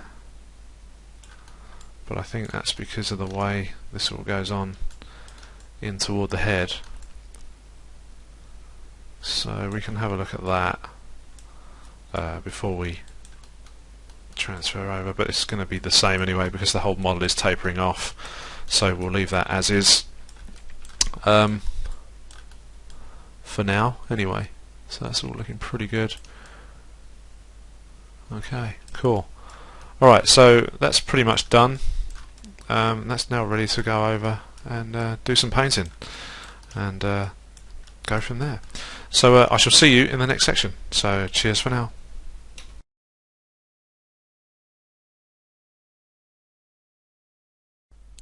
Okay, so welcome back. In the last chapter we finished off our UVs, and now we're sort of ready to export this guy as an OBJ over into ZBrush. So let's select that first and let's export this out. I've already exported it out, but just for the sake of the tutorial I'm just showing you the way to do it. And there we go, just going to overwrite that file, and that's all done. So when we go over into ZBrush, we're going to be looking at the UV tiles and stuff like that, because the way it displays it, and you really can't make hide nor hair of what you've already done over here in Maya. So you know, we won't have this nice layout when we look at it in ZBrush. All of the tiles will be overlapped on top of each other, but they have a useful little script or plugin that they call Multi-Map Exporter, and what that's going to allow us to do is actually export each map just like we have here, instead of everything being overlapped. So instead of me rambling on, let's jump on over to ZBrush and have a look. So what we're going to do, let's just quickly initialize ZBrush. We're just going to go yes, and we're going to go and load our creature. Okay, and just going to drag onto the canvas. There we go, and hit F, and away we go. So let's have a quick look at the UVs as they stand for this high-res creature. So as you can see, we've got subdivision level 1, and let's go and have a look at our UVs. So if I hit the morph, if you go to the UV map tab, open that up and hit morph UV, so you can see the default model where it's just been made, everything's sort of cut up and is just sitting on top of each other. Now what will happen is when we bring in the newer version with all the new UVs on, we're going to have the same effect, but obviously the UVs are going to be cleaner, but again they're still going to be stacked up. So by using, when we come to the end of the colouring part of this, what we're going to be doing is using the multi-map exporter, and that's going to allow us to create separate maps per shell, which is going to be really good. Okay, so let's get started. Let's just close that off, and we're going to go to morph target, and what we're going to do is keep the shape of this by storing a morph target, importing the OBJ. Okay, so we're going to import the OBJ from the creature. Okay, so if you watch, once this loads, this will sort of jump back. So we've stored a morph target, so we can actually put it back when we're ready to go, and hopefully it should update any second now. And it's done okay, so I think, let's have a quick look there. Yeah, that's the one we want. Okay, great stuff. So that's all done. So now we can delete the morph target, we don't need that anymore, and close off the morph target section. If we go to UV map again now and go morph UV, so you could see, you can just make out all our lovely shells there as they've all been done over in Maya. But again, the problem is, you know, everything's overlapped, it's not spaced out nicely like it is in Maya, but we don't have to worry about that right now. Okay, so let's just undo that. So that's really good. Okay, and I'm just going to make this guy grey because we're going to be putting a little bit of paint on it and stuff like that. But for this particular section, we're not going to be going over in masses and masses of detail. First of all, I just want to go through a couple of little bits that I'm actually going to do for this part of the tutorial. Now we've got up to subdivision level 7 with this, but what I'm going to do is take it up to 6, purely based on the fact that I know my machine is not going to handle the high resolution mesh at its maximum with poly paint being applied to it as well. It's just purely down to the fact that I haven't got, you know, a great deal of memory to handle that while we do that part of the exercise. But you know, you have to deal with it the way you can with the resources that you have. So it's just going to be subdivision level 6, which is going to be plenty enough. It's just not going to be at the highest level. So yeah, that's how that's going to be, and we're going to do some light paint work and stuff on this just to get this going, and then in the following chapter we're going to start adding the sort of the more juicy detail stuff. So for reference purposes, let me just drag this across. So I'm looking at this sort of colour, this sort of sandy colour with all these mottled browns and yellows and whites in there, and I do like this guy in particular. He's got a very similar shaped face in some respects, and he's got these horns as well, which I thought would be a great reference, so we'll be looking at using those. And also again, more field lizard sort of stuff, all these nice browns and stuff in between the scales, which is fantastic stuff. And another one here, I quite like this with its tail, it's got some interesting sort of shading going on and stuff. So okay, so what we'll do, we'll just pop that back, okay, so I can see it in the other window.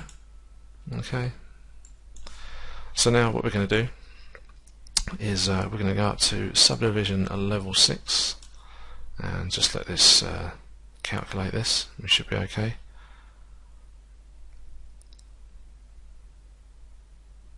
It should be with us very shortly.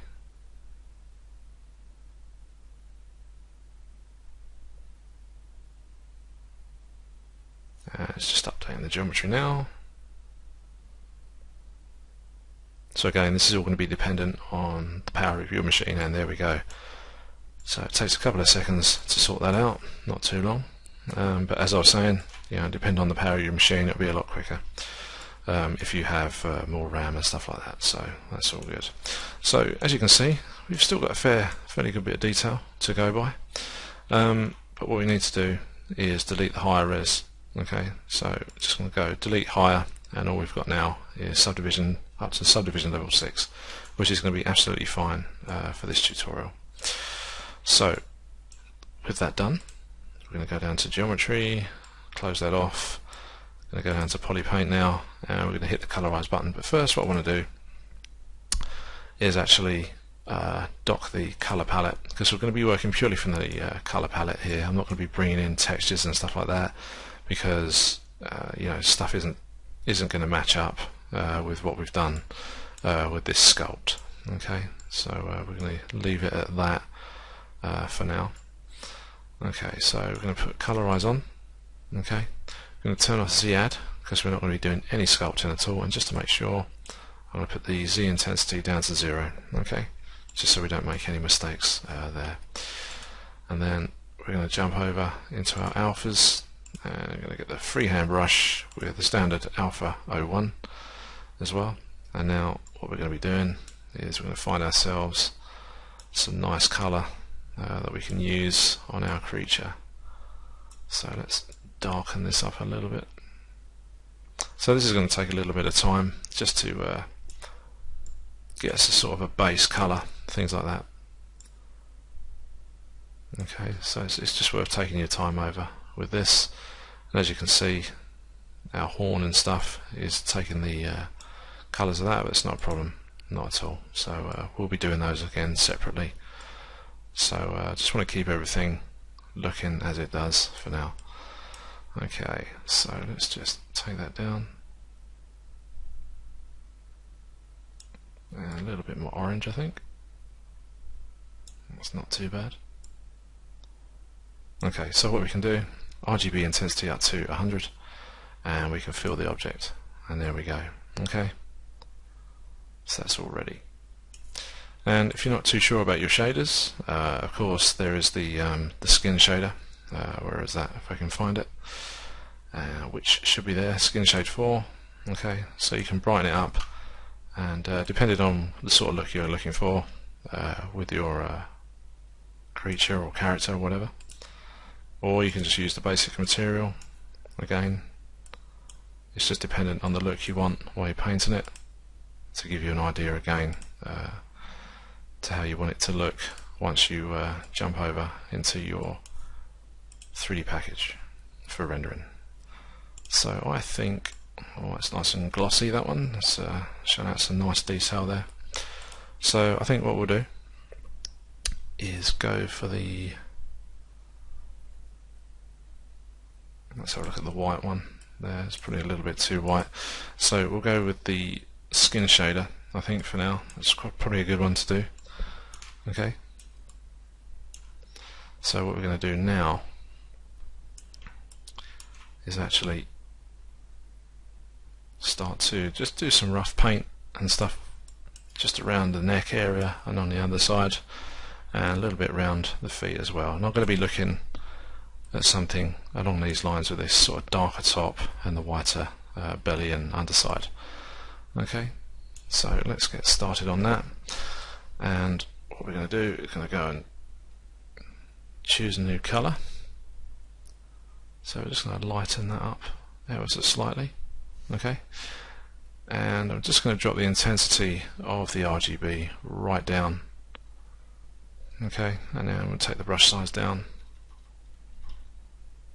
and we'll just adjust the focal shift, and again just take the brush size down a little bit more,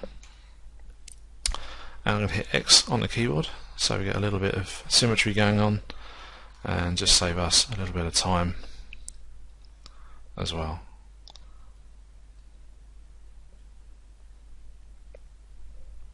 Okay, so let's turn that off. Won't use the alpha. Okay, let's just open up the focal shift. Okay, there we go. So that's a lot better.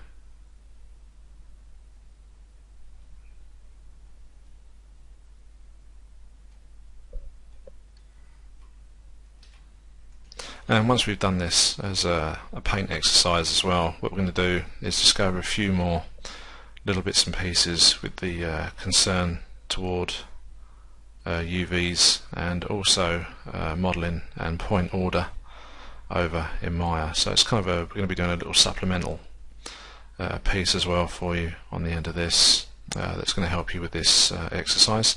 So those things are going to be worth looking at as well. So let's just get all this,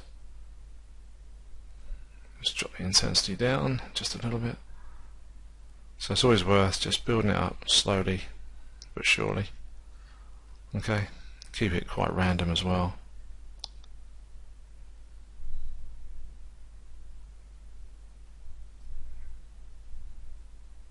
Let's just go up onto the tail a little bit more.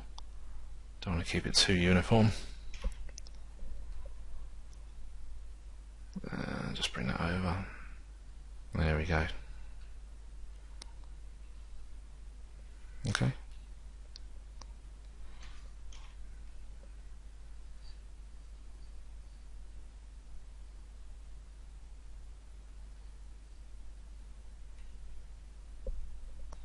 So just coming down in here, just rough it out a little bit more. Not too concerned if we miss bits out. Okay, like so. Got a little bit on the leg there, not too concerned. We can get rid of that later on. And there are ways that we can select those parts of the object and just completely hide them as well. In fact, what we'll do that now. Let's just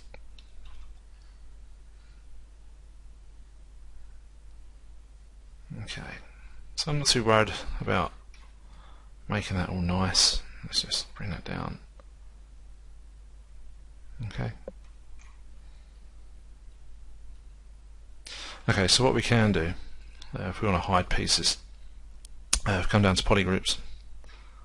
Okay, and we can do UV groups, hopefully. Let's just have a look. So what will happen is, if you go over to the polyframe mode, and what you'll see is that it just sort of selects everything by UV. So what we can do is actually go in and hide these guys just by pressing Control H. Okay, so now I've hidden the legs, although we've got a couple of stray polys there. It's nothing drastic. Obviously I can turn off polyframe now and I can just go in and just carry on painting, you know, knowing in the fact that I'm not actually painting on the legs at all. So it's kind of a cool idea. So let's just Control H to hide those. Alright, there we go. So just going to start to come up towards the head. So I'm just going to get this neck piece done a little bit more.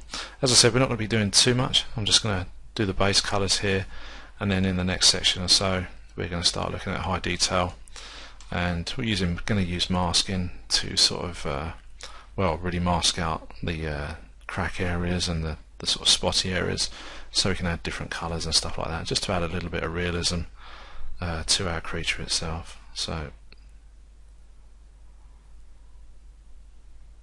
okay, so it's all looking pretty good. Now I'm just going to bring up a little bit more just in here. That's all okay. So just some random steps of colour there. Let's just have a look at the reference again. Just going to drop the intensity down. Okay, like so. That's looking pretty good.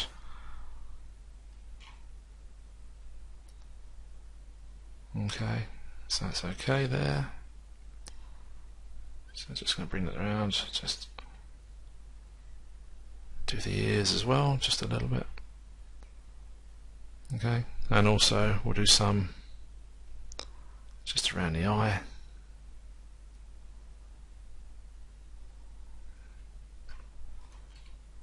And already you can see that it's taking shape. Let's just come out a little bit more. Okay.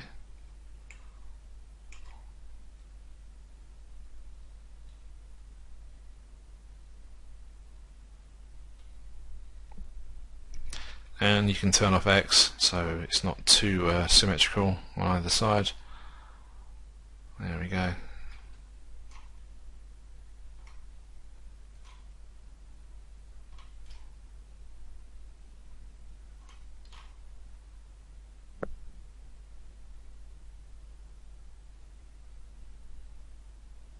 And we'll just add just some random colour there as well. There we go. And then just by pressing Ctrl H in any of the area around the outside of the model, you should be able to get back. My machine's thinking about it. There we go. So you should be able to get back your model and show it all off as is. And let's just zoom that out. Okay, that's good. And what we'll do, we'll just add some extra random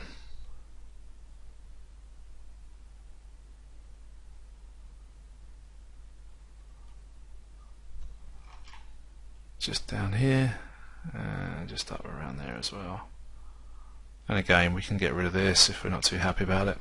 The other way of choosing a colour in the colour picker itself is just hold C down and just hover over any area of colour that you like on your model. So as you can see, you know, as I'm hovering over it, the colour picker is changing as well in real time. So I'm just going to dull this down just a little bit. I think it was a bit overdone there. Okay, right, so now what we can do, just pressing the C button, there we go. Going to hit X.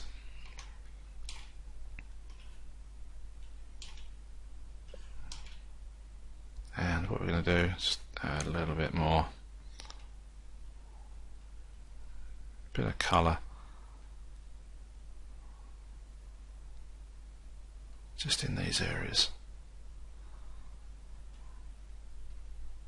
And again, it's just stuff to get us started before we head on and start adding all the detail. I'm actually looking at the lizard, the horned lizard that I showed you a little while ago there. I'm just looking at sort of the areas of his skin where it's lightest and where it's not so. And actually we could probably do the inside of the legs a little bit as well.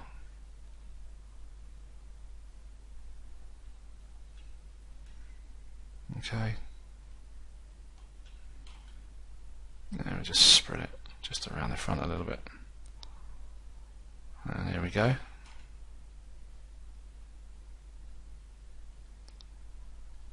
Okay. So what we're going to do is just going to run a little bit of colour down along the back. Not too much.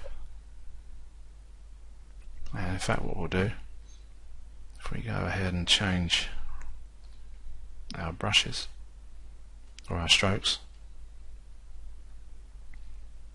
and we'll just run a little bit of spray if it's going to let us do it, and let's just turn off, that's not on, good. Sometimes lazy mouse tends to switch on automatically,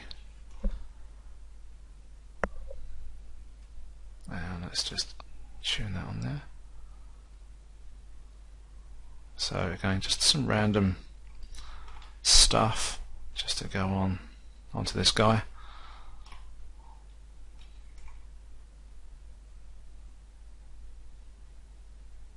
There we go. Just adds to it.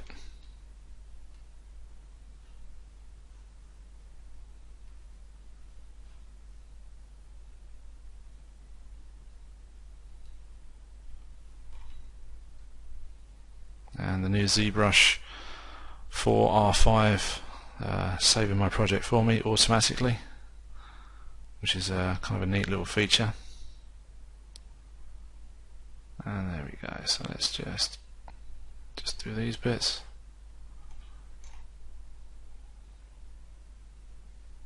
Okay. So what we're going to do, we're going to conclude this particular chapter here, and then we'll come back and then we'll start looking at masking and adding extra colour and detail and stuff on the bodywork. But I think so far it's looking pretty good. Let's just turn off local so we can spin it on the axis. So it's all looking pretty good so far. Like I said, we'll come back and we'll start looking at extra detail and little bits and pieces just to make this guy pop a little bit more. So I think he's in need of some severe detail. I mean, we've made the effort when we did all the modelling stuff for this, so I think it only serves purpose to do the same thing on the colour map and stuff. So we're going to leave that there, and I shall see you in the next section. So cheers for now.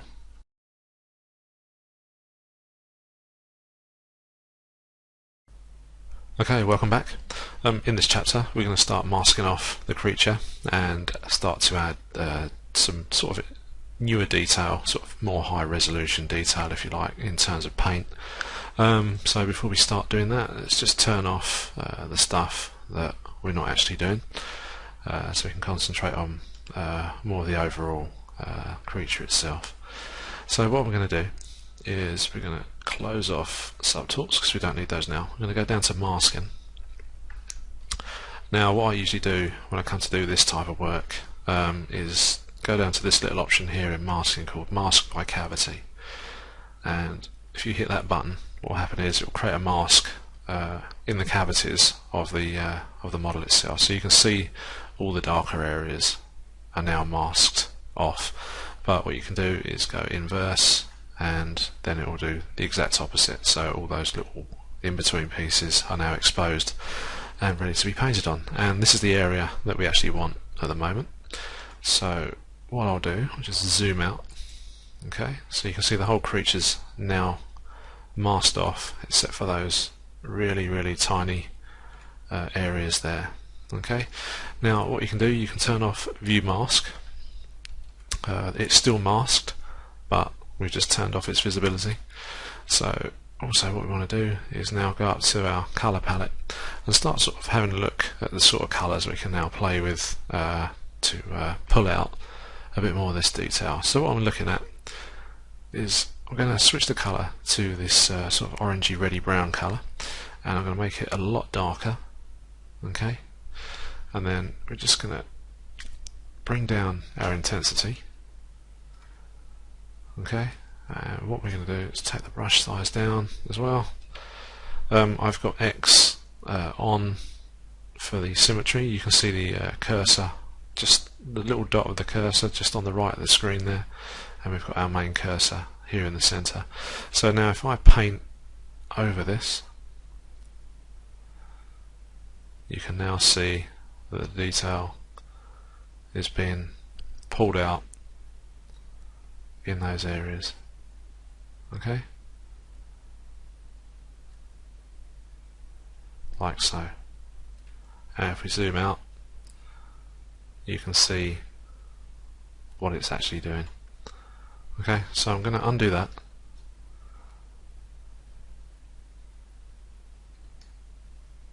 Just a few of those.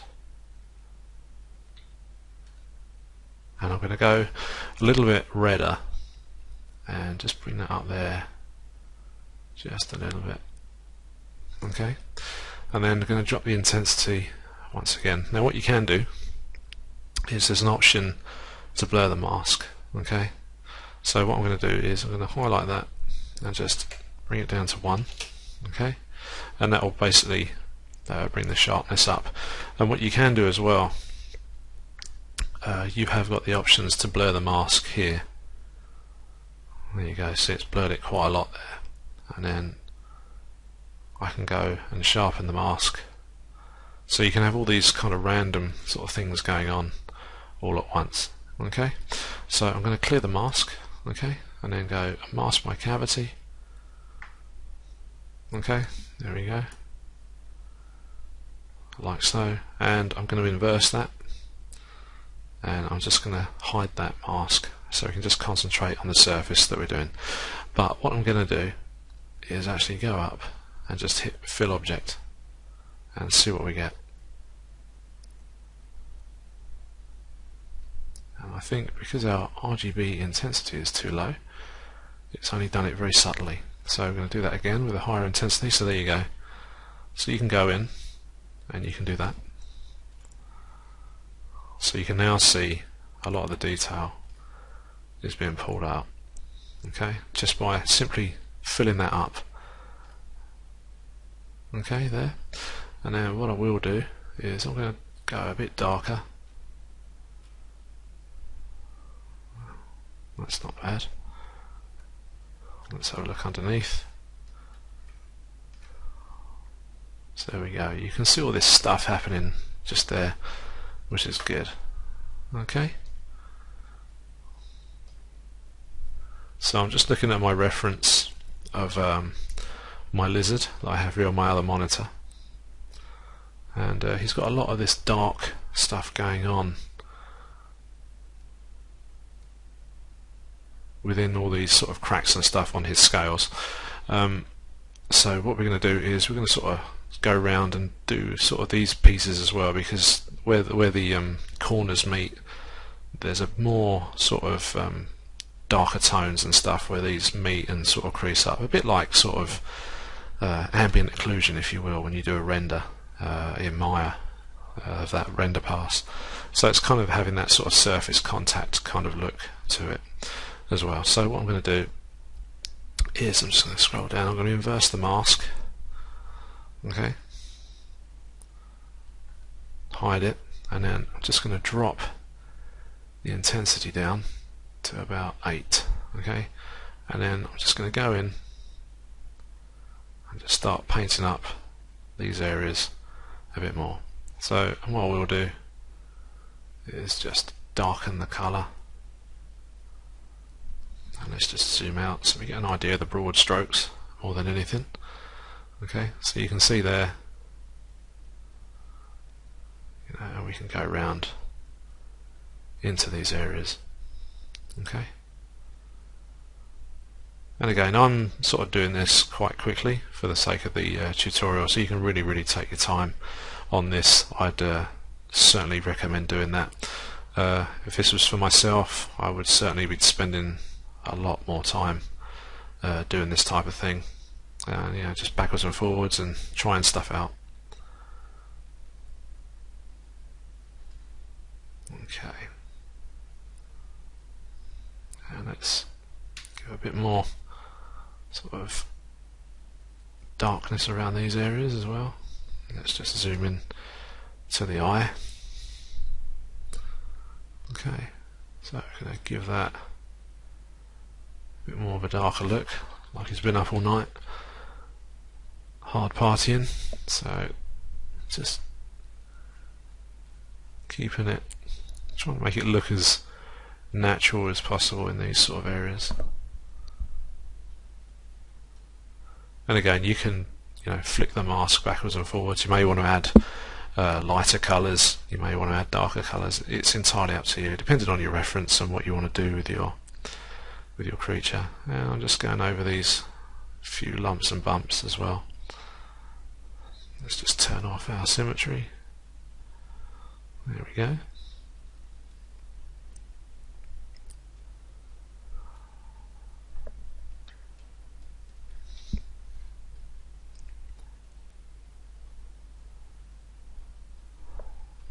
Turn that back on.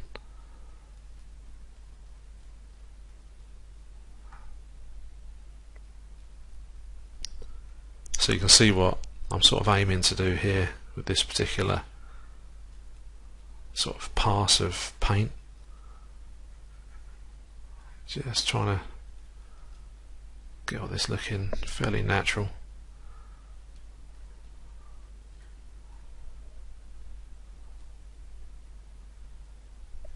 Let's increase that brush size. Whoops, that's too big.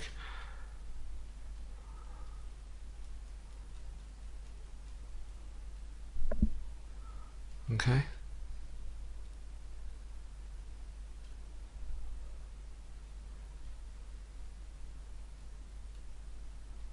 Now we'll do the lower jaw as well.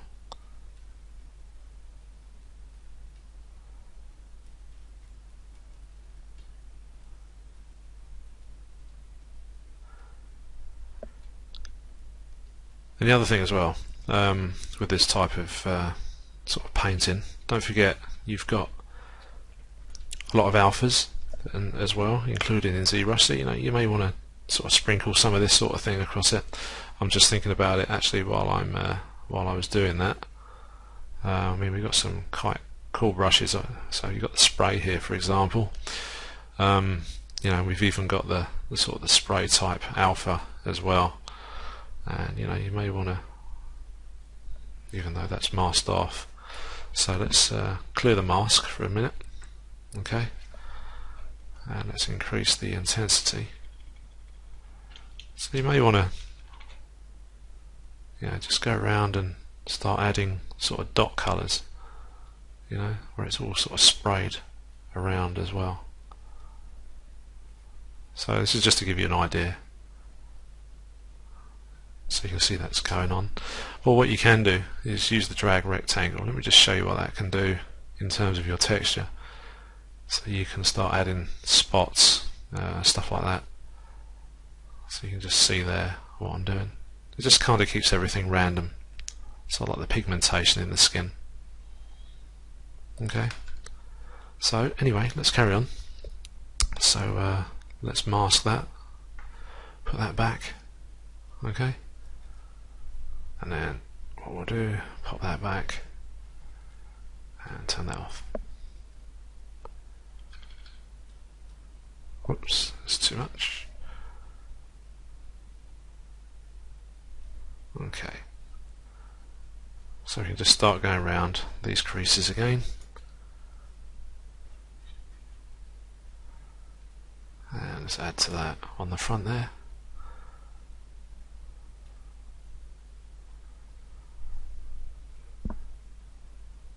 Okay, let's bring that contrast down.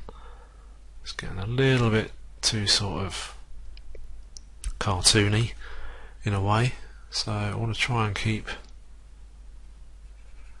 it all looking as natural as possible, like I keep saying. So, and what I will do is start to darken the top of the creature, because the top is going to be facing the sun, so it's almost like getting a suntan. You see it quite a lot as well on fish. Fish that bask in the sun, their backs are very, very dark. So it's one thing, things to sort of look up and keep it as natural as possible. So let's just darken the top of this creature up. Obviously I'm doing it very, very subtly, and just being careful not to go too over the top, just building it up bit by bit, and then that way hopefully the result will be a lot better by the end of it.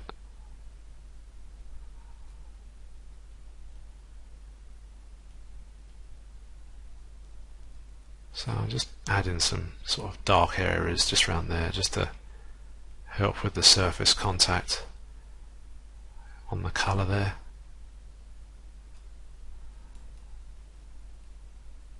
Sometimes you see that kind of thing on, how can I put this, more sort of overweight people. If you look on the back of their necks, where sometimes you get sort of a crease in where they may have folds of skin, and those folds are a lot darker as well, just in the skin pores. It's not dirt, it's actually the pigmentation. So it's all these things that you pick up on can really help you add to your modelling, stuff like that. So, and again, like I say, it's the same with animals and stuff, elephants, rhinos, things like that, all worth looking at for this type of work. There we go, this is looking better already. Let's zoom out, let's have a look. Let's clear that mask. Okay. So I'm just going to make the top of his head a bit darker as well. Let's just do all the top of there.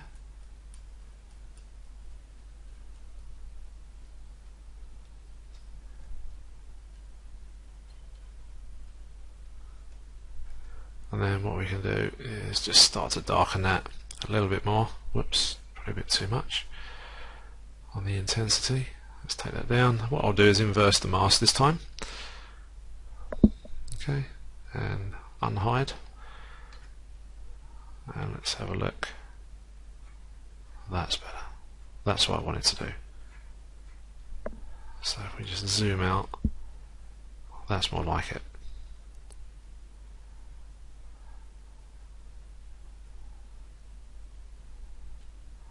So it's given that a more of a sort of a natural sort of creasing and pigmentation all down the back. Let's increase that intensity down to 12.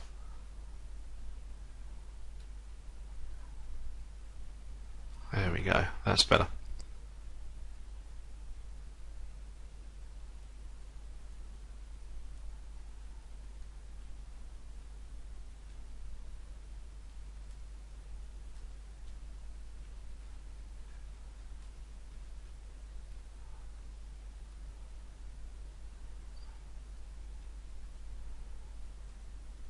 So again, everything being applied very subtly. You can see it going on. Let's just do the tops of these legs and across the back there.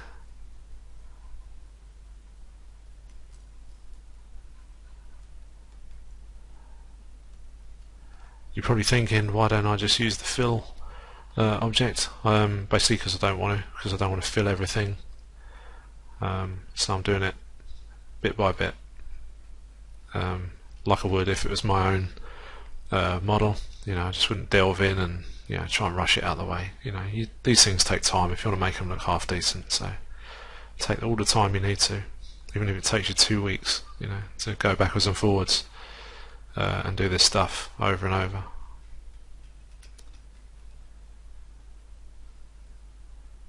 Okay, that's all right. Let's just increase the intensity again.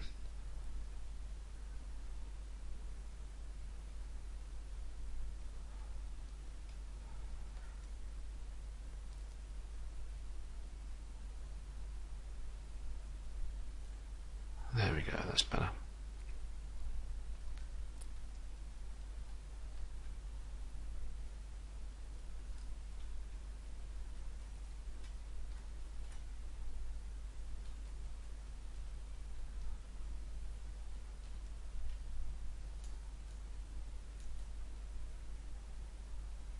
There we go. So that's all looking pretty good.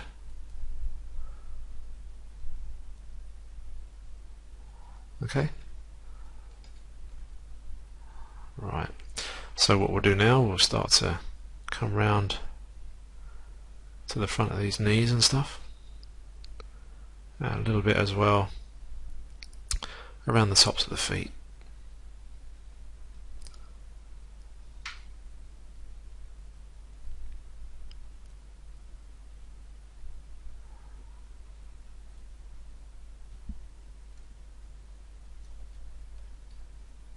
Okay. And just go on to the inside of the legs.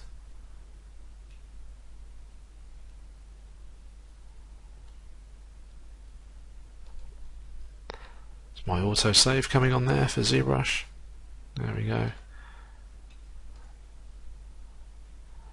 It's one of the great things with this software. It does all these sort of unexpected things while you're in the middle of stuff, but things like autosave are a godsend, because you just don't know if you're going to crash at any point if you're really going for it with billions of polys, if you've got those going on. Okay, that's looking good. Okay, Happy with that?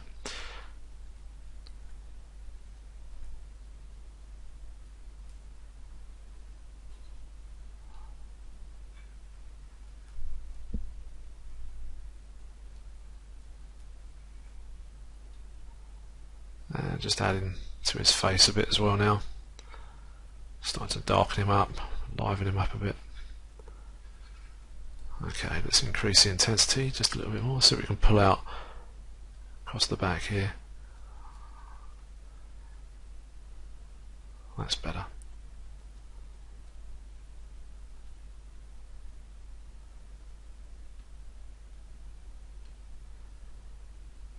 Then the thing to do, once you're happy with all your sort of darker areas, whatever parts that you choose to do, then sort of go and give it a sort of a complement, if you will, of a different colour, of an opposite colour or a lighter colour, just to start sort of setting that off a little bit more.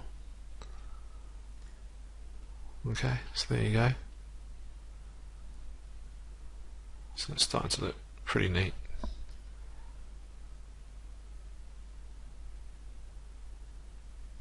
So this is just pure paint, there's no sort of photographic textures going on this. So yeah, it's all going okay. Okay, and the fronts of the legs, let's just do that anyway. And let's go back and inverse the mask. Clear that. And that's the sort of thing that we have there. So what we're going to do now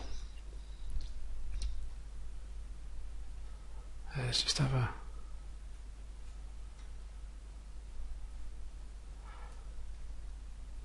bit of a experiment there on the front of these knees. Let's get some paint on those, and inside these big creases as well, so we're sort of covering the broad strokes of the creature, you know, not just concentrating on the tiny aspects of it.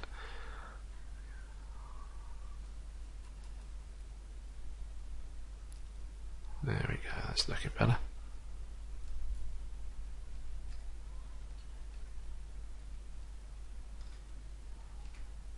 So what we'll do, we'll sort of end this chapter very shortly, and then what we'll do, we'll come back and carry on and put in even more sort of colours and stuff going on. We've got all these nails and things to paint up, but first of all I just want to get into the you know, the main colour for the main event, if you will. There we go.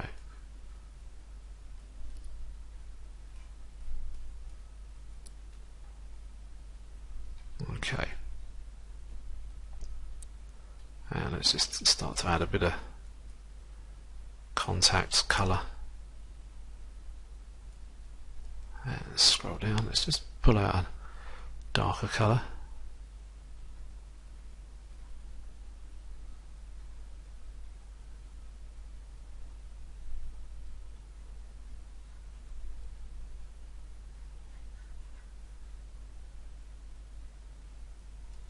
Let's just do along this sort of ribbed area of the tail. Just keep that going all the way along there. Let's take this brush size down.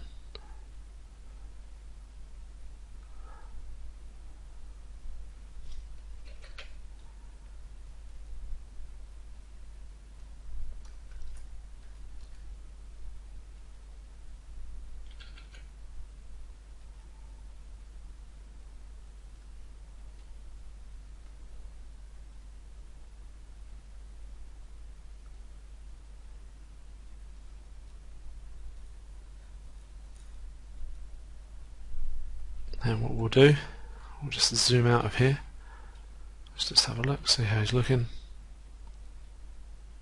So it's not looking too bad at all. Again, keep looking at your reference and stuff. I've got a whole bunch here on my screen. I mean, there's a lot of lighter areas that we're going to need to put in, possibly in the next chapter. also along with more darker areas and stuff like that, just to keep it looking, you know, thinner areas of skin, thicker areas of skin, and so on. Okay.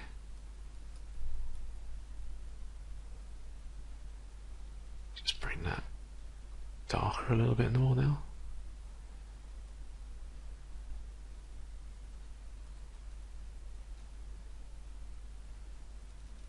There we go. Okay, so what we'll do, we'll leave that there. That's I'm happy with that. And the next chapter we'll come back and we'll just carry on until this sucker is sort of done and he's ready to be put into a swamp at some point. So yeah, we'll leave that there, and we'll come back and start adding sort of more sort of finer details and stuff like that. So I'll see you in the next chapter.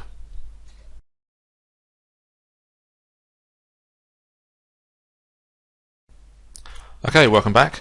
In the last chapter, what we did, we went round and we started adding all the coloration, pigmentation, stuff like that, and also adding the colours in the cavity and everything else, and just sort of darkening up areas and stuff, and keeping certain areas light, everything else. So what we've got in store for you for this chapter is we're going to do the nails on this thing. And hopefully by the time that gets done and everything, we're going to move on to a bit more sort of darker coloration on the back of this creature as well, just to sort of liven it up a little bit as well. So as you can see, the screen colour has changed since our last chapter. Basically I wanted to see what I was doing, because I felt that the background, the dark background, was sort of clashing with the creature itself. So I've brightened that up, so we've got more of a sort of a grey like Maya interface. So yeah, okay, so that's that sorted. So let's crack on. So what I'm going to do, just going to zoom in down to our toes, okay, and let's just have a look at what we have. Okay, so we've got these things, and what we're going to do, we're going to switch on X for the symmetry. So we're going to be mirroring. So if I just scale the brush down there, okay, so X is already switched on. So if I turn that off, you'll be able to see the cursor, and there's one opposite as well on the leg on the similar sort of spot. So we're just going to crack right on now. So what we want to do is get some reference, and if I just flick over to the other screen and just bring this image across, I've got some nice reference of elephant's feet and the toenails and stuff that go on there. I mean, obviously I'm not going to emulate that exactly for this tutorial, but you know, you can take your time and everything, but this is, again, this is just showing you a way of how you can sort of achieve that just through paintwork itself. Okay, so let's just pop that back, so that's all ready to go. And what we need to do is find ourselves a good colour. So I've got the colour picker open, so I'm just going to switch all this and let's see what we get colour wise. That's not too bad. Let's just lighten that up a little bit, and what we can do is we can add the darker areas afterwards. So I'm just going to have a look at that. I'm just going to scale the brush down and just start to paint on that, and it looks like I've still got masking on, so I'm just going to clear the mask just to make sure. Yeah, there we go. So I can now start painting over those areas, and what I'm going to do is going to choose a hard-edged alpha, and that one there will do. I think that's fairly hard-edged. Let's have a, yeah, that's not too bad, and I'm just going to increase the intensity once again, just so we can block out a good colour on this area here as well. Okay, and let's just double check that our colour's going on to the other nail. Yes, it is. That's great. So we can do only need to do really 2 feet on this, the front and the back, with the X symmetry on. Everything will get mirrored across. So just gonna squeeze that in there like so. Okay, and then just paint this away. There we go. So it's kind of just a base colour really for us to begin with. Okay, like so. Okay, and then we can do the same again, and again just going to increase the intensity, so we just pretty much want a flat colour.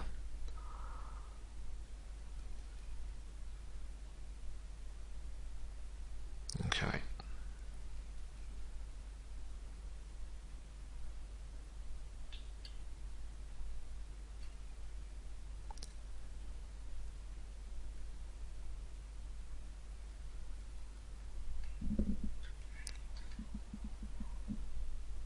and just do the bottom there. So forgive me if there's a silence, there's not really much I can explain apart from the fact that I'm painting a colour. So just have to bear with me as we go. Right, okay, so that's really our base colour done there for the front, and what we'll do, we might as well go ahead, and if I'm correct there should be a nail on the back of the foot as well. That's right, okay, so we'll do that one as well. So just get that all done.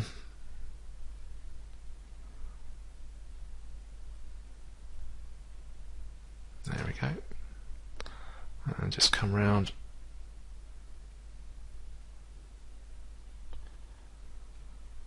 Not too concerned about that sort of overlap there. We're going to darken all this area in anyway, just as if there is a sort of a recessed area where the nail is growing from. So that's what we're going to get done. Okay, and that's that one. And we'll go ahead and repeat the process for the back foot. Okay, so we'll just head on over.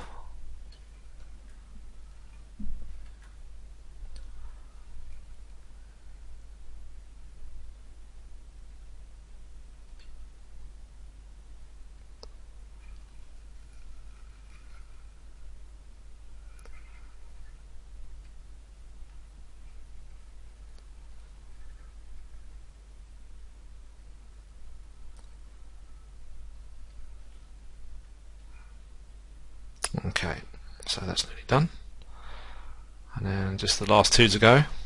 Okay, let's just zoom out, have a look, see where we're at. Okay, so it's looking pretty good. Okay, nice manicure there for our creature. Okay, let's just grab one of these bigger brushes and let's do the focal shift and just take that. There we go. Okay. Save a little bit of time, so boring you to tears. Do feel free to fast forward at this point because I've got one more nail to do the flat colour on. So if you just zoom ahead, and I shall speak to you in a minute. Okay, let's bring that round. There we go.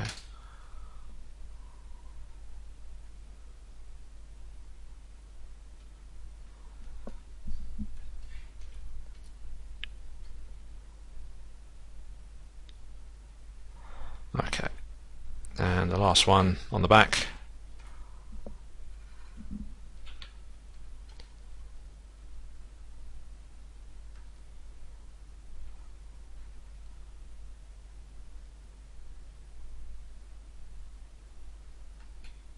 Okay, and that one's nearly done.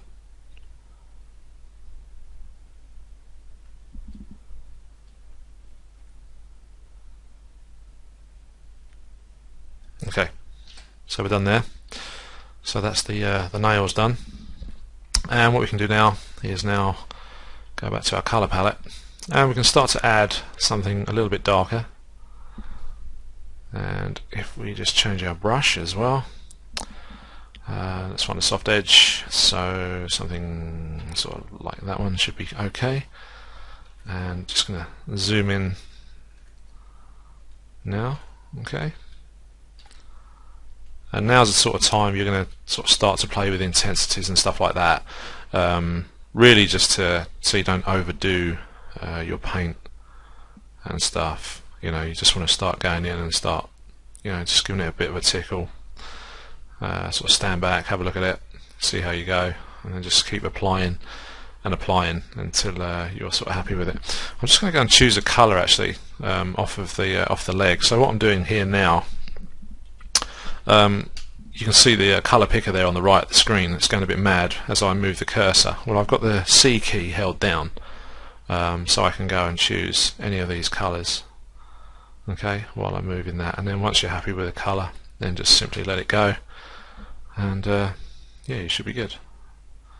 So I'm just going to go in and apply more of a darker colour like we have on this part of the creature already, and just around the inside of these toes.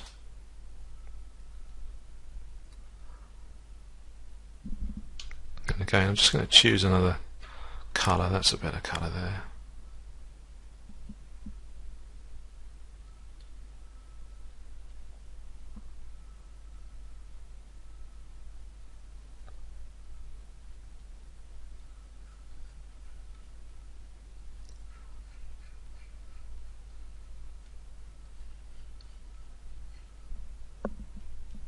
Okay, so let's just make the bottom of that completely discoloured.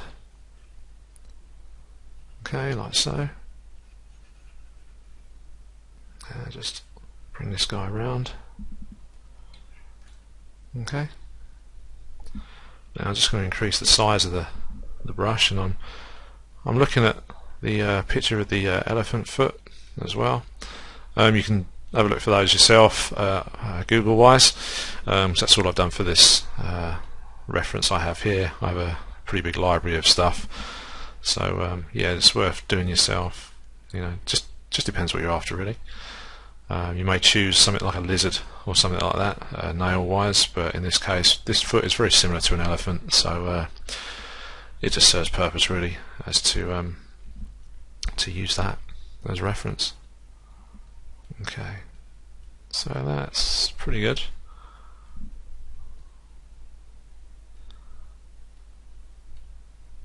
Now we'll just discolour it a bit more. So what I'm going to do is use this same colour, and I'm going to do this these brushes, these nails as well, using the same technique. So what I'm going to do is I'm going to pause here, and once these nails are done, we'll come back and we'll just carry on. So I shall talk to you in a sec. Okay, so welcome back. So there you can see what I've done is I've gone around the toes. I've just added some extra details with different coloration. I've also used the masking by cavity technique, just so we can get in those grooves a little bit and just sort of add to the colour, just to wear those out a little bit. And I've taken the darkness back a little bit in that recessed area, and hopefully that all sort of sits quite nicely balanced there. It's probably a little bit bright on that one there, so what I'll do is we just add some colour to that, and we'll just darken it up as well, just on the back here. So that's better already. There we go. Okay, so everything's sort of looking really worn out and a bit tired. So that's that part of the tutorial done. So what we'll do now, we can move on to the back of our creature. What I'd like to do is do something sort of very similar to, I don't know, I suppose more of a sort of a dragony sort of type stripes, if you like, sort of a almost not tiger stripes, but sort of like just some stripes that come off the back here, but using this sort of dark pigmentation colour that we have going on here. So you know, we'll have a bit of an experiment with that, see how we go, and yeah, let's crack on with that. So I'm just going to switch the colour. So we've got this like dark sort of red colour, just to see how that's going to go. Let's just turn up the intensity. So you know, just drawing that line there, so it's not really dark enough. So let's go right back, and let's really keep that quite saturated as well. Let's just have a look. That's more like it. That's the kind of thing I'm sort of after. Okay, so what we can do is really drop the RGB intensity right down, because I really don't want to overdo it. So what we're going to start with first is I'm going to make the back of the creature a little bit darker now, all the way along this sort of backbone. I mean, I know we've done all this really nice sort of recessed crack areas and stuff. We can go back in and fill various parts of that in, but you know, it's at least the foundation for that is there.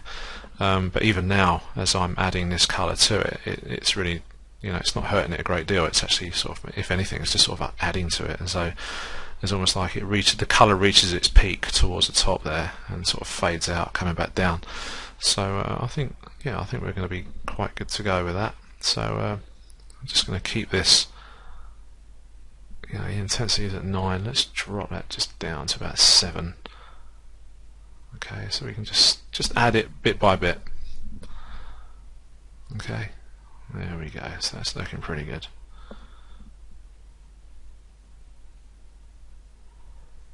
And again, just bringing that out just a little bit onto the body, on the upper part there. Okay, I'm just going to move the model along. There we go, so it's pretty good.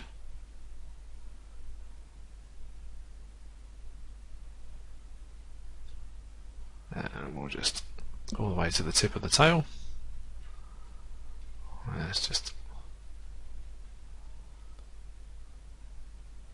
there we go. So that's so far so good. So now what I want to do is use more of a sort of a faded brush, sort of a softer edge now. So let's just finish this off. We'll just add this darker sort of pigment to the top of the creature there as it comes around to the top of the head. And again, I'm not too concerned about losing the sort of the cavity effect that we've got. I think it's going to work out quite well with that. So there we go. So that's looking pretty good. Okay, so let's just try out a couple of alphas. We'll see what we've got. So we've got these faded ones. These ones are sort of super faded. Let's have a quick, yeah, the edge fall off is quite nice on that. So let's just undo those. Okay, and we'll just make the brush size a bit bigger. And then what I think we'll do, we'll just start in this area and then just slowly sort of build up the stripes that we have. So as you can see, let's just drop that down. So as you can see, we're putting these stripes on, sort of looking pretty good. Okay, so that just adds to that effect just nicely. So we'll just move along.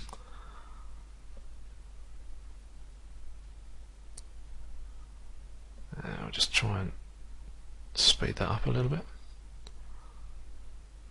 And again, you can take your time with this. This is just a design that I have in mind for this particular creature. I'm not really picking reference from anything. It's just something that I've got in mind. So you can go as wild as you want. You may want spots on it or something. But I just want to keep these stripes sort of fairly saturated but subtle, if that makes sense. Sort of a slight contradiction there.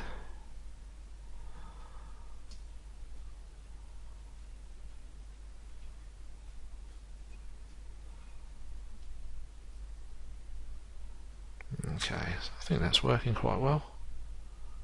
I think that one could do with a little bit of extra there.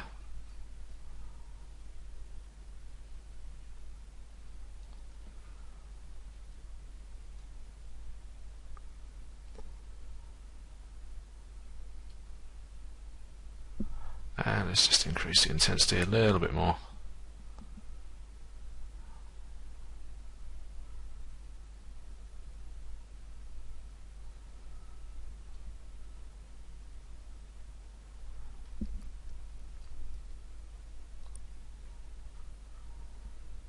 So you can see the effect that that's having. I think that's looking pretty good.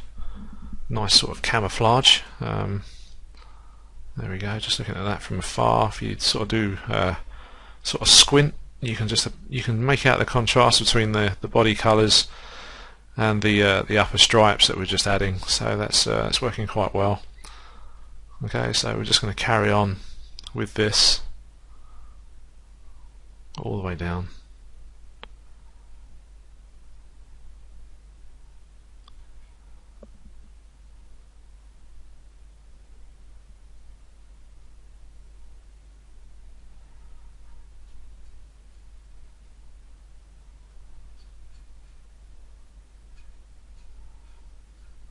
Just increase the length for that one, and bring that one round as well, and just bring that one down.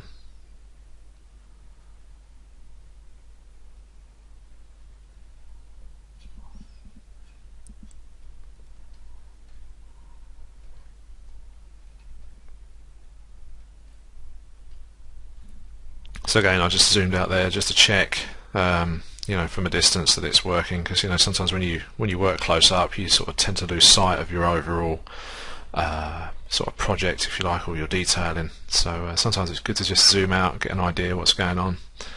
You know, check out shapes. You may even want to, you know, still go in and tweak the shape of your creature, you know, to you know, just to improve it and stuff. You know, there's no set sort of rule here. You know, the project that you do will be your own.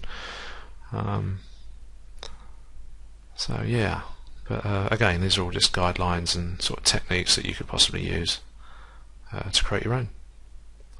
So here you can see I've just coming down to the bottom of the tail now, and I'm sort of trying to taper those stripes off now into the tail.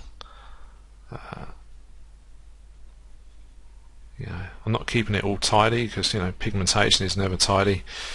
You know, just try and keep it as sort of random and stuff as possible. Again, let's just zoom out. So that's working quite well. There we go. And now what we can do, I think the tail end is actually fine. So let's go on the front end now.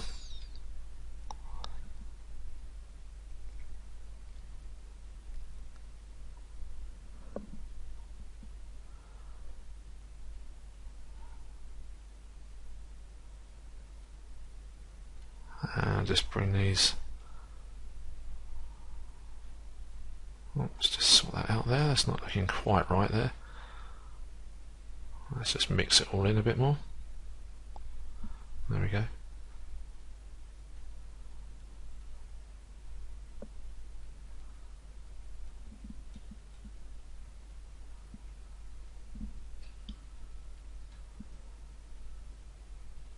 Okay. And again, I think that's looking okay. Again, for this tutorial, obviously you've got, as I said before, you've got free reign to do whatever you like with patterns and stuff. You may want to go around and, you know, add various other colours to this, which I probably will do anyway as we go along. And then this area all the way along here, this sort of the centre line, or the lateral line, if you like, if you were a fish. So we'll just darken this up a bit as well, and just add some more sort of creasing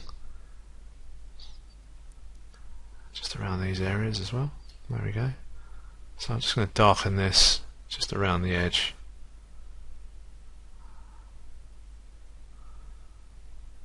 In there, and we'll do the same under here. I think what we need to do is sort of tame the this bright area back a bit as well. It's still looking a bit too cheerful.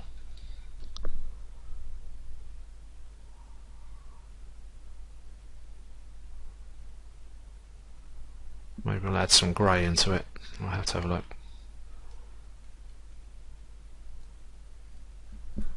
Okay, just hit F on the keyboard, see where our creature's looking. So yeah, he's looking like he's coming to life now. That's all looking pretty good. I'm pleased with that. Don't forget we've got our other sub tools and stuff in there still to do, which we'll do over the next couple of chapters. There we go. We've got the horn there. We could actually go in and do that. We'll use the same technique for that, and also the teeth. But the teeth are going to be sort of more of a very light colouring, really, probably the same as this bone on the toes. But we'll save that for another chapter. We'll try and get that and the tongue done as well. But for now, let's just concentrate on the job in hand. There we go. So what I want to do as well is just sort of darken up still, you know, these areas around the legs and the feet and stuff. You know, just to, you know, really make it pop a little bit better. I do want to add some different colours and things. Maybe some sort of lighter yellows, grayer sort of yellows. If I can get my words out there, and see what we can do. So I'm still looking at the elephant picture, here on my other screen, and you know, despite the elephant, you know, looking from it from afar, you know, it looks like it's just a grey colour, but when you look at it, there's lots of yellows and stuff on the skin, and you know, dark areas and grey areas. So it's a real mishmash of stuff, making it look like, you know, what it does, which is, it's really interesting to look at. So okay, so this is all looking okay. So let's have a look. I'm not too concerned about the bottom of the feet, because for me, you know, this is a still image piece. For me, it's not going into animation or anything, so it's just like a, you know, rotational turntable, and that's it. But if it was for animation and stuff, you know, if you want to see the bottoms of the feet, you know, go ahead and detail those up. So let's have a look at the underside. What we're going to do, we're going to apply, if we go to masking again, there we go, and mask by cavity. Okay, so that's all those inner parts done, and then just going to scroll back up to our colour, and I'm going to choose, don't know, let's have a look at that for now.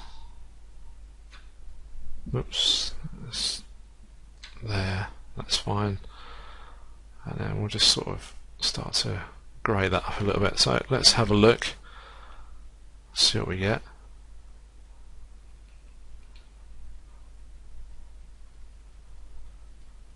And let's just add a bit more yellow colour to that.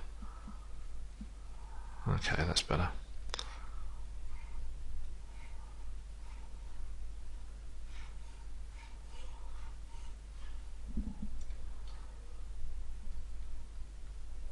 You know, remembering this tail and stuff is going to have been dragged along the floor at some point or other. So just going to do the whole of this underside a lot darker now, and then maybe sort of leave areas in between where things may have not have touched the ground, you know, if it's resting or something like that. So, you know, this belly could be a bit dirtier, you know, just under here and stuff. You know, maybe on one side you could have it, you know, really kind of grubby.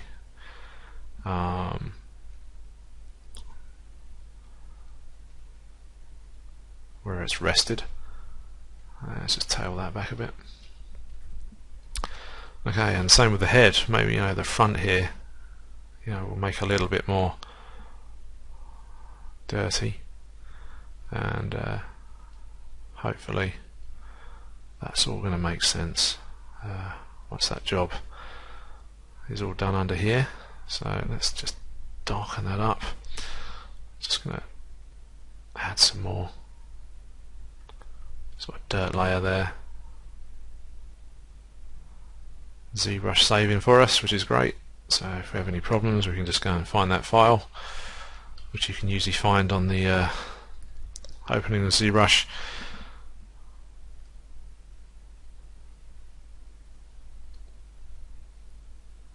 There's lots of little goodies in this software that really makes it enjoyable to use.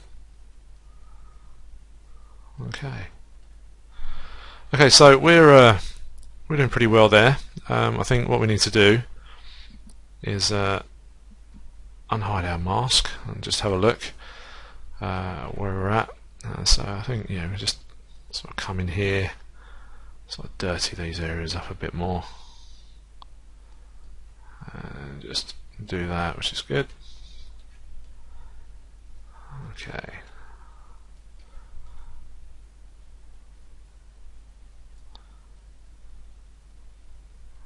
Okay, so I think we can call it a day there on this chapter. In the next one, what we'll do, we'll come back and we'll just add some sort of random areas of different colour. You know, maybe some greens, stuff like that. You know, maybe some reds for scarring and everything. And yeah, then what we can do is move on. Once the body is done, then we can move along and do the teeth, the tongue, and the horns, and of course the eyes. And of course what we're going to do, we're going to paint everything. I'm not going to go ahead and use all the texturing techniques and stuff for this. I just want to do this all with paint. just to show you what you can do and what you can achieve. And of course this is a good way to concept stuff as well. You know, you can just go in and change the colours and stuff like that. So let's just blitz this just around the front. That's better. So that's a lot darker now, you can see. Let's just do these areas under here just to make sure. Whoops, that one's probably a little bit too much. Okay. Right then, so let's hit F just to frame that up. Okay, there we go. Just zoom out. There we go. So we're going to leave that there, and we'll come right back, and we'll get on with, like I say, with some coloration. You know, add some spots of mould and scars, and a little bit more variation on the colour there for the body, and then we're ready to roll for the next stuff. So I shall see you in the next chapter. So cheers for now.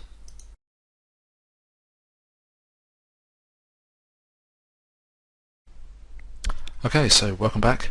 In the last chapter we just went round and we started to add all the sort of the darker pigmentation and stuff.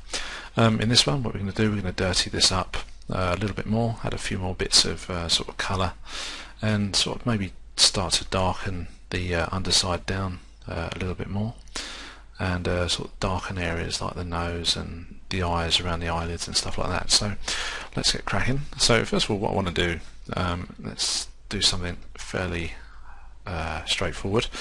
You see all these little lumps and bumps that we have on our creature. Well, what I'd like to do, using the drag rectangle tool, stroke rather, and let's have a look at the alphas that we have. What I'd like to use is probably this one, alpha 4, or possibly the alpha, where is it gone? Alpha 8, that one's probably a good one as well. In fact, we'll start off on that one. What I want to do is basically just drag some sort of dark colours like that across the surface of our creature. And first of all, what we need to do is turn off our lazy mouse. There we go, that's done. So by doing that and just pulling that just like we just did, in fact, let's choose the alpha 4. Let's use that one. So just by using this, you know, you can see we're sort of adding those sort of markings. And what I'm going to do is just brighten the colour up a little bit and drop the intensity, and then we can go around and start to add the extra detail. So these are the little things now that are going to start to make the character look a bit more lived in, if you will. You know, make it look a bit more believable. Let's just turn up the intensity again. So all I'm doing is just selecting small sort of lumps and bump areas. Okay, and what we'll do, we'll turn off X, because I don't think every single lump and bump is the same on the other side there. But it's still good to get a colour variation anyway on the surface. So let's really increase that now. Okay, like so. And now we can start to, you know, you can drag over the same spot more and more if you want, like so. You can see there it's just getting darker and darker.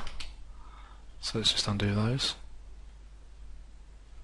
Okay, so you can do stuff like that. It's really easy. So let's do random areas. This type of colour on. There we go. So some on the head there. And what I might do in a minute is just change the colour completely, and we'll do something, you know, a bit more contrasty. Maybe sort of a green or a more of a yellowy colour. So let's just go and sort all these bits and pieces out first.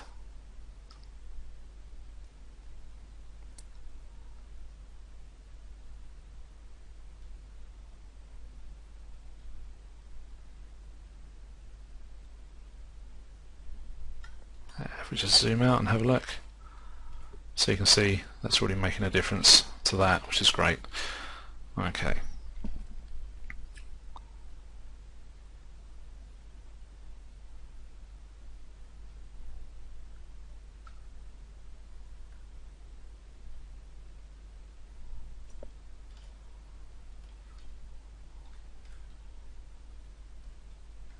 zoom in on the knee. There's a couple on there.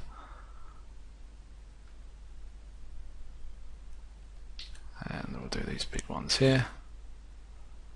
These are almost like barnacles off of a whale. This is, I guess, the giant lizard version. So there we go. And what you can do as well is we can mask these out by cavity and then add another colour to it, I think, as well. So just to brighten sort of various or certain areas of these lumps and bumps out. So we'll do that very shortly. Let's just get a few more of these done. Don't do every single one, although I think we're only done with these. Let's have a look. So yeah, we are actually. There's not that many to do, so we can go around and have a look at the other ones. Let's just swing that around. There's one there.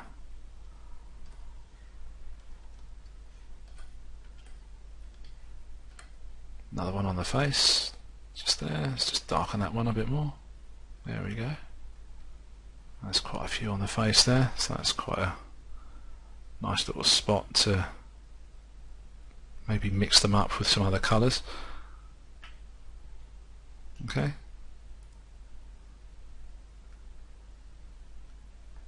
And yeah, definitely there. Okay. Okay, so what we'll do is we'll choose another colour. So let's go for something a bit brighter. So let's just pull that into the sort of the orangey sort of look. Let's just have a quick drag. Well, that's not too bad. Although let's have a look at some green.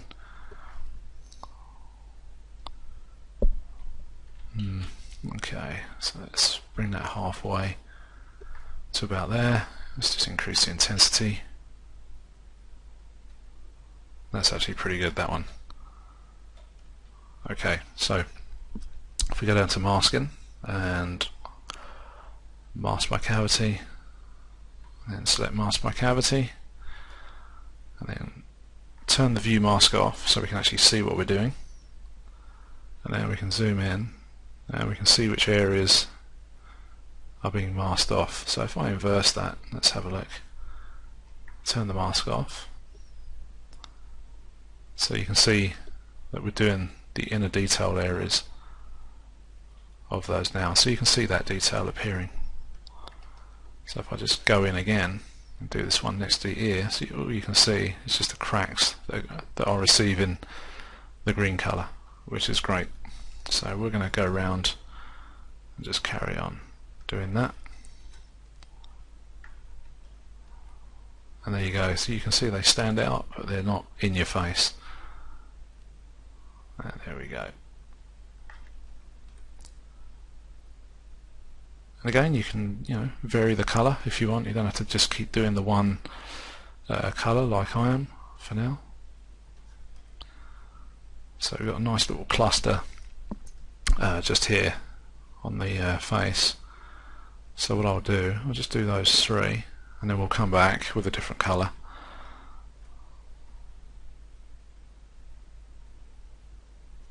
And there.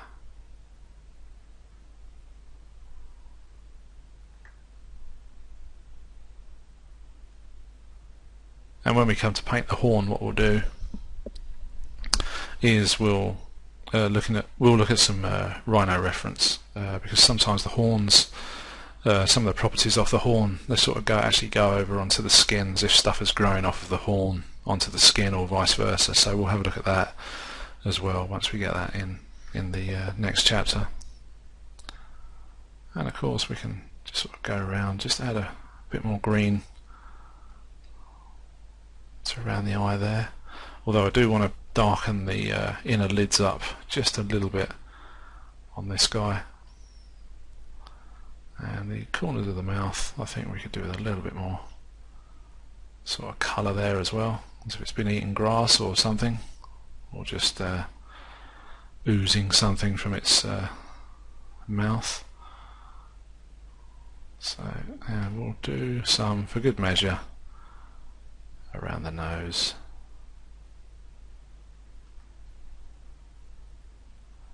So basically this thing just oozes whatever. It's not very nice. So, and we'll do some that's dribbled down perhaps onto the lower lip.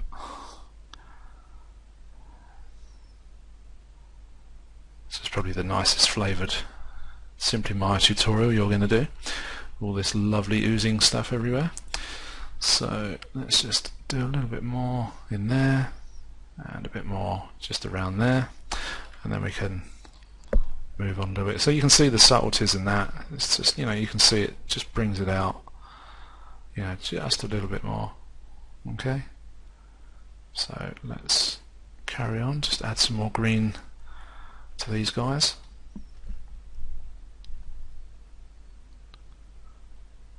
And you can see that, you know, it doesn't take long to do. I think we're probably about 10-15 minutes into this tutorial and this particular episode, and it's, you know, it makes a lot of difference just in that short space of time, you know, just to achieve that look. So, you know, and I'm you know, doing this quite quickly to so we can show you specific areas to colour for this tutorial.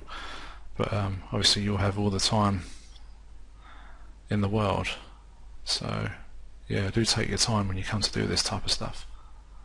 I'm sure it'll be worth it.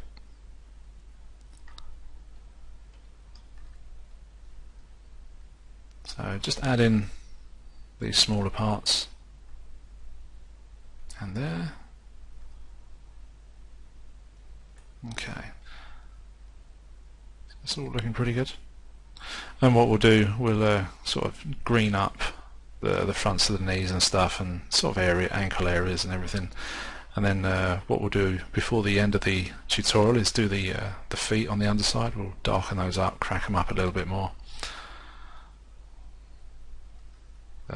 Although we're not animating this particular model for any of the tutorial, but we'll finish that off properly on the underside there. So let's just add some green to these areas.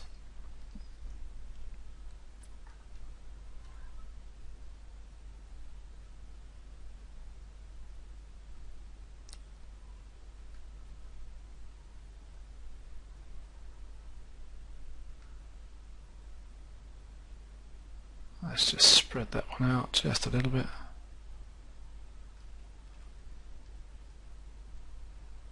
There we go. So it's looking pretty good. And what I'll do is just sort of run just a little bit of colour here and there on the tail. Let's just undo that.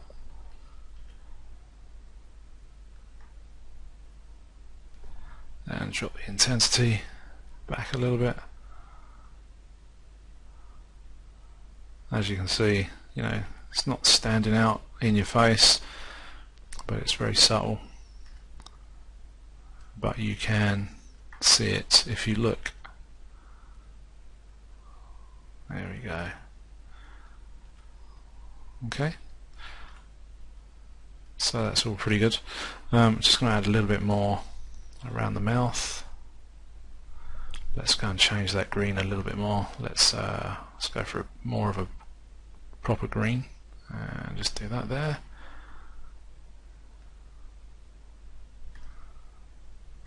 Let's see what we get.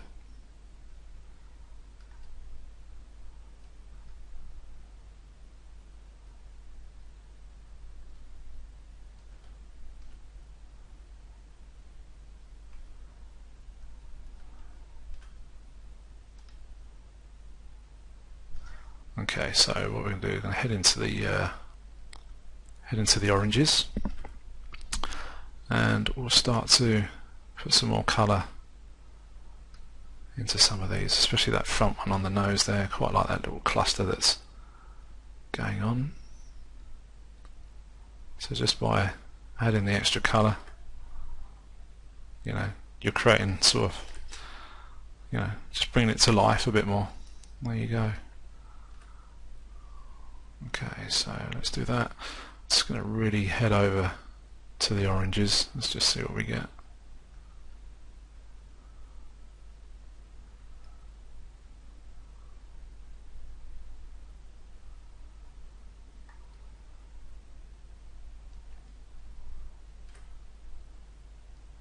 That's looking pretty good.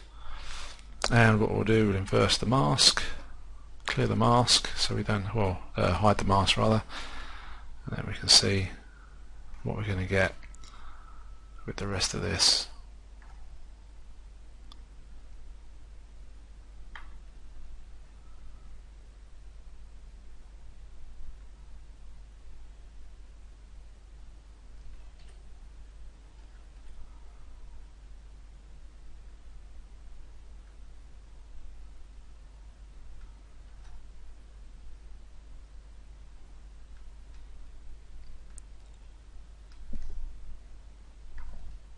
Let's just darken those back just a little tiny bit, and that's looking pretty good.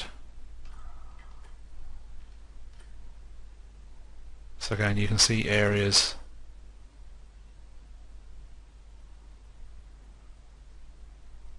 but they're not too much in your face. The detail's there, but you have to look for it. So that's really what you want. It's about the subtlety of doing this. It's like when you look at a human face, you know, there's lots going on there, but you know, when you look at it as a whole, you don't really notice anything that sticks out as such, unless it's a really giant mole or something. So just adjusting a few bits and pieces, and I'm going to inverse that again.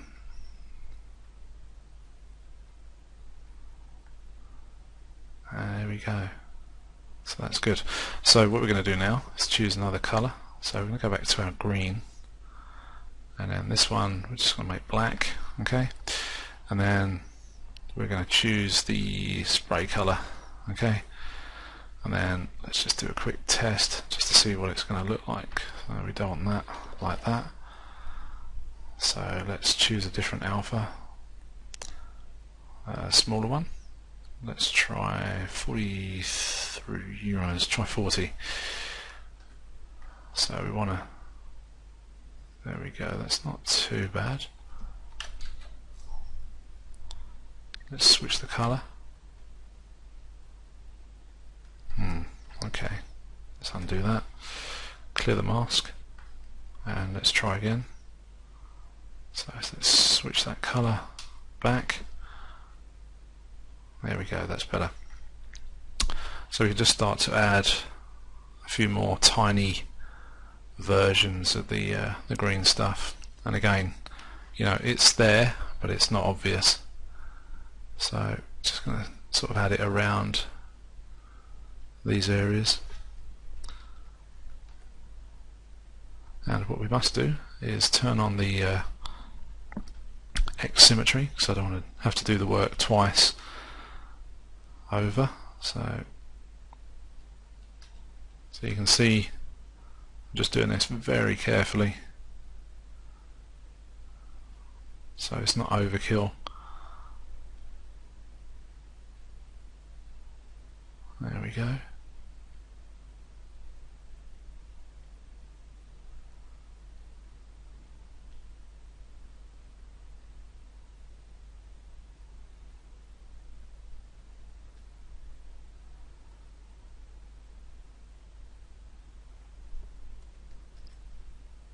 And again, just by putting the model back a bit, you can see if it's working or not, and that's working for me.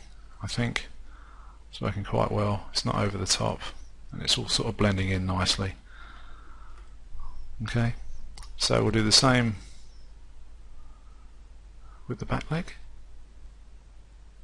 and we'll just sort of crank that up a little bit more.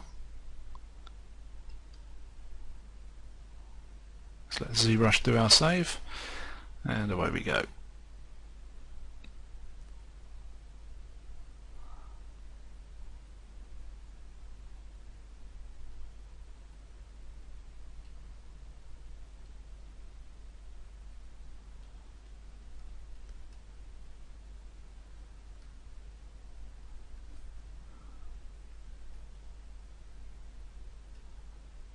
Again, the colour scheme for your character just depends entirely what you're after.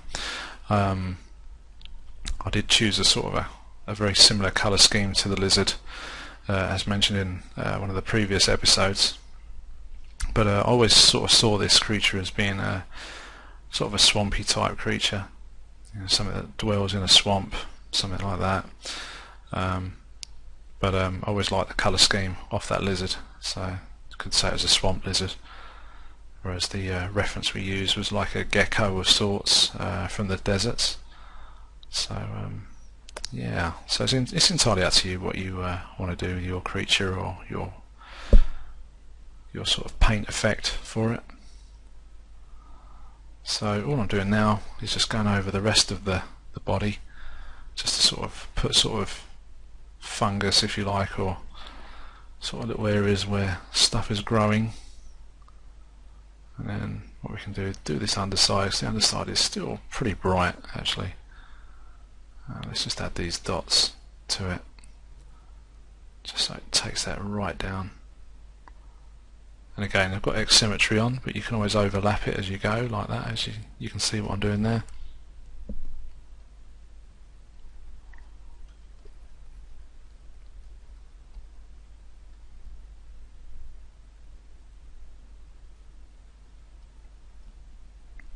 Okay, so it's going to take it all the way along.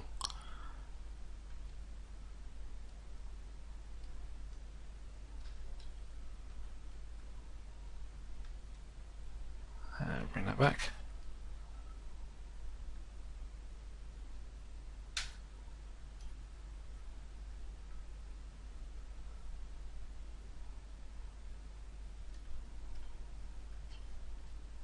Like so.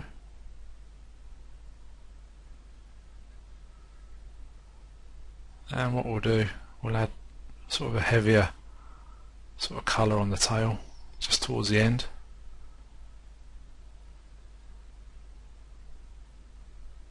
There we go.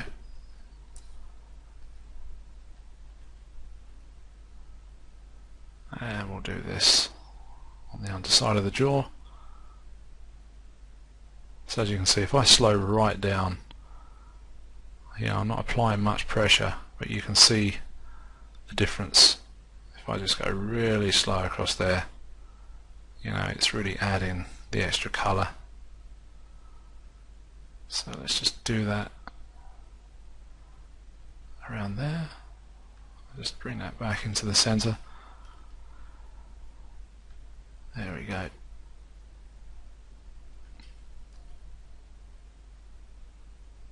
Like so.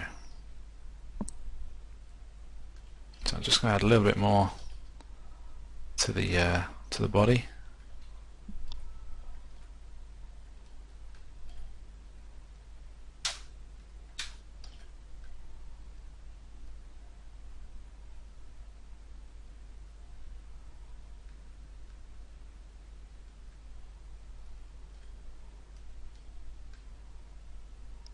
So where we've gone underneath there and done the spray, I've actually got this nice sort of streaked effect actually that's gone on there. It's got that sort of a happy accident really while we've been doing that.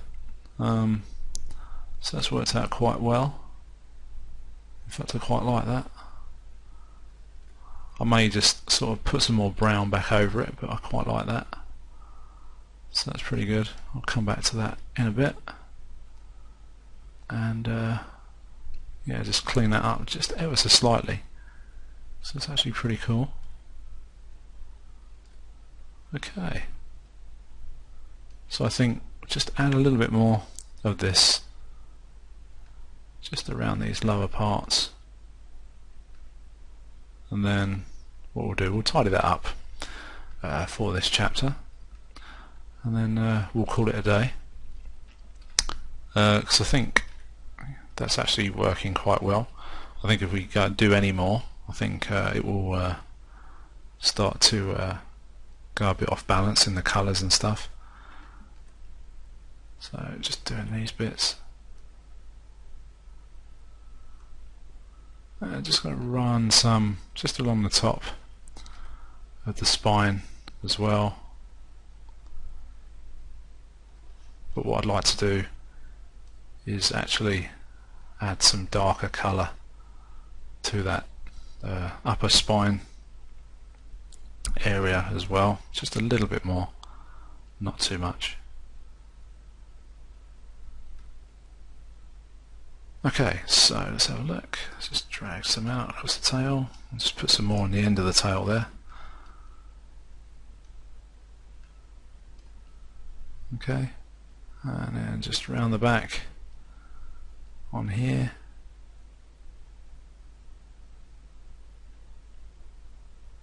And just on the inside of the feet.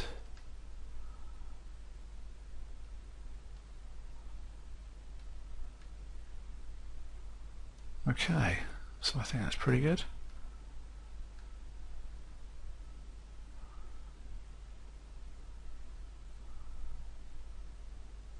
There we go. Okay, so before we end this, let's just go to the front of the jaw and we'll choose the sort of the browner colour for this,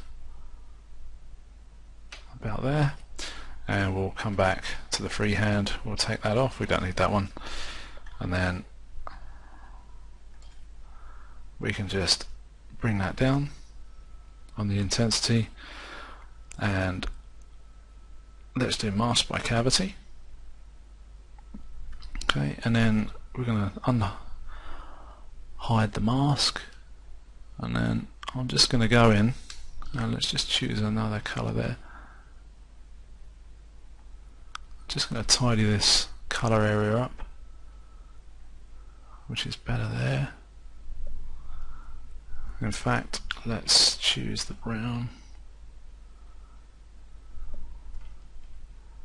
That's more like it.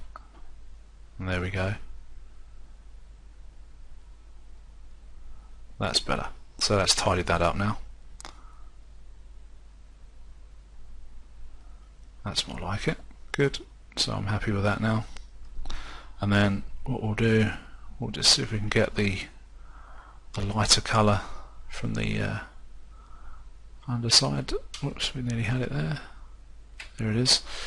And ever so carefully, with the mask inversed, unhide the mask, and we'll just add a little bit of this back to the underside as well. And there we go.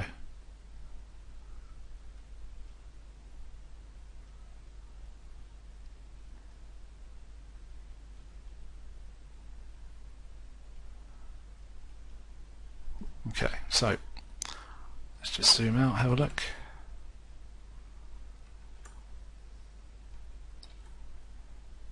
Okay, and inverse that again, and let's just try and get this darker colour, and just bring that back down.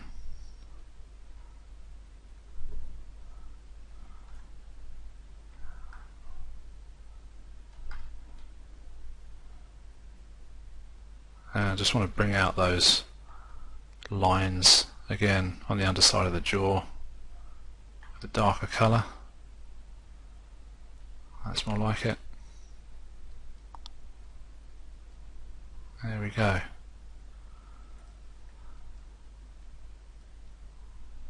And we'll just clear everything. Okay, so we're going to leave that there.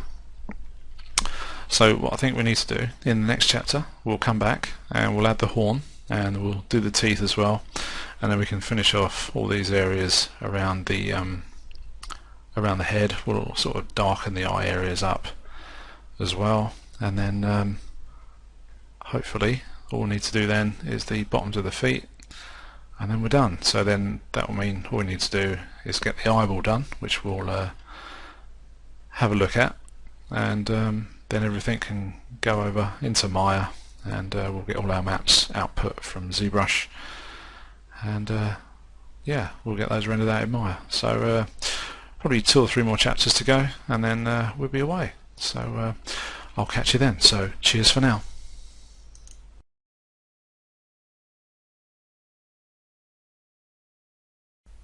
Okay, so welcome back. We're just going to carry on adding some more detail to this. I think it still needs a little bit of a sort of a tickle, kind of on the back of the creature here, and just a bit more colour, I think, just to give it a bit more contrast. and what we'll do is we'll begin to add a little bit more detail around the eyes, around the mouth in this chapter, and then what we will do is we'll head on to the horn and the bases of the feet in the next one, and then hopefully we can get onto the tongue as well, and then we should be able to start getting all our maps across in a Photoshop. Just have a quick look at those, and we'll show you in here how to export those out for Maya as well in particular.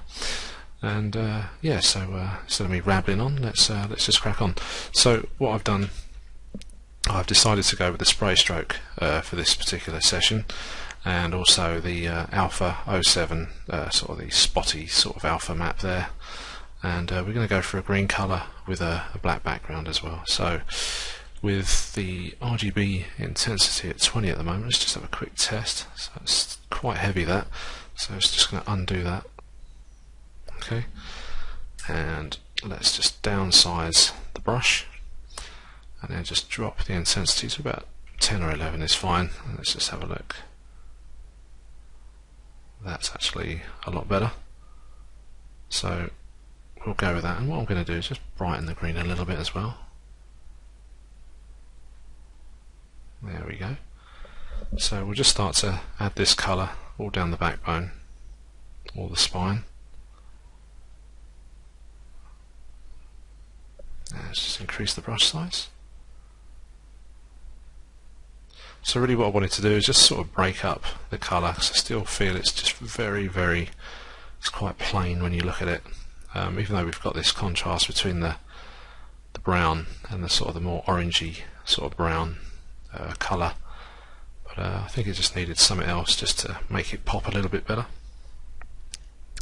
So we just come all the way down here.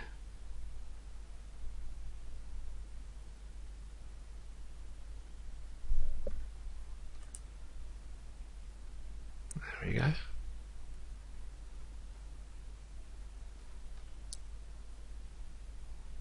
Okay.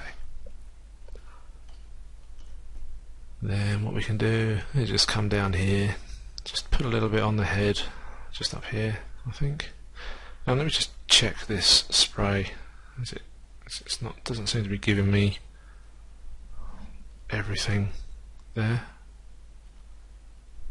Okay, so let's have a look at let's change the alpha.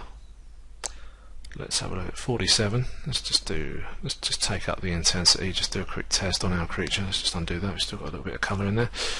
Let's just have a look. Okay, undo that. Now we'll go back to the spray, and hopefully we should have, that's better, that's more like it. Okay, so just by changing the alpha, we should be able to get a little bit sort of more random colour going on there, and that looks better already. Let's just zoom in so we can see. There we go. Okay, just going to darken that a bit more.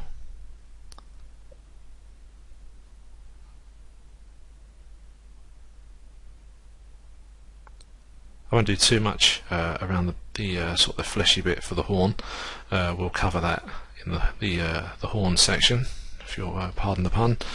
We're not an orchestra, but yeah, we'll cover that with that, so we can blend everything in. I've got some nice reference as well of some rhinoceros, some fairly high res, so we can have a look at the detail on there and have a look at the horns.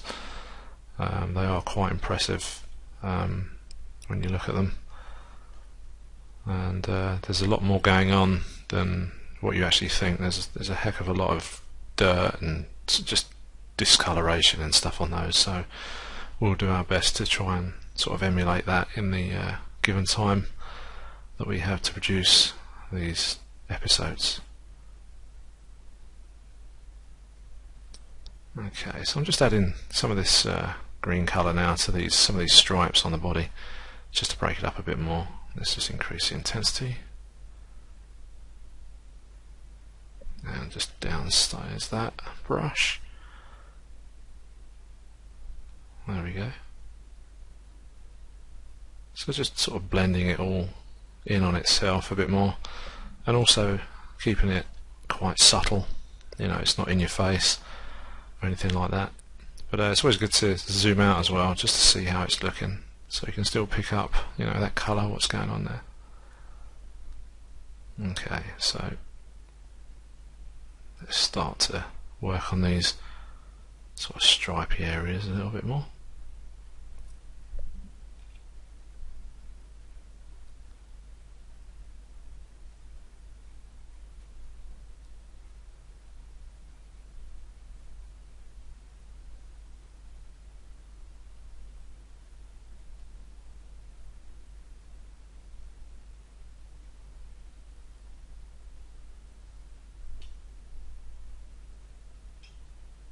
There we go.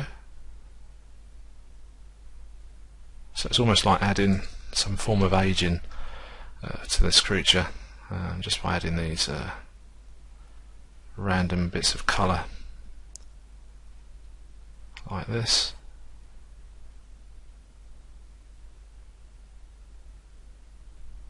There we go.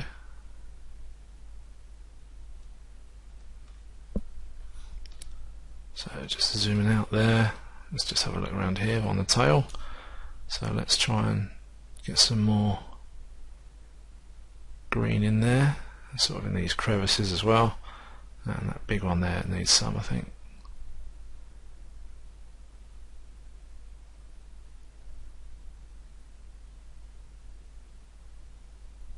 Let's just increase that. Let's do a bit of a colour change. Let's have a look, see how we go.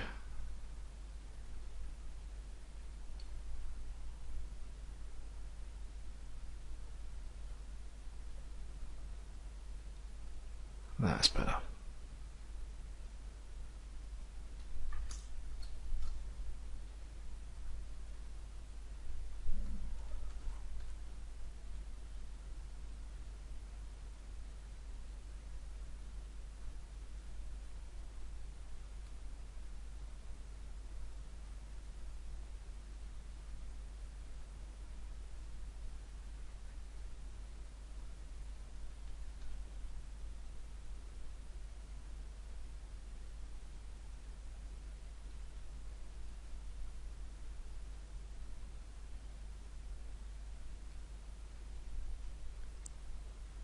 Okay, that's much nicer.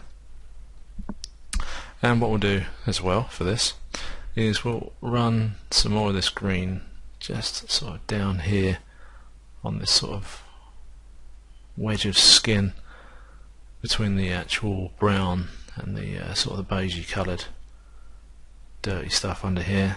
So we'll just keep adding that. There we go.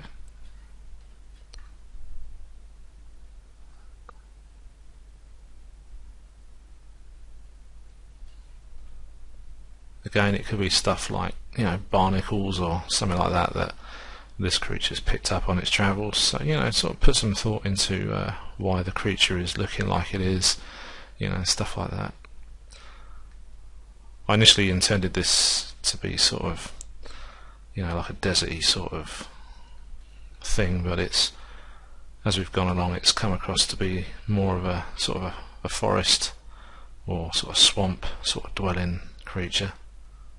Very large one. So there we go, that's looking good. Okay, so let's just zoom in if I can. There we go. So I think what we need to do as well is just do a little bit more to the legs. Just before I do that, let's just give this a bit more colour down here. There we go. And a bit more just on the top there. Whoops, let's just take that back. There we go.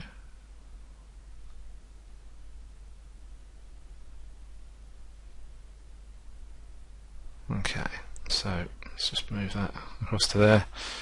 And let's just bring up a little bit more yellow in this colour, I think. And let's just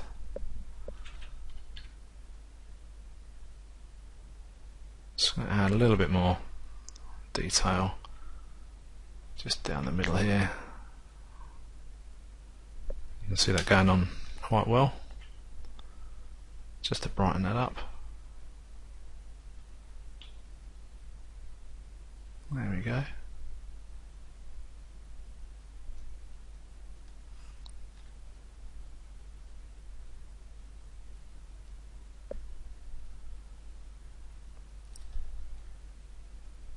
It's almost got a translucent kind of feel to it as well now, which is pretty good. So a lot of that's down to the material that we've got applied on the creature itself, but this ZBrush skin shader is very good.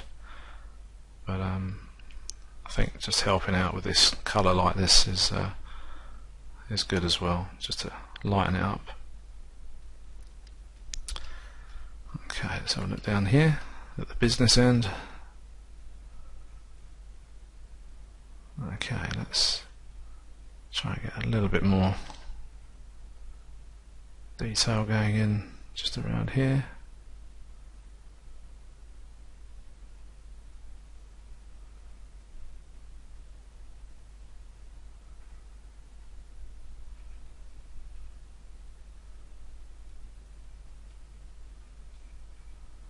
There we go. Okay. And that's that bit done. So what I'd like to do is just add a little bit more to the legs, just to break those up a little bit more, and we'll add some to the inside. Let's darken that up. Okay, there we go.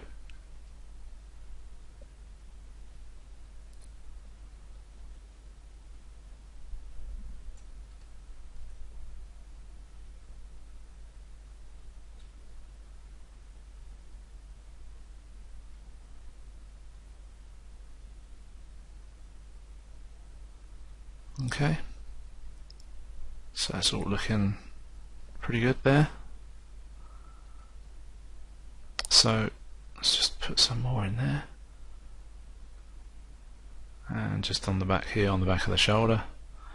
So you can see now, you know, with this pass of colour being added, it's made a bit of difference. So it's enabled us to, you know, start to pull the shapes out of the creature. I think, you know, let's do these bits as well. Just come down the front, and what I'm going to do is just darken this colour and just start running some of the, by dragging the brush very slowly, and that's giving me more intensity as well, because I'm pressing down now on the brush, got the brush pressure on, whereas before it's just sort of skipping over the surface quite lightly. So with this now, you know, I'm really applying it quite hard now. So just want to get some more sort of details generally there.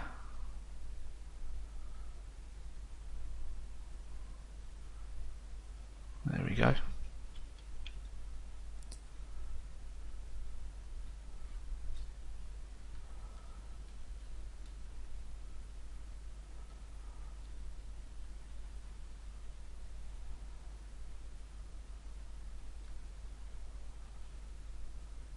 There you go. So just trying to darken that up on the inside of the leg there.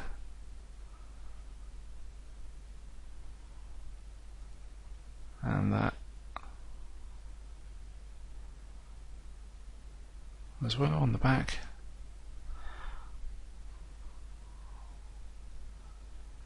And I'm just going to increase the brush size just a little bit. Just run a little bit more colour on that underside, just to darken it up a bit. There we go.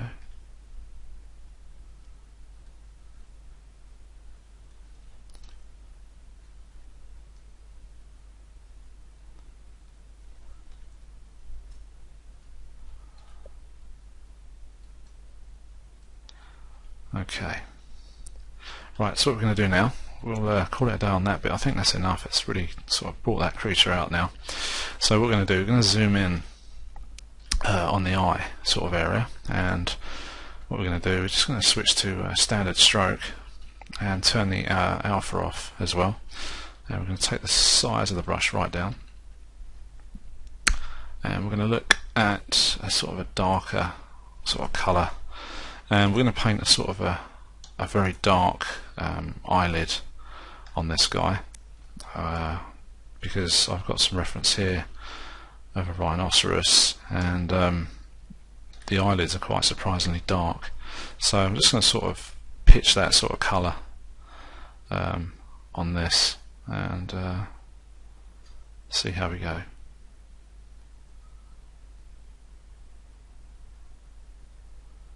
So it's quite low on the lower lid as well, and also not forgetting the inside.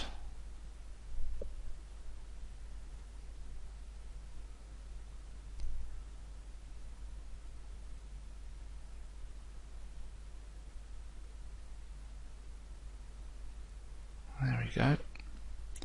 And as it comes towards the top, it sort of fades off.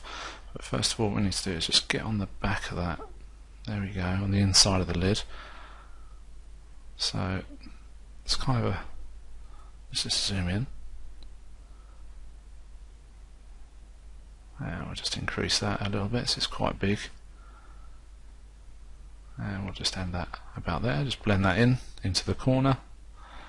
And then this one goes to about there, and then that one to there. Okay. So what I want to do now is I'm just going to hit C on the keyboard and just run the cursor over, and you can see the colour palette here on the right goes a bit mad. That means it's choosing a different colour.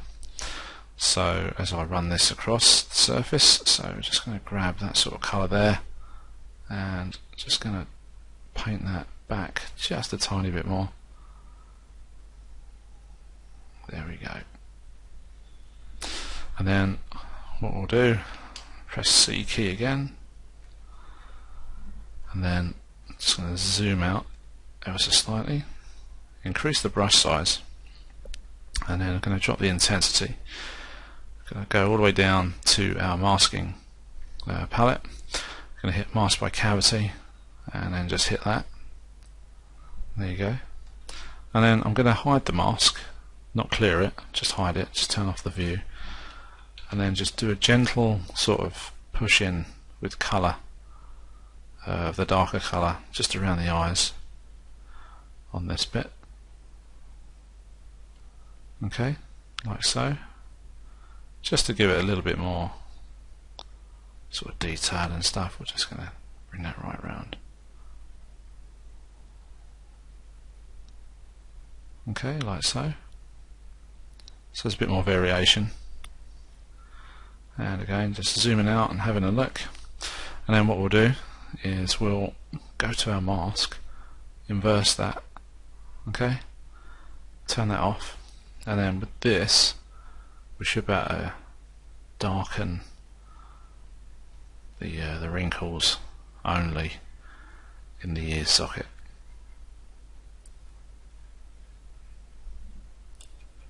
So if we just go and grab a bit more intensity, okay, and we'll do the same sort of around here. We'll just darken up these areas around here, okay.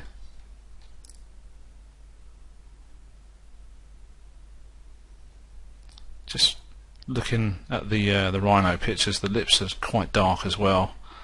So once we've done these crevices and cavities and stuff, we'll just sort of run a dark brush very slightly just along the top there.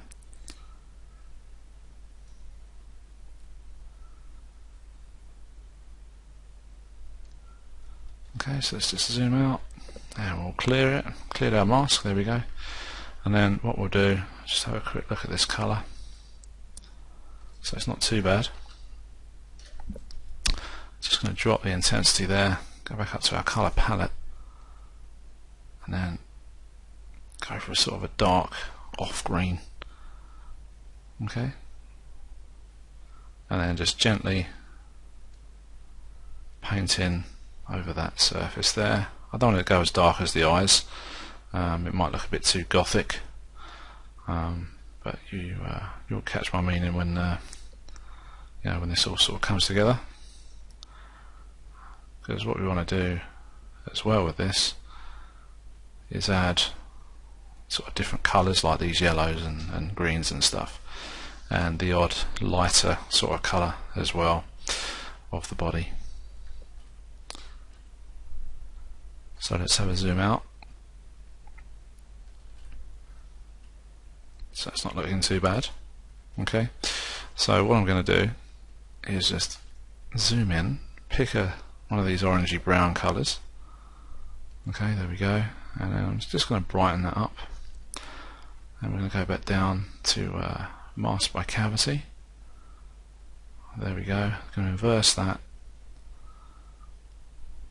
hide the mask, and I'm just going to add this sort of, just do our auto save has gone on for our file. There we go.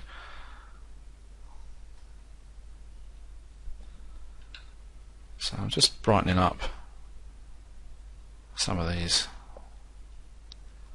sort of areas as well.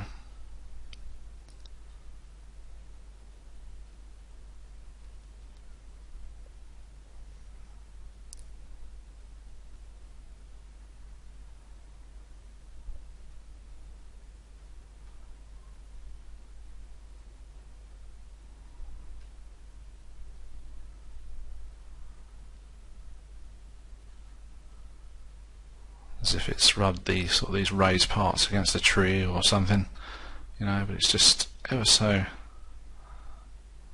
well, a little bit more lighter, and just trying to help pick out these raised areas.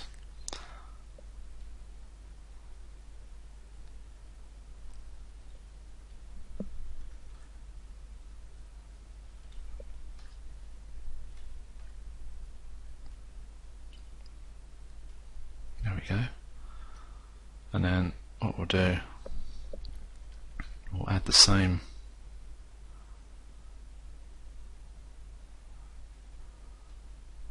around the mouth, I think, just a little bit. Let's just go and get the colour, just bring that up a bit.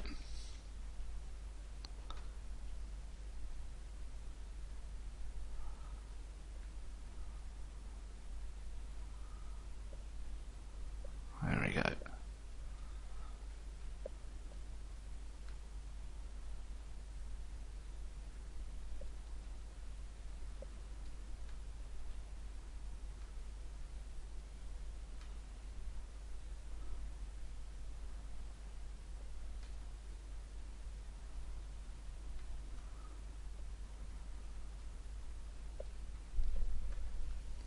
Okay, I'm just going to add a little bit around the horn area there. I know I said we were going to do that once we come to doing that area anyway, once the horn goes in, but I'm just going to add some to it now anyway.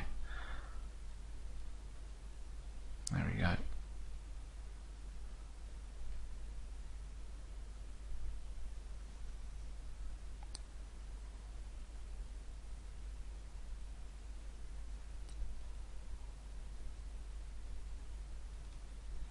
Okay, there we go. So we're almost at a close for this particular chapter. So what I want to do is just going to come in here, and we're going to start to add a little bit more gunge to the creature in all these sort of areas around the nose and stuff. So let's just get rid of that mask, and then let's just start painting some of these yuck pieces on this. Let's turn off X symmetry. We've done it all to look exactly the same. So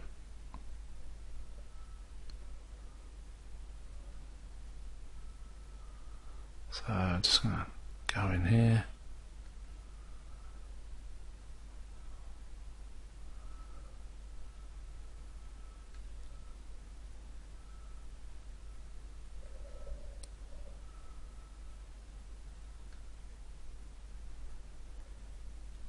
Okay.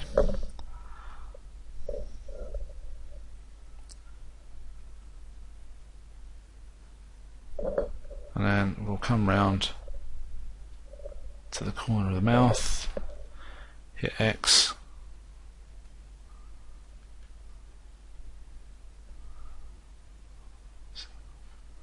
so we've got our symmetry on.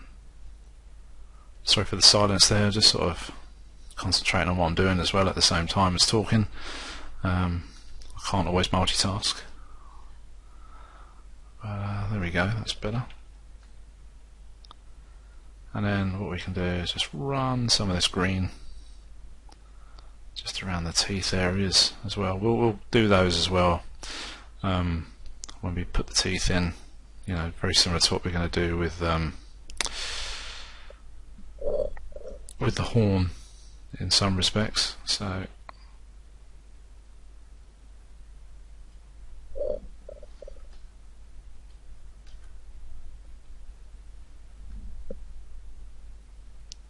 let's just turn that off.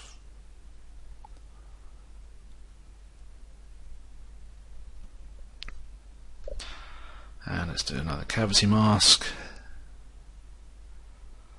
Okay, and then let's just add some green in some random areas. Not too harsh, but just enough to break it all up.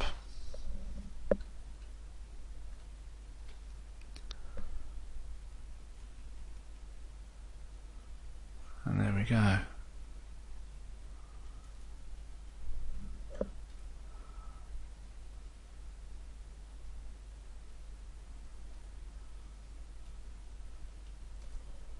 Okay, so it's looking pretty good.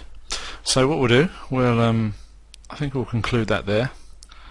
We can always come back and just sort of add a few more bits and pieces. Let's just have a look at that with some brighter. But yeah, we'll call that a day with this chapter, and in the next one we'll just carry on, and we'll probably start off with the horn and go from there. So I'm going to stop here, and I'll see you in the next chapter.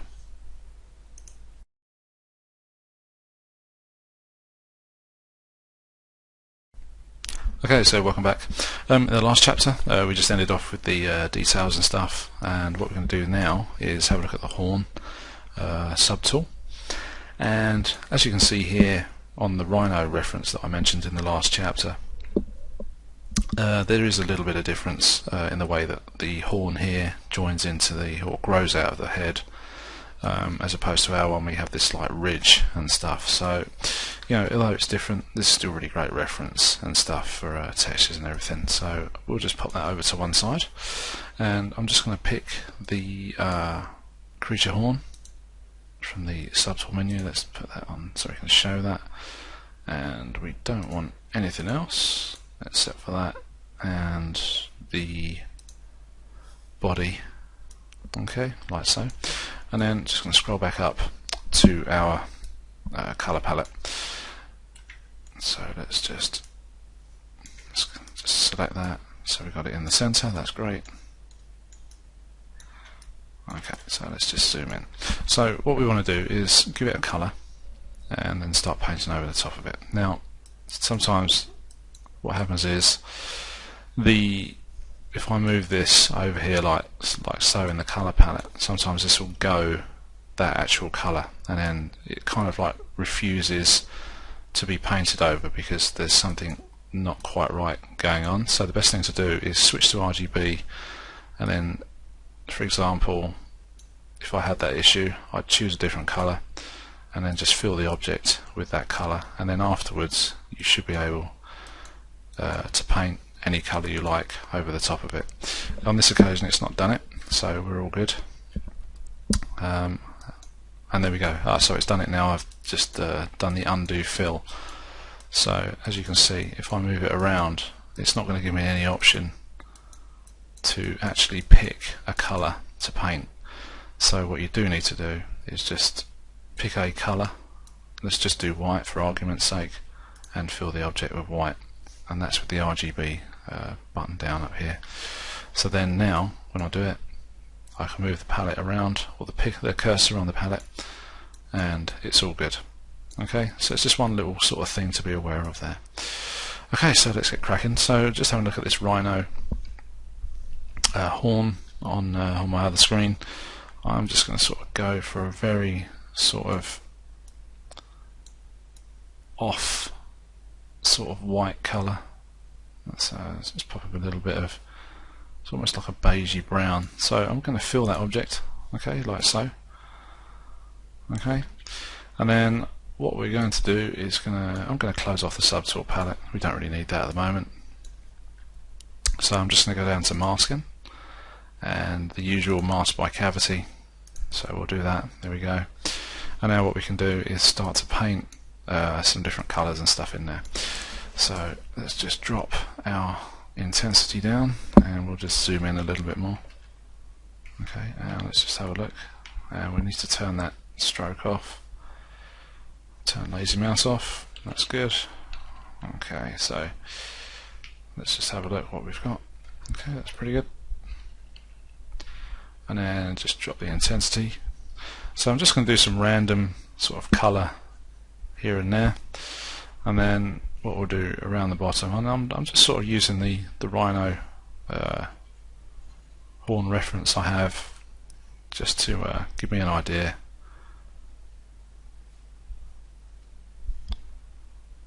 And let's just zoom out a little bit.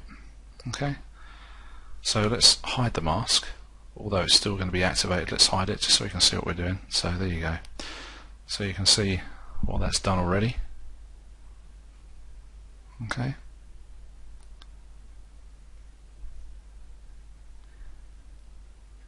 Okay, so let's go back up and let's choose a darker colour. Now what I'm going to do is start to try and sort of blend it, if you like, with the sort of the skin part here, as if it's all sort of grown out of there, which it has done. But just try and add a little bit more realism to it.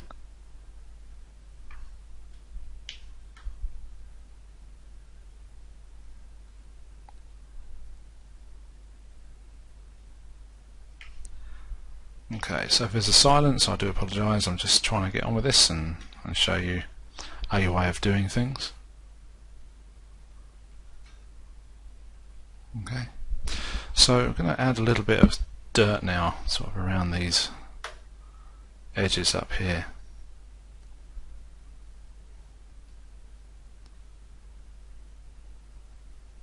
There we go.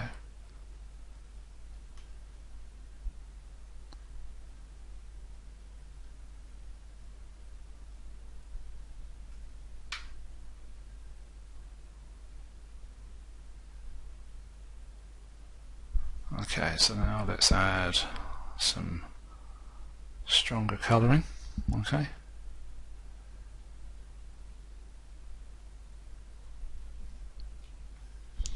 So again, I'm just copying or sort of simulating what is going on in the picture here.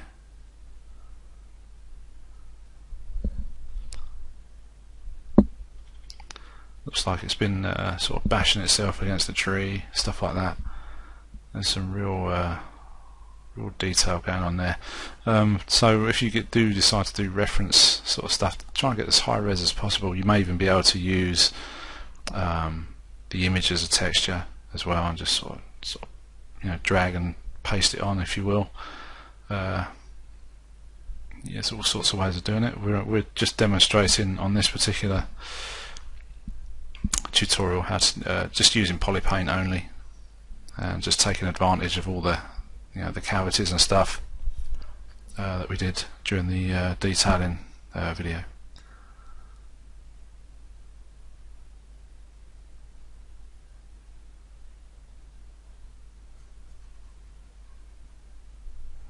There we go.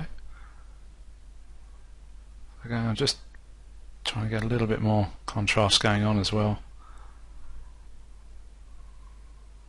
Okay, so what we'll do, we'll go down to the masking and we'll inverse the mask and we'll hide that as well, and then we're going to go and change the colour again.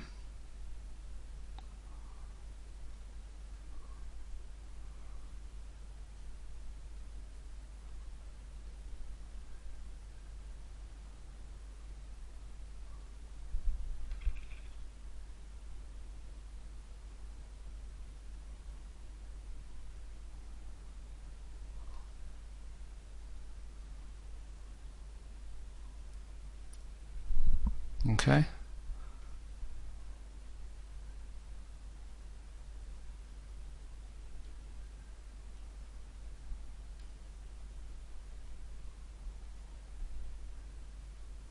So just trying to get some more dirt into these sort of groove areas and stuff. Just pick those out. Just do different sort of pressure sensitivities as well on those, you know, so you don't have to do them, you know, harsh like that all the time.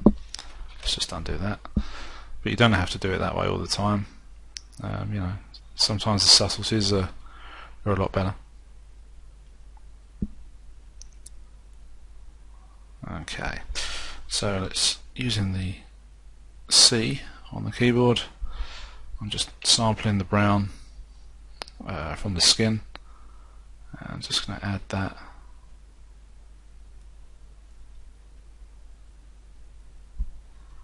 And let's clear the mask.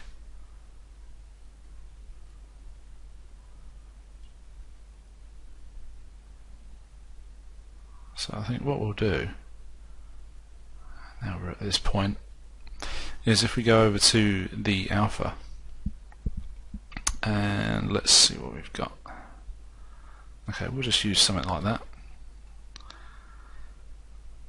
And what we'll do is use drag rectangle. In fact, we'll turn the alpha off and we'll choose a texture instead. There's a couple of sort of dirty, sort of muddy type ones here, so we'll just use those very, very sparingly, and just need to turn up the intensity a little bit.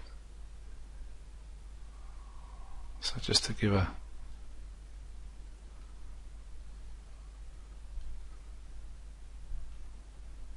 that's better. Again, it just adds to it.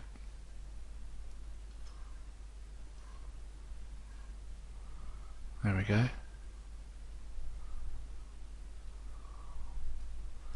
And what I think we need to do is a little bit of white going on. Looks like sort of like white chipping and stuff. So we'll move our colour picker and we'll just take the brush size down and we'll go and get our freehand stroke.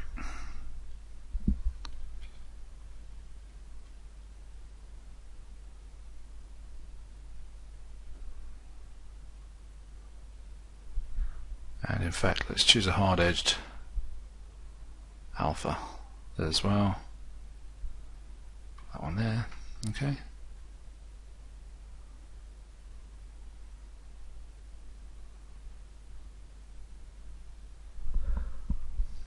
So some of this is just around the bottom as well.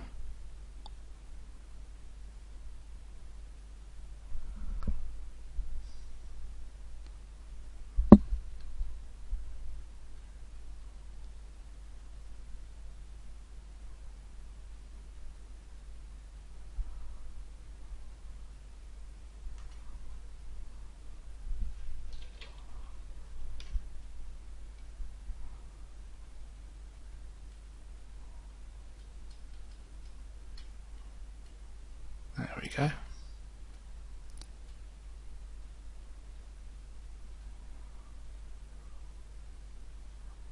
In fact, let's darken that area down a bit.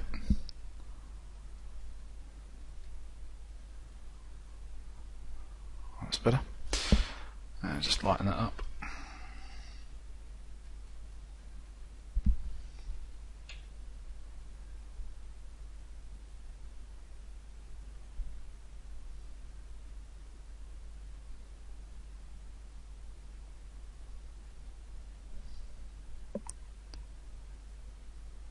And there we go. Okay. Again, I'm just getting through this quite quickly for the sake of the tutorial, although, you know, I still want to make a good job of it for you, just so you can see what you can achieve. Okay, so that's not too bad.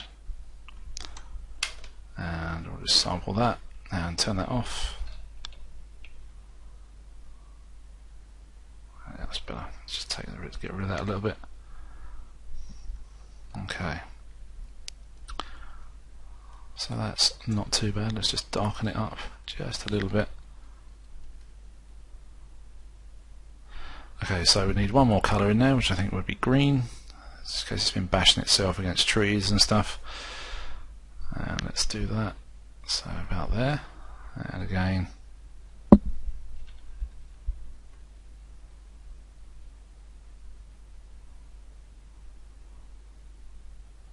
Just doing some random strokes on here. Okay.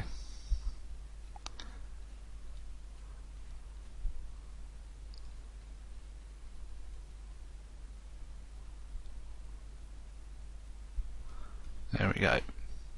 So let's just zoom out, have a look. Good, it doesn't stick out like a sore thumb. It's looking pretty good. And let's just add a little bit there as well. Okay, so that should pretty much cover the horn. And while we're on the horn there, let's just open up the subtool and select the creature layer as well. I think what good thing to do is just add a bit more sort of matching colour from the horn to the surface of the creature skin, just so it's all sort of blended in a bit better. I'll just turn off symmetry just by hitting X on the keyboard. So let's just blend this in.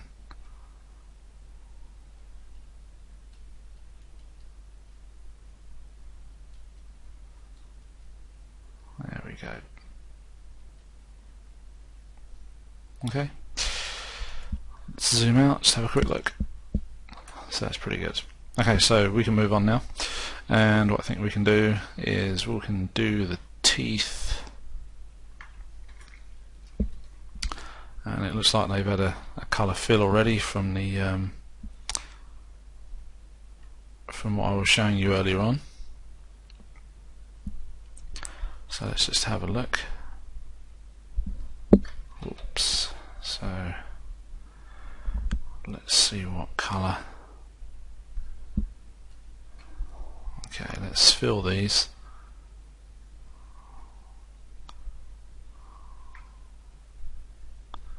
Okay, so now we've got to do the top ones, and we'll fill those as well. Okay, so now if I move the cursor around, it's all good. Okay, so what I'd like to do is just pick a different colour. Again, do something very similar as to what we did with the horn piece. Okay, and I think we need to come up there just a little bit, and we'll fill those when it does it.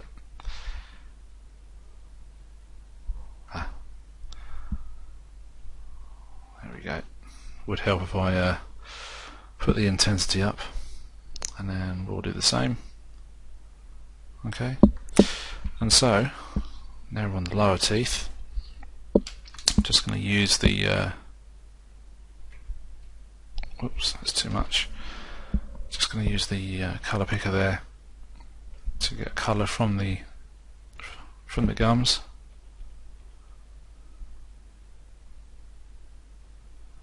And we can start to paint this in, and we do want X on as well. And just increase the intensity. Let's take that Z intensity down. Sometimes frightens me when that's on, because you may hit a button here and there and start sculpting when you don't want to be.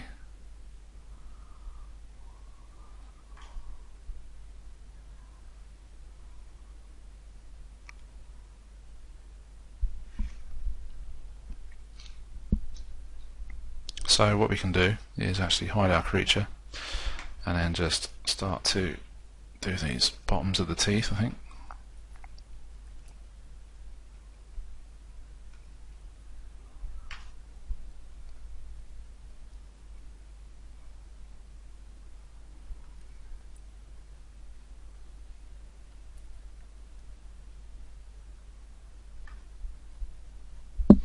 Let's just grab some colour there.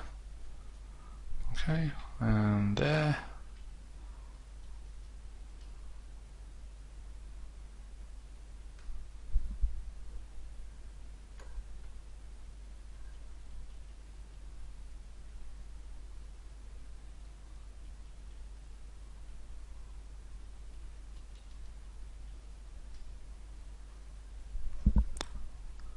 Let's just take that down. Let's just grab some colour from up here and start painting that out again. So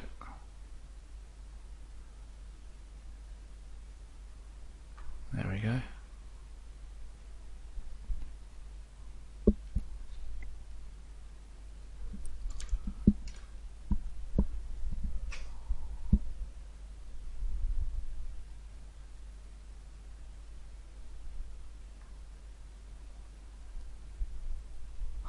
Okay, so let's do the upper teeth as well now, and we'll do the same thing. Start to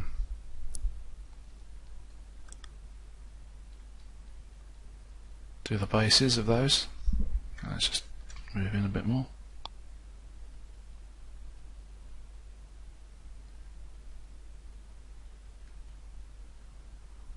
Okay, and let's go back to the lower teeth. And we'll put on the creature just to see how it's getting on. Okay, so now we want to start to decorate these up a bit.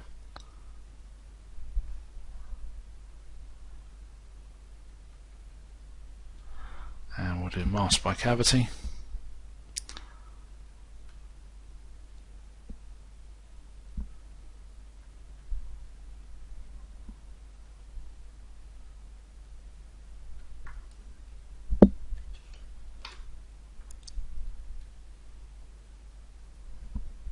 Let's just go and grab some colour.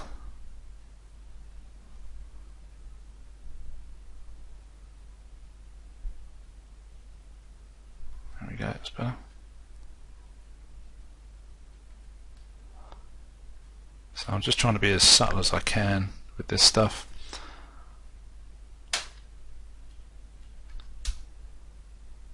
Let's take the intensity down, it's a bit too high on that. There we go, that's better. And just increase it towards the bottom.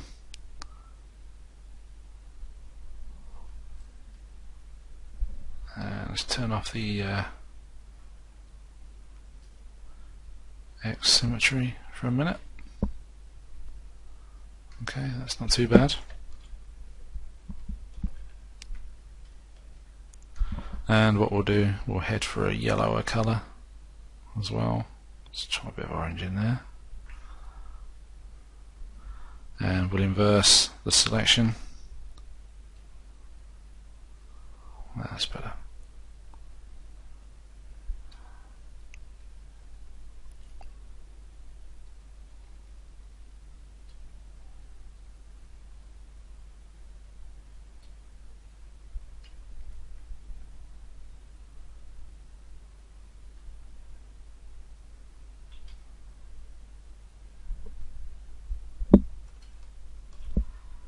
And then go back to the subtool and want the upper teeth, and what we'll do, back down to mask by cavity and hide it. So again, it's quite repetitive, but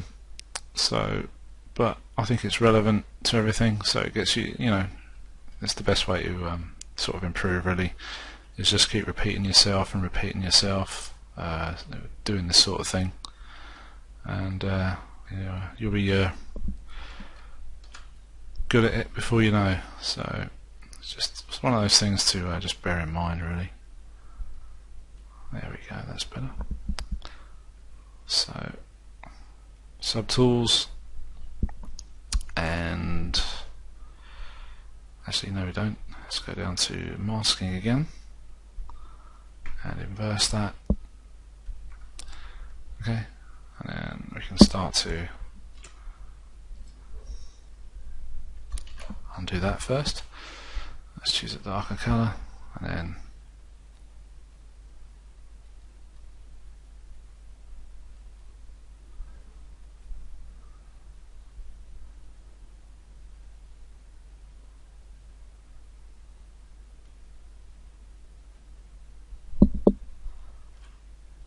there we go.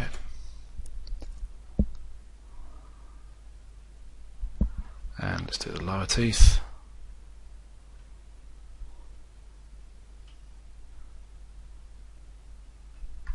Okay, so where's the mask again? There it is. And then inverse and hide. So again, all I'm doing is just picking this stuff up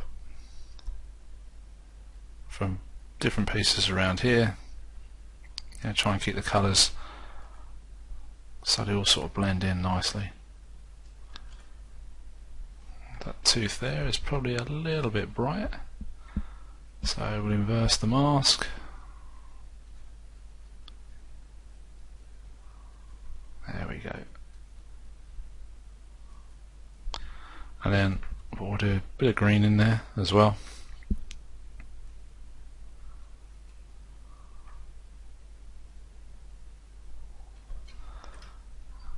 And that's all pretty good. So what I think we should do is just finish off the top row here, and then we can move on, just add a little bit more detail. I think what we can do is probably head down and do the bases of the feet as well in this chapter. So let's finish the top teeth. So down to our subtools, and all I'm going to do, in fact let's hide the creature,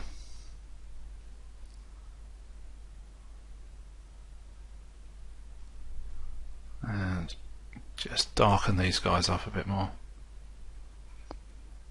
And let's clear the mask. I think we've got a mask on there.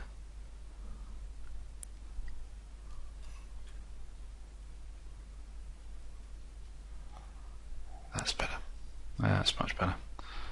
Great.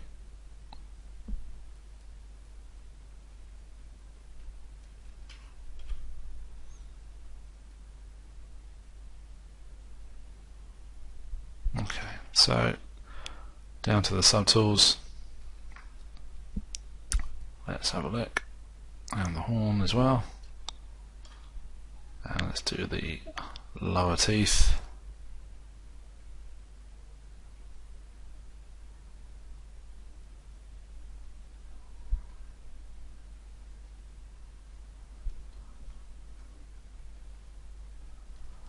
Okay, and we'll just zoom out, have a look. So that's all pretty subtle. In fact, what I might do is just choose a colour from there.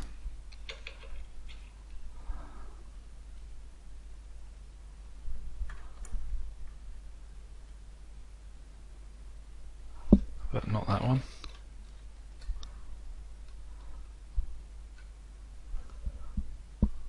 Let's go a little bit lighter. And what I'm going to do actually is just fill the object with white, but at a low intensity.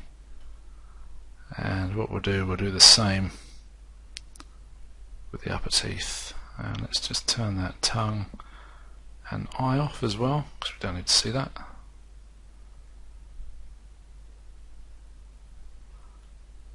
Okay, and we'll just fill the object. That's better.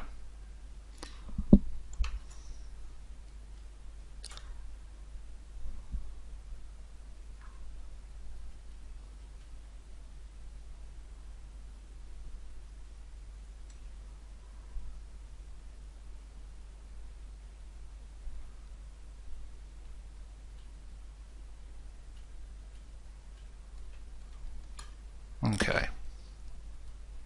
Good. Okay, so let's move down to the bases of the feet. I know we didn't do any type of detailing and stuff, but let's just finish this off anyway. So what I propose to do is, if we go to the strokes, get the drag rectangle, go to the alpha palette, and the one we want is the one that looks like cracks, which is this one here. So what I'm going to do is just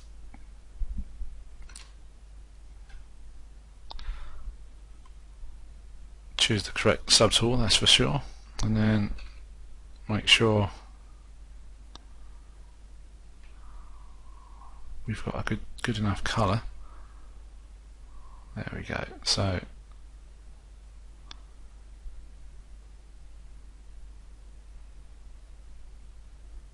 just going to make these look quite cracked, just using these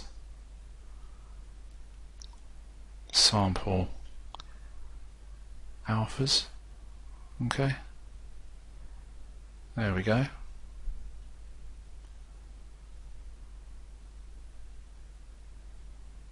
And let's just increase the intensity a little bit.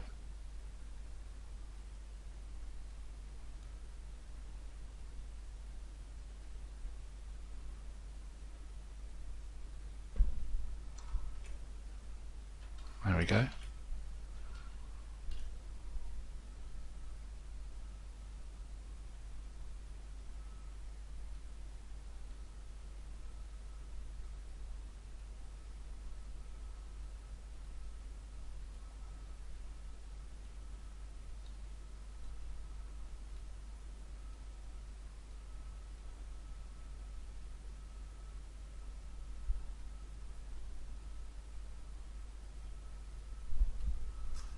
And we'll just choose a different colour. You have to excuse the silence. There's not really a lot I can tell you while doing this, because it's just the same thing over and over. All I'm doing is just dragging the brush across the surface, and that's it really. But let's just sample some of that colour there. I quite like that one there. Let's have a look. That's better.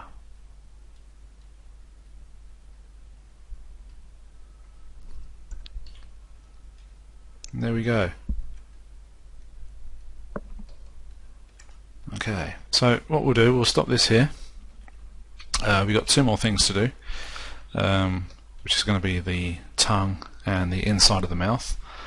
And actually, we could probably do the eye as well. Actually, I did plan to do it over in Photoshop, but I think for the sake of the whole exercise, we'll just do the entire thing within ZBrush with Polypaint. So, three things to do. I think the next chapter will do the tongue, like I said, and the mouth cavity, and then we'll just use one chapter or a small chapter to do the eye, and then that will conclude the Polypaint. And then what we can do after that is get all our maps exported out and back into Maya, and we'll have a look at the maps as well in Photoshop, and we'll show you how to output multiple tile maps within ZBrush. There is one setting that's really easy to use, and we'll be using that. So we'll end that here, and I'll see you in the next chapter. So cheers for now.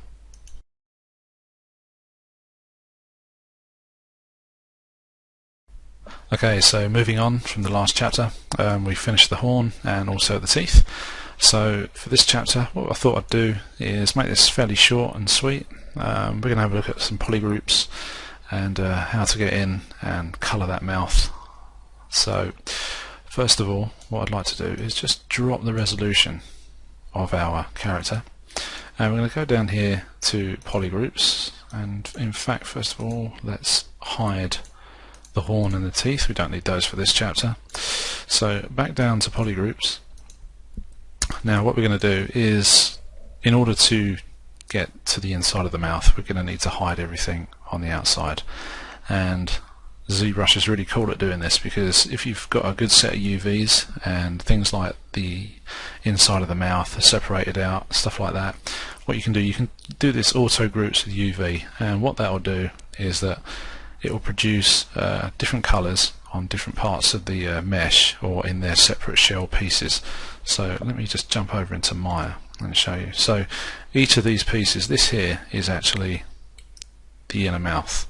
So because it's separate from the rest of the head, this is going to be assigned a different colour in ZBrush, and this is why it calls it polygroups with UV. So it's going to assign a different colour to each of these shells, and hopefully give us a better way to get to our inner mouth on the creature. So if you haven't already done so, and all your UVs are nicely laid out as we've just seen.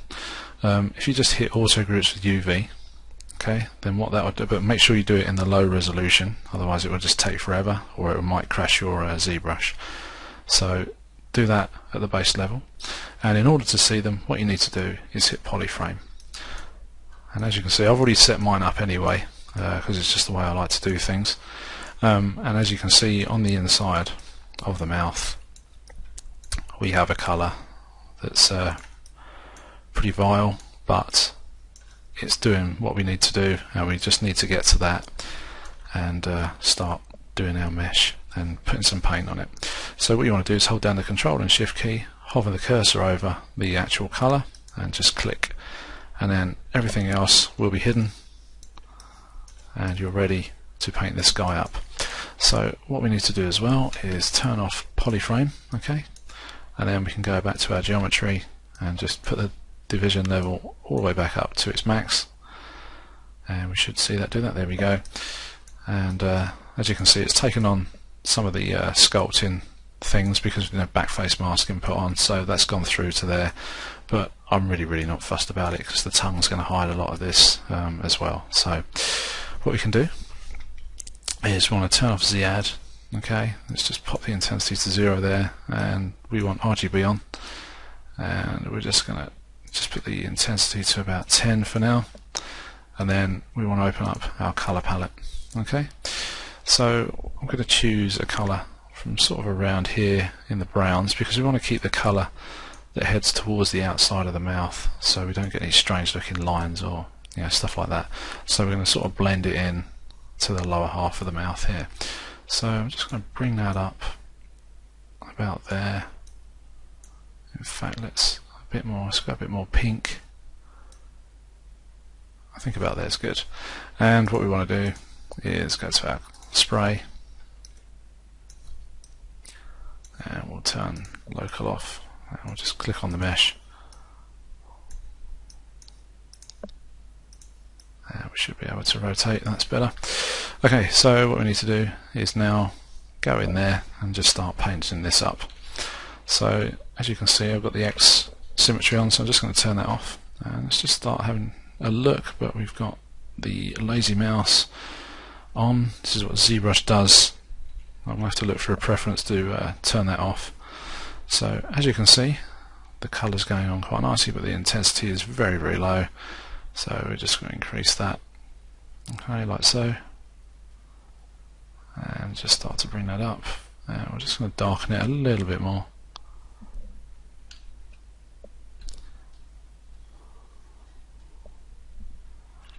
Just take the brush size all the way down, and what we'll do as well, we'll actually choose an alpha that we can sort of start spraying that in like so.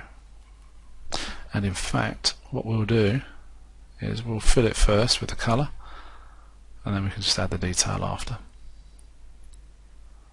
In fact, no, we can't, because we've got those outside pieces, so we're going to have to paint this, otherwise we're going to have all sorts of fiddly bits of masking to do. So we'll just head on in there and start painting this up. And as you can see already,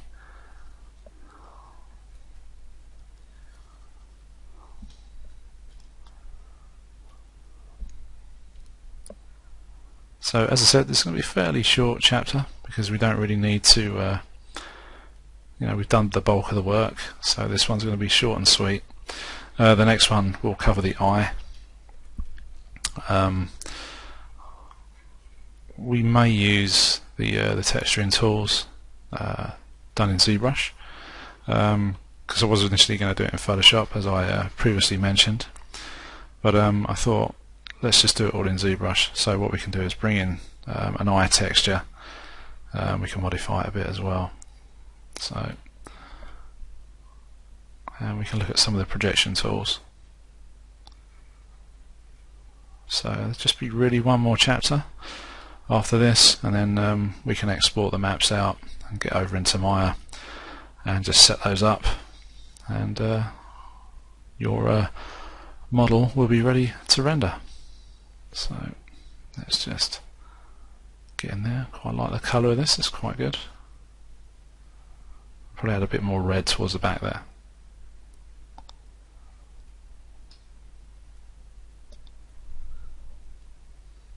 Now let's do the top.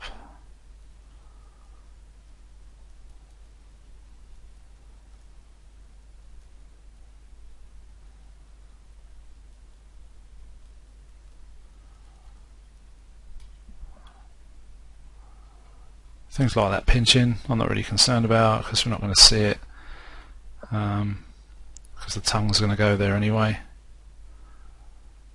Let's have a look, see how we're getting on.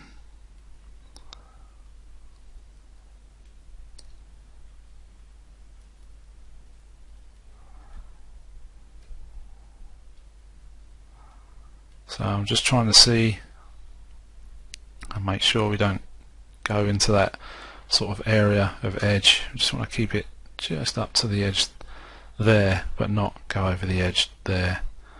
Otherwise we'll start interfering with the creature itself. Although we could touch it up afterwards, get a little bit more paint on the main body, but just for the sake of this tutorial we won't. So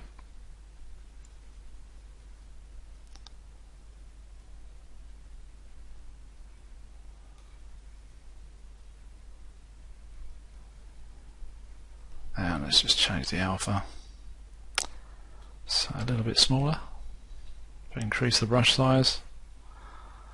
Well, that's better.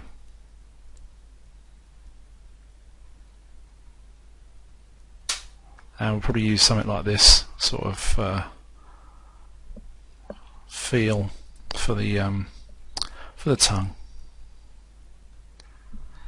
Let's just take the size down on the brush.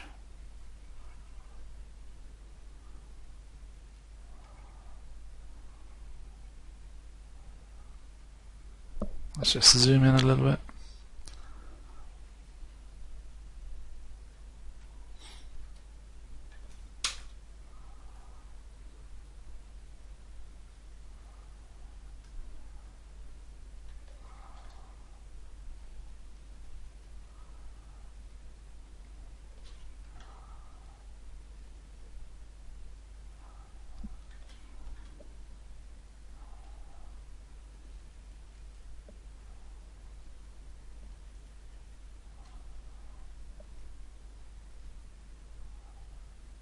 There we go.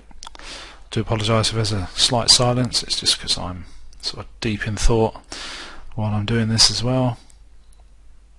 Obviously I'm just doing the same thing over and over, so there's no point telling you that I'm going around with a paintbrush and just colouring this area or colouring that area,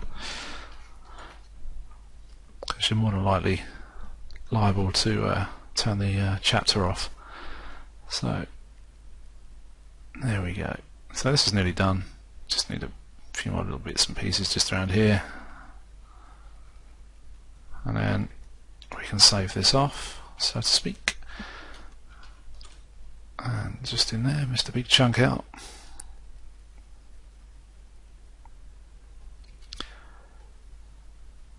There we go. So it's all looking pretty good. And just check around those edges just a little bit.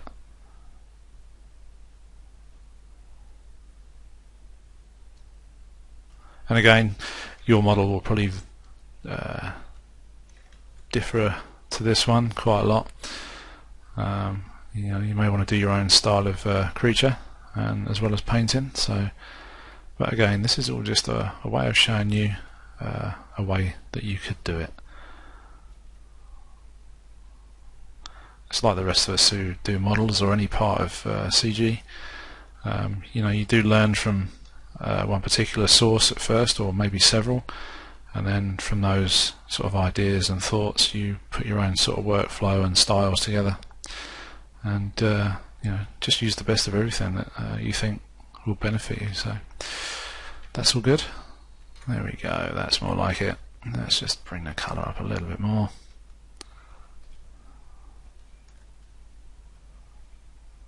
And there we go.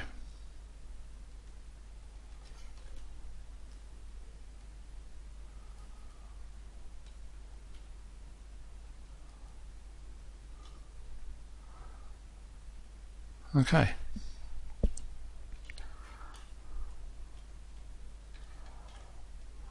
Just a bit more in there.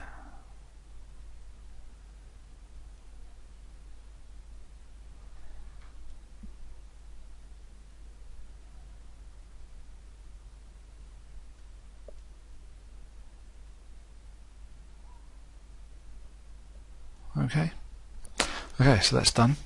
So what we want to do is show us the creature, and all you need to do is just Control Shift in the area and you should be good. Okay. And we can just have a look in there, so you can just about see the mouth cavity there, so that's all fine. So that's good. So what we want to do is go down to our subtools and turn on the tongue so we can see that. And if we go and turn off the creature, there's the tongue. And again, we're going to use a very similar method, but this time we're just going to change the colours a little bit. Let's just bring that up in colour. So what we need to do, we need to fill the object with that colour, so now when I move that cursor it's not going to change, so that's all good. So I'm just going to move down to this sort of pinky colour. Whoops, let's choose a bit more orange. In fact, let's go about that way. In fact, yeah, I prefer it out there. Okay, so if we do about there, and then we'll switch the colours, and then I'm just going to add a yellowy sort of colour to it now as well. And let's just check what that's going to look like. So that's going to take on most of that, so we don't want that to be like that too much. So it's a strange looking colour. Okay, so just a little bit of tweaking to do here. So I don't want to make the colours too saturated, so what we'll do, we'll fill the object with that colour, and then we'll head down to a darker sort of red, and then let's turn off that alpha. Let's see what we get. No, that's too strong. So we want to get this alpha here, so have a look, and just increase the brush size, so that's better. Okay, so we'll go with this, which I actually quite like.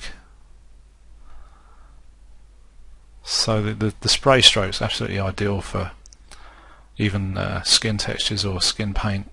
You know, it really is. It's very, very good because you can get all these types of effects out of it.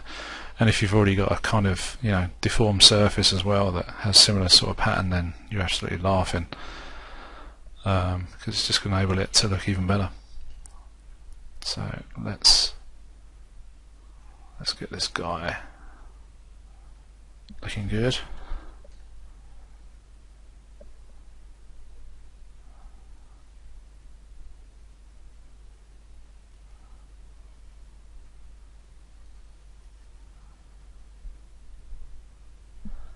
Let's just sort that out. Let's try, whoops, and go to this one. Nope. Let's just drop the intensity there a little bit. Just undo those.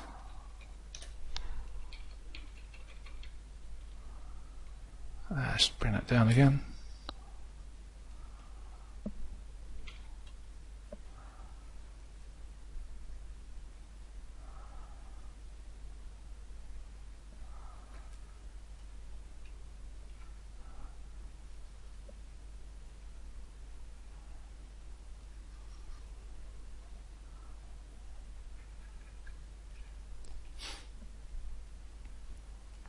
There we go, that's better.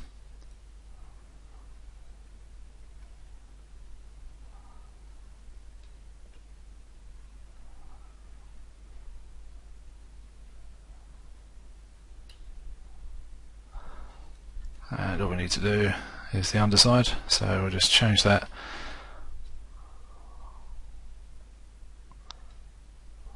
And just bring the intensity back up.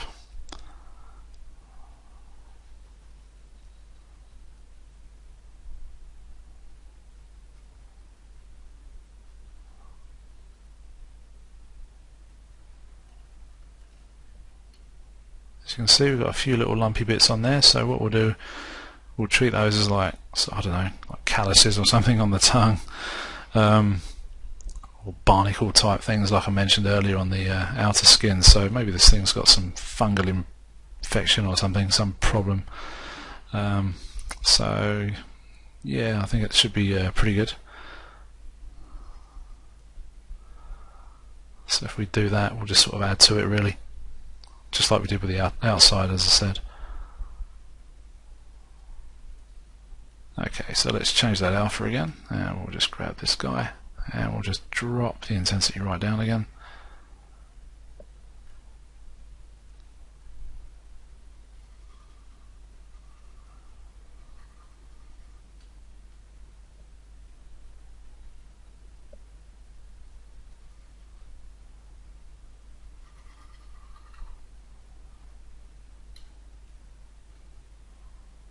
There we go. And just let ZBrush save. Okay, that's all good. And we'll just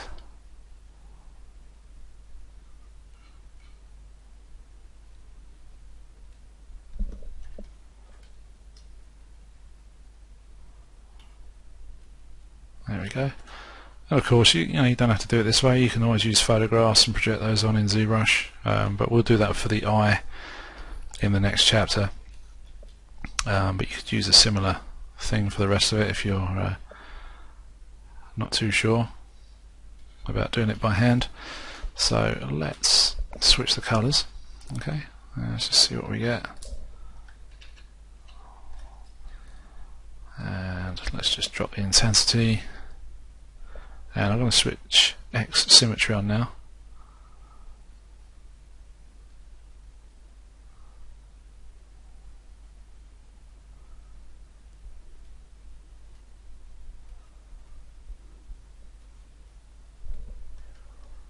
Okay, so that's started to liven that up a bit as well.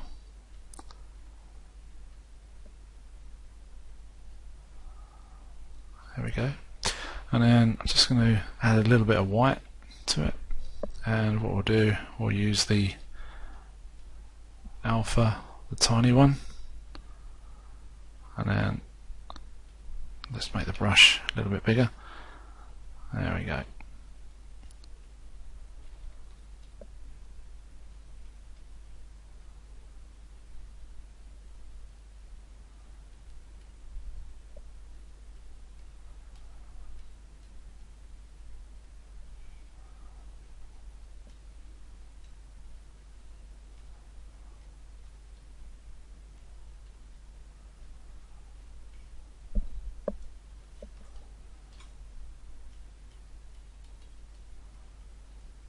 Okay, so we'll go back to the freehand brush, turn off the alpha, and we'll just have a quick look at adding a little bit of colour to those sort of callousy things. Let's undo that, turn off X, and we'll just head down to our masking, and mask by cavity.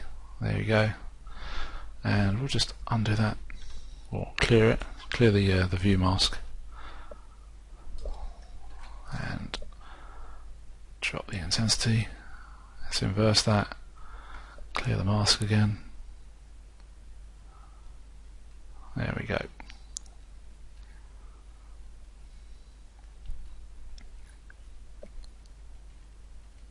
So I'll just add these bits of strangeness to it. Another one there.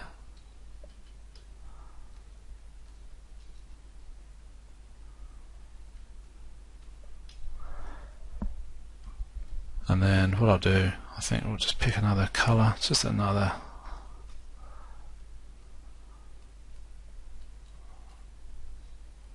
There we go, like so.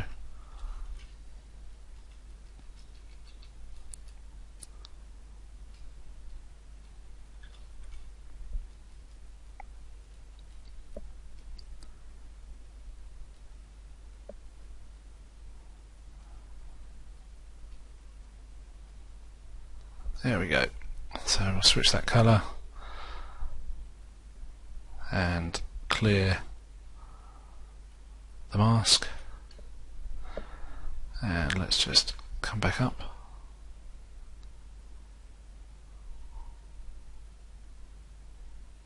And what we'll do is just drop the intensity, and let's just see what that's going to do.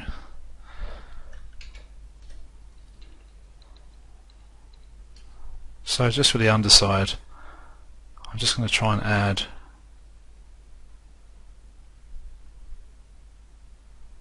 let's increase that a little bit more.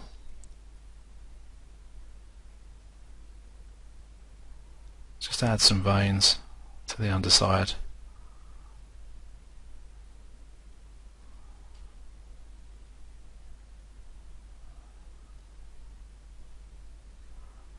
Just ever so slightly.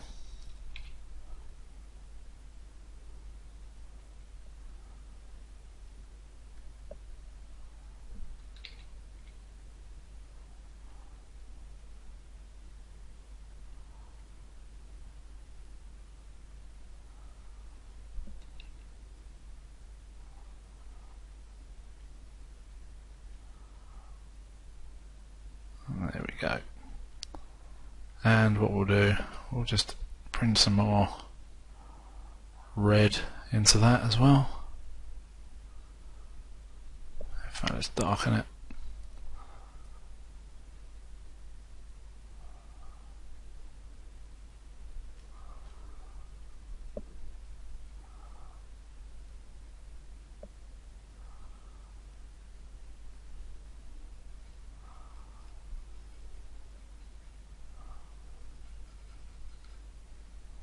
There we go.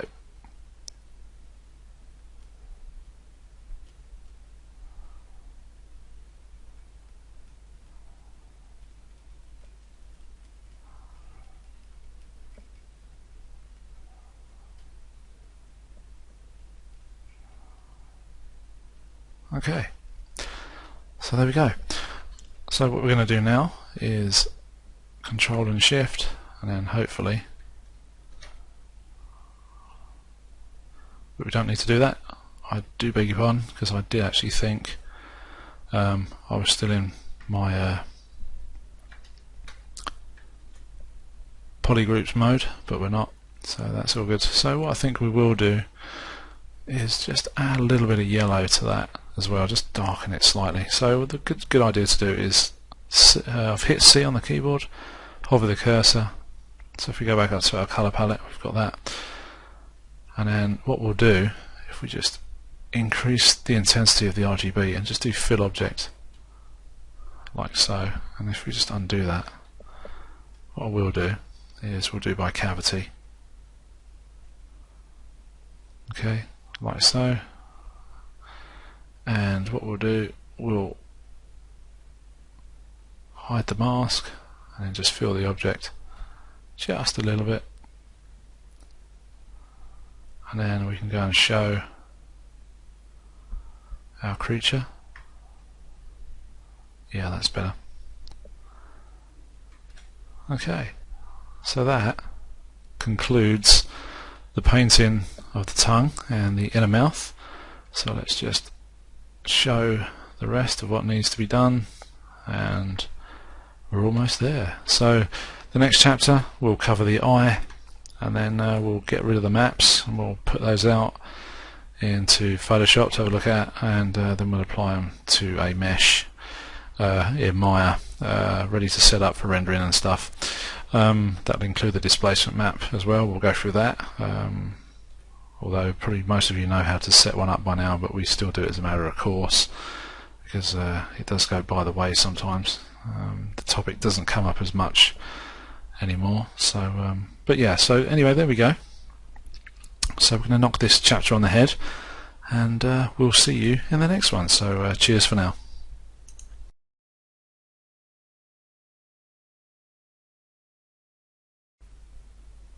Okay, so welcome to the last chapter. As you can see here, we've got our creature ready to go. What I'm planning on doing for this one is we're just going to concentrate on the eyes for this chapter, and then that's really pretty much done. And then what we can do, we can head on over to Maya and put all our maps onto our creature. I've already got a scene set up in Maya, but first of all we need to get these eyes sorted out. We're going to get some colour maps onto this. Let's just get these framed up. And there we go. Okay, so we're going to get some textures on these. We're going to use the spotlight tool or the spotlight wheel to get that done. So first of all, what we're going to do is just going to subdivide this guy. Okay, so we should have quite a few polys on there now. Let's see how many we've got. Can't really see it there. We've got around. Let's have a look. Can't see. So we've got 51,514, and I think what we can do is just go again for that. We should be around 2 million now. Yeah, 2 million. So that's more than enough to get a good resolution map out for these. So I'm just going to zoom out just a little bit and hit X just to make sure our symmetry is on, and then back over.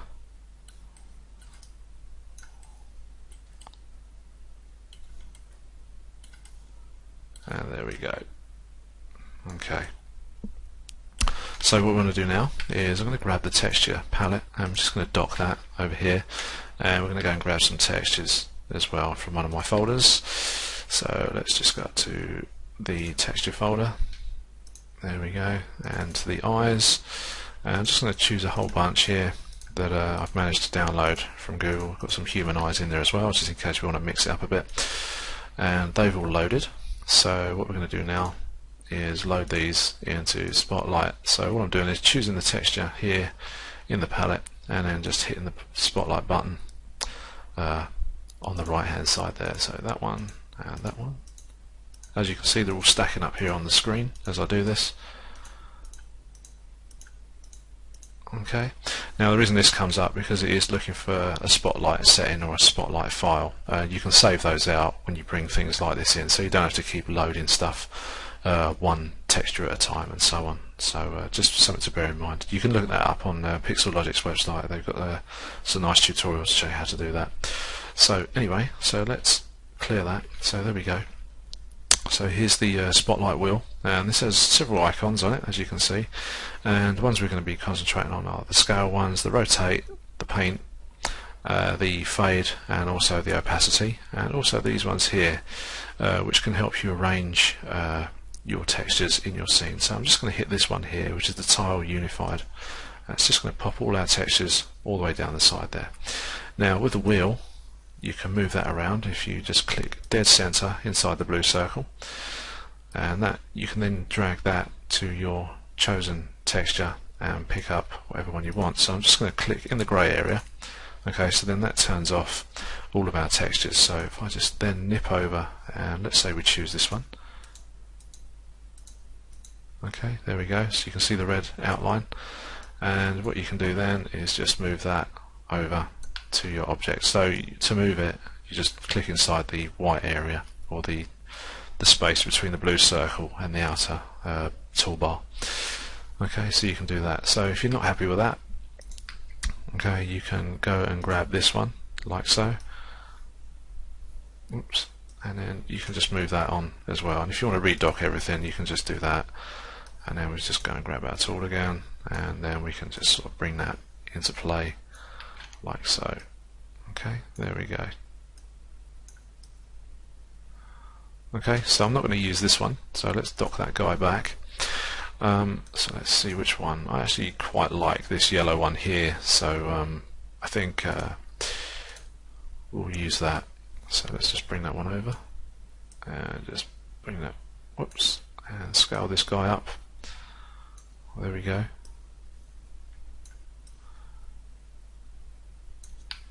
And also you do have control of the model as well. Let's just move that over. If you hit Z on the keyboard like so, in fact let's just bring that back up and just fade the texture out a little bit. There you go, and then just hit Z. You still have control of the model in the background. Whoops. Okay, there we go. Alright, so it's really pretty simple. And let's turn off lazy mouse. Looks like lazy mouse is on by default again.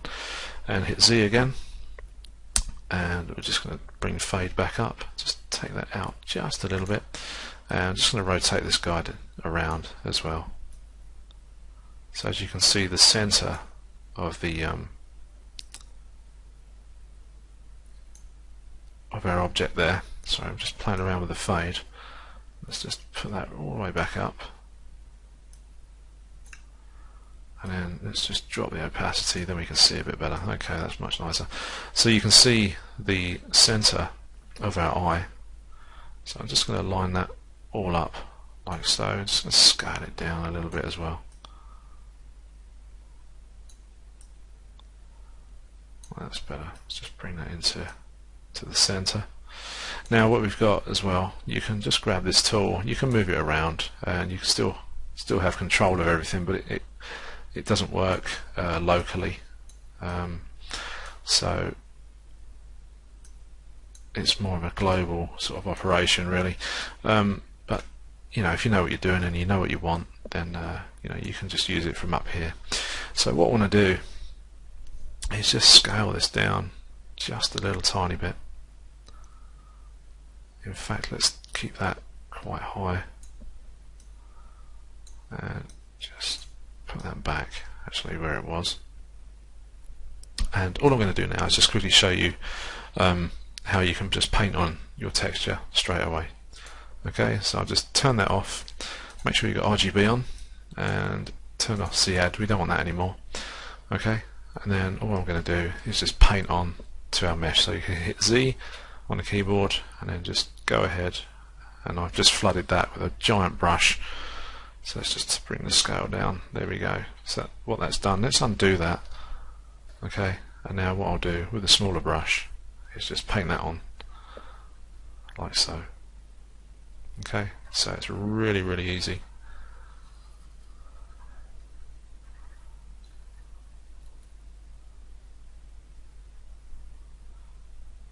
Okay, like so. Now if I rotate the model, you can see that. Okay, now the center doesn't line up exactly, but you know, it's a start. We've got a good start going on. And then you can just rotate the model, you know, and then just start to fill areas in. I know we've got these white spots, but you know, for now it's just for this tutorial. And let's just hit Z. Okay, bring our tool back up, and we can move our texture around like so. Okay, hit Z again, and we can just paint in areas that we want. Okay, and then again just rotate this guy around, and so on.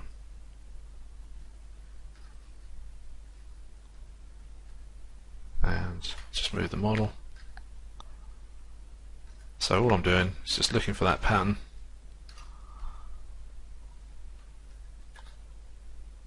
and then just painting that on like so. But at the same time, you know, I'm doing this fairly quick, so you know, you can take your time.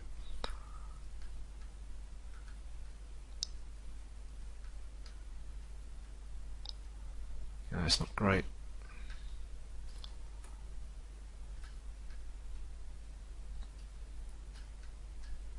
Okay, let's just move that back over there.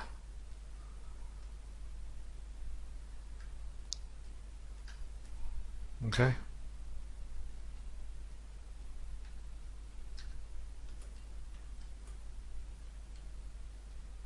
And of course you can scale stuff where you can move it and that will give you a good scale, or you can use the tool and that will scale it back for you as well.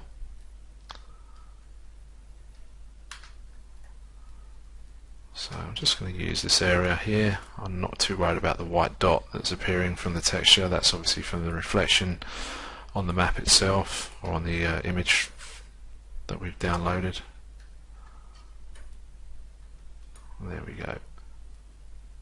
So you could go around and just retouch that as well.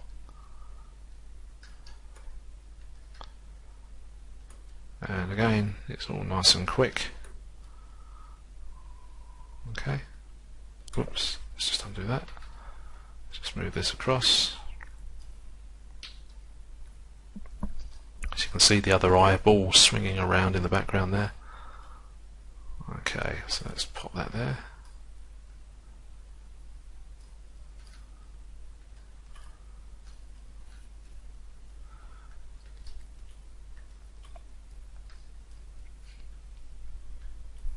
And of course, you can adjust your intensity if you want to blend stuff in.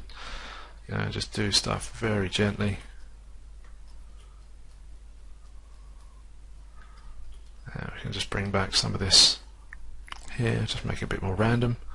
Get rid of those white spots as well. Okay. So what I'm going to do is I'm going to actually paint out the pupil area here in the center. Okay, so what we're going to do is just grab that, and that's gone. So I'm just going to a bit more work on there. Okay, and let's just tidy up this side as well. I'm just going to take the intensity back up, and I'm not too concerned about the back of the eye at the moment.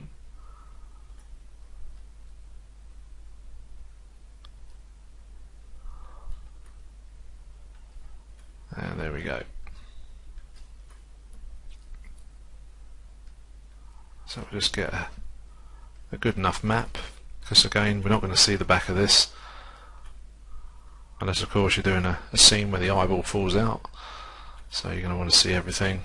And again, let's just finish that off quite neatly there.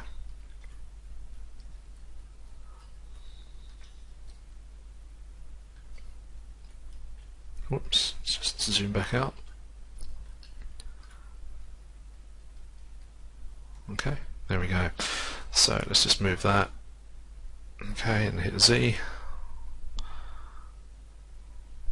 And let's just bring our opacity back. There we go. And then let's just tile everything back. So there's our textures. And I'm just going to turn it off. So there's our eyeball at the moment. Okay. So what you could do, let's say we turn on spotlight, and we go for that one there.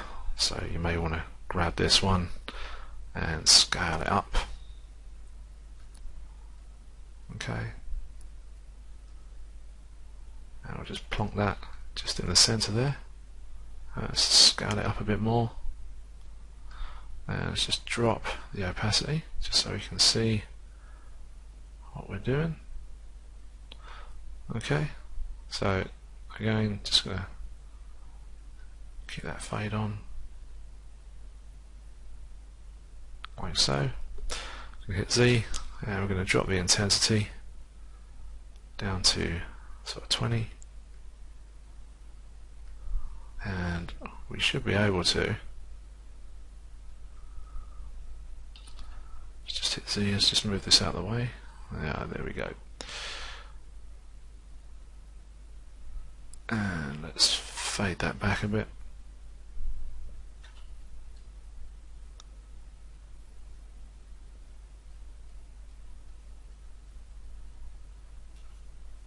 So I'm just going to add a little bit of strangeness to the eye.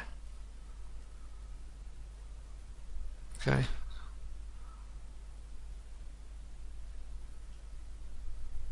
And just dock that back. Well, it's not actually that great, but let's undo that.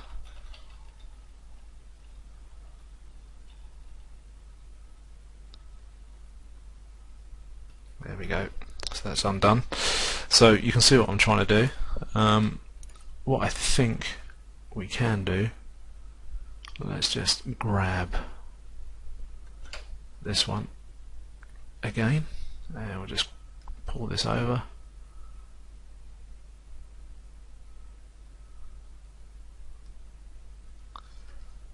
Just center that over there.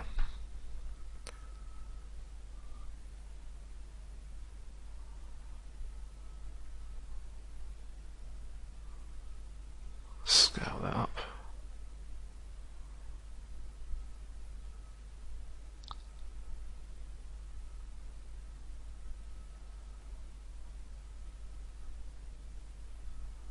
just a little bit more. Okay, and then hit Z, and then we're just going to cancel and just paint that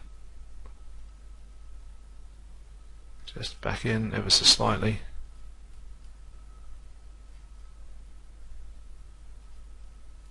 Just on there.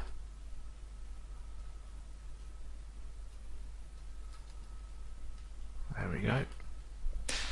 And then just grab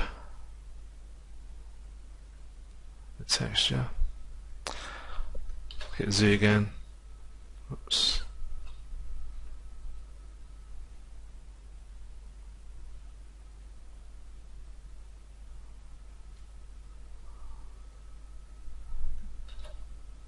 I'll just paint that back in.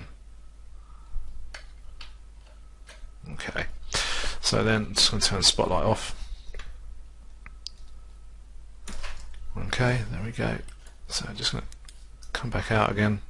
So as you can see, the other eyeball is done as well. I mean, you can take your time with this. I'm obviously bombing through this for the sake of the tutorial, but the other thing you can do as well, so if we just switch some colour, and we're going to dock this palette as well now, you can actually paint on this as well.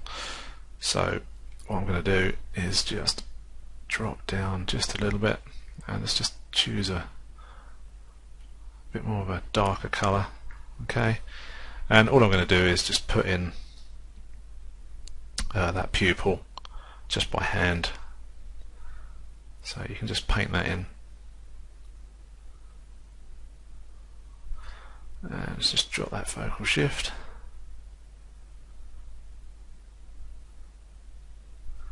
Let's find an alpha, something nice and sharp. There we go.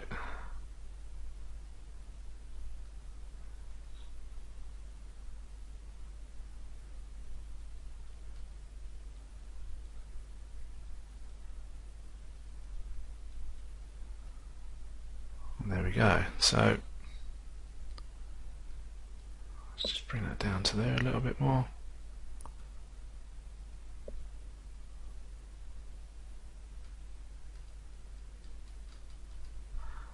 Okay, and there you go. So what we're going to do is just get rid of that palette, and we'll get rid of the texture one as well. Okay, and then what we need to do is have a look at our character or our creature.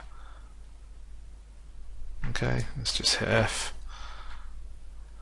and just have a look, and there you go. So you can see just in a few sort of short strokes, I mean, that's actually made the eyes pop a bit. We could probably take the colour back just a little bit when we come to render it and stuff like that over in Maya, but that really does just conclude the painting part for our tutorial. So what to do now is to generally get all our maps out, and what we're going to do, we're going to head up to here to the multi-map exporter. Okay, and here you're going to get a list of whichever you want to export out. So you've got things like displacement. Let's just wait for that to save. So let's just go back there. So you've got displacement, vector displacement, which we're not using at all anyway for this, normal map, texture from polypaint, ambient occlusion, cavity, and export mesh as well if you want to do that. So just for this sake of this exercise, I'm going to actually export out the color maps for the body. So what you want to do is click on the subtool palette like so, and if we just head on up to our multi-map exporter, we'll just choose 2048 as our size. Map borders I've got set to 4.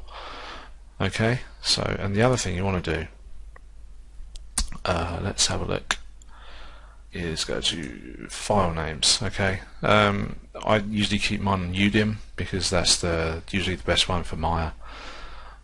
You will get a bunch of other stuff as well on here, so if you just click on these, UU, VV and so on. Okay, and UDIM one is usually you can pick that up if you're using layered shaders or textures and stuff like that, so that usually just goes straight in if you type that. for the UV tile ID format. I won't be doing that for this particular tutorial because we're not set up that way for it, but we will cover that in another one, I'm sure, at another time. So I'm just going to hit OK on that, and all we're going to do is just go to the Z plugin and create all maps. Okay, so this is going to ask me where I want to keep these, so I'm just going to go and find our creature. Okay, there we go, creature textures, and let's make a new folder. So we'll call it creature final textures. Okay, and then we'll open those up, and as you can see here, we've got creature.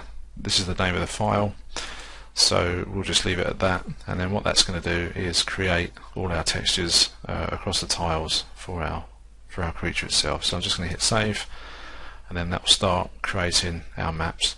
And you may have noticed I haven't actually lowered the resolution of the model. That's because I want to keep the maps looking really good. So, and it will have an effect if you do lower the resolution of that. You'll get a lower resolution, or a lower quality, should I say, map if you do that. So what we need to do now is just wait for these to export out, and then here you can see that ZBrush is dividing the mesh into its tiles and exporting the appropriate maps out for those areas. So there you go, it's got the body and the legs. I think the head's already done, and then once this is done it will tell us.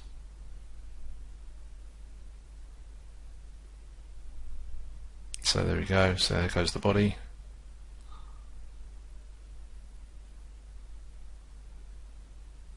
All the maps are done, so it's taken 1 minute and 36 seconds. So what you want to do is run through all your maps like this, and don't forget to click on each of the layers that you want to export, and then once that's done we can hop over into Maya. So I'm going to pause here and export all the other maps, and I shall see you shortly over in Maya, so won't be a moment.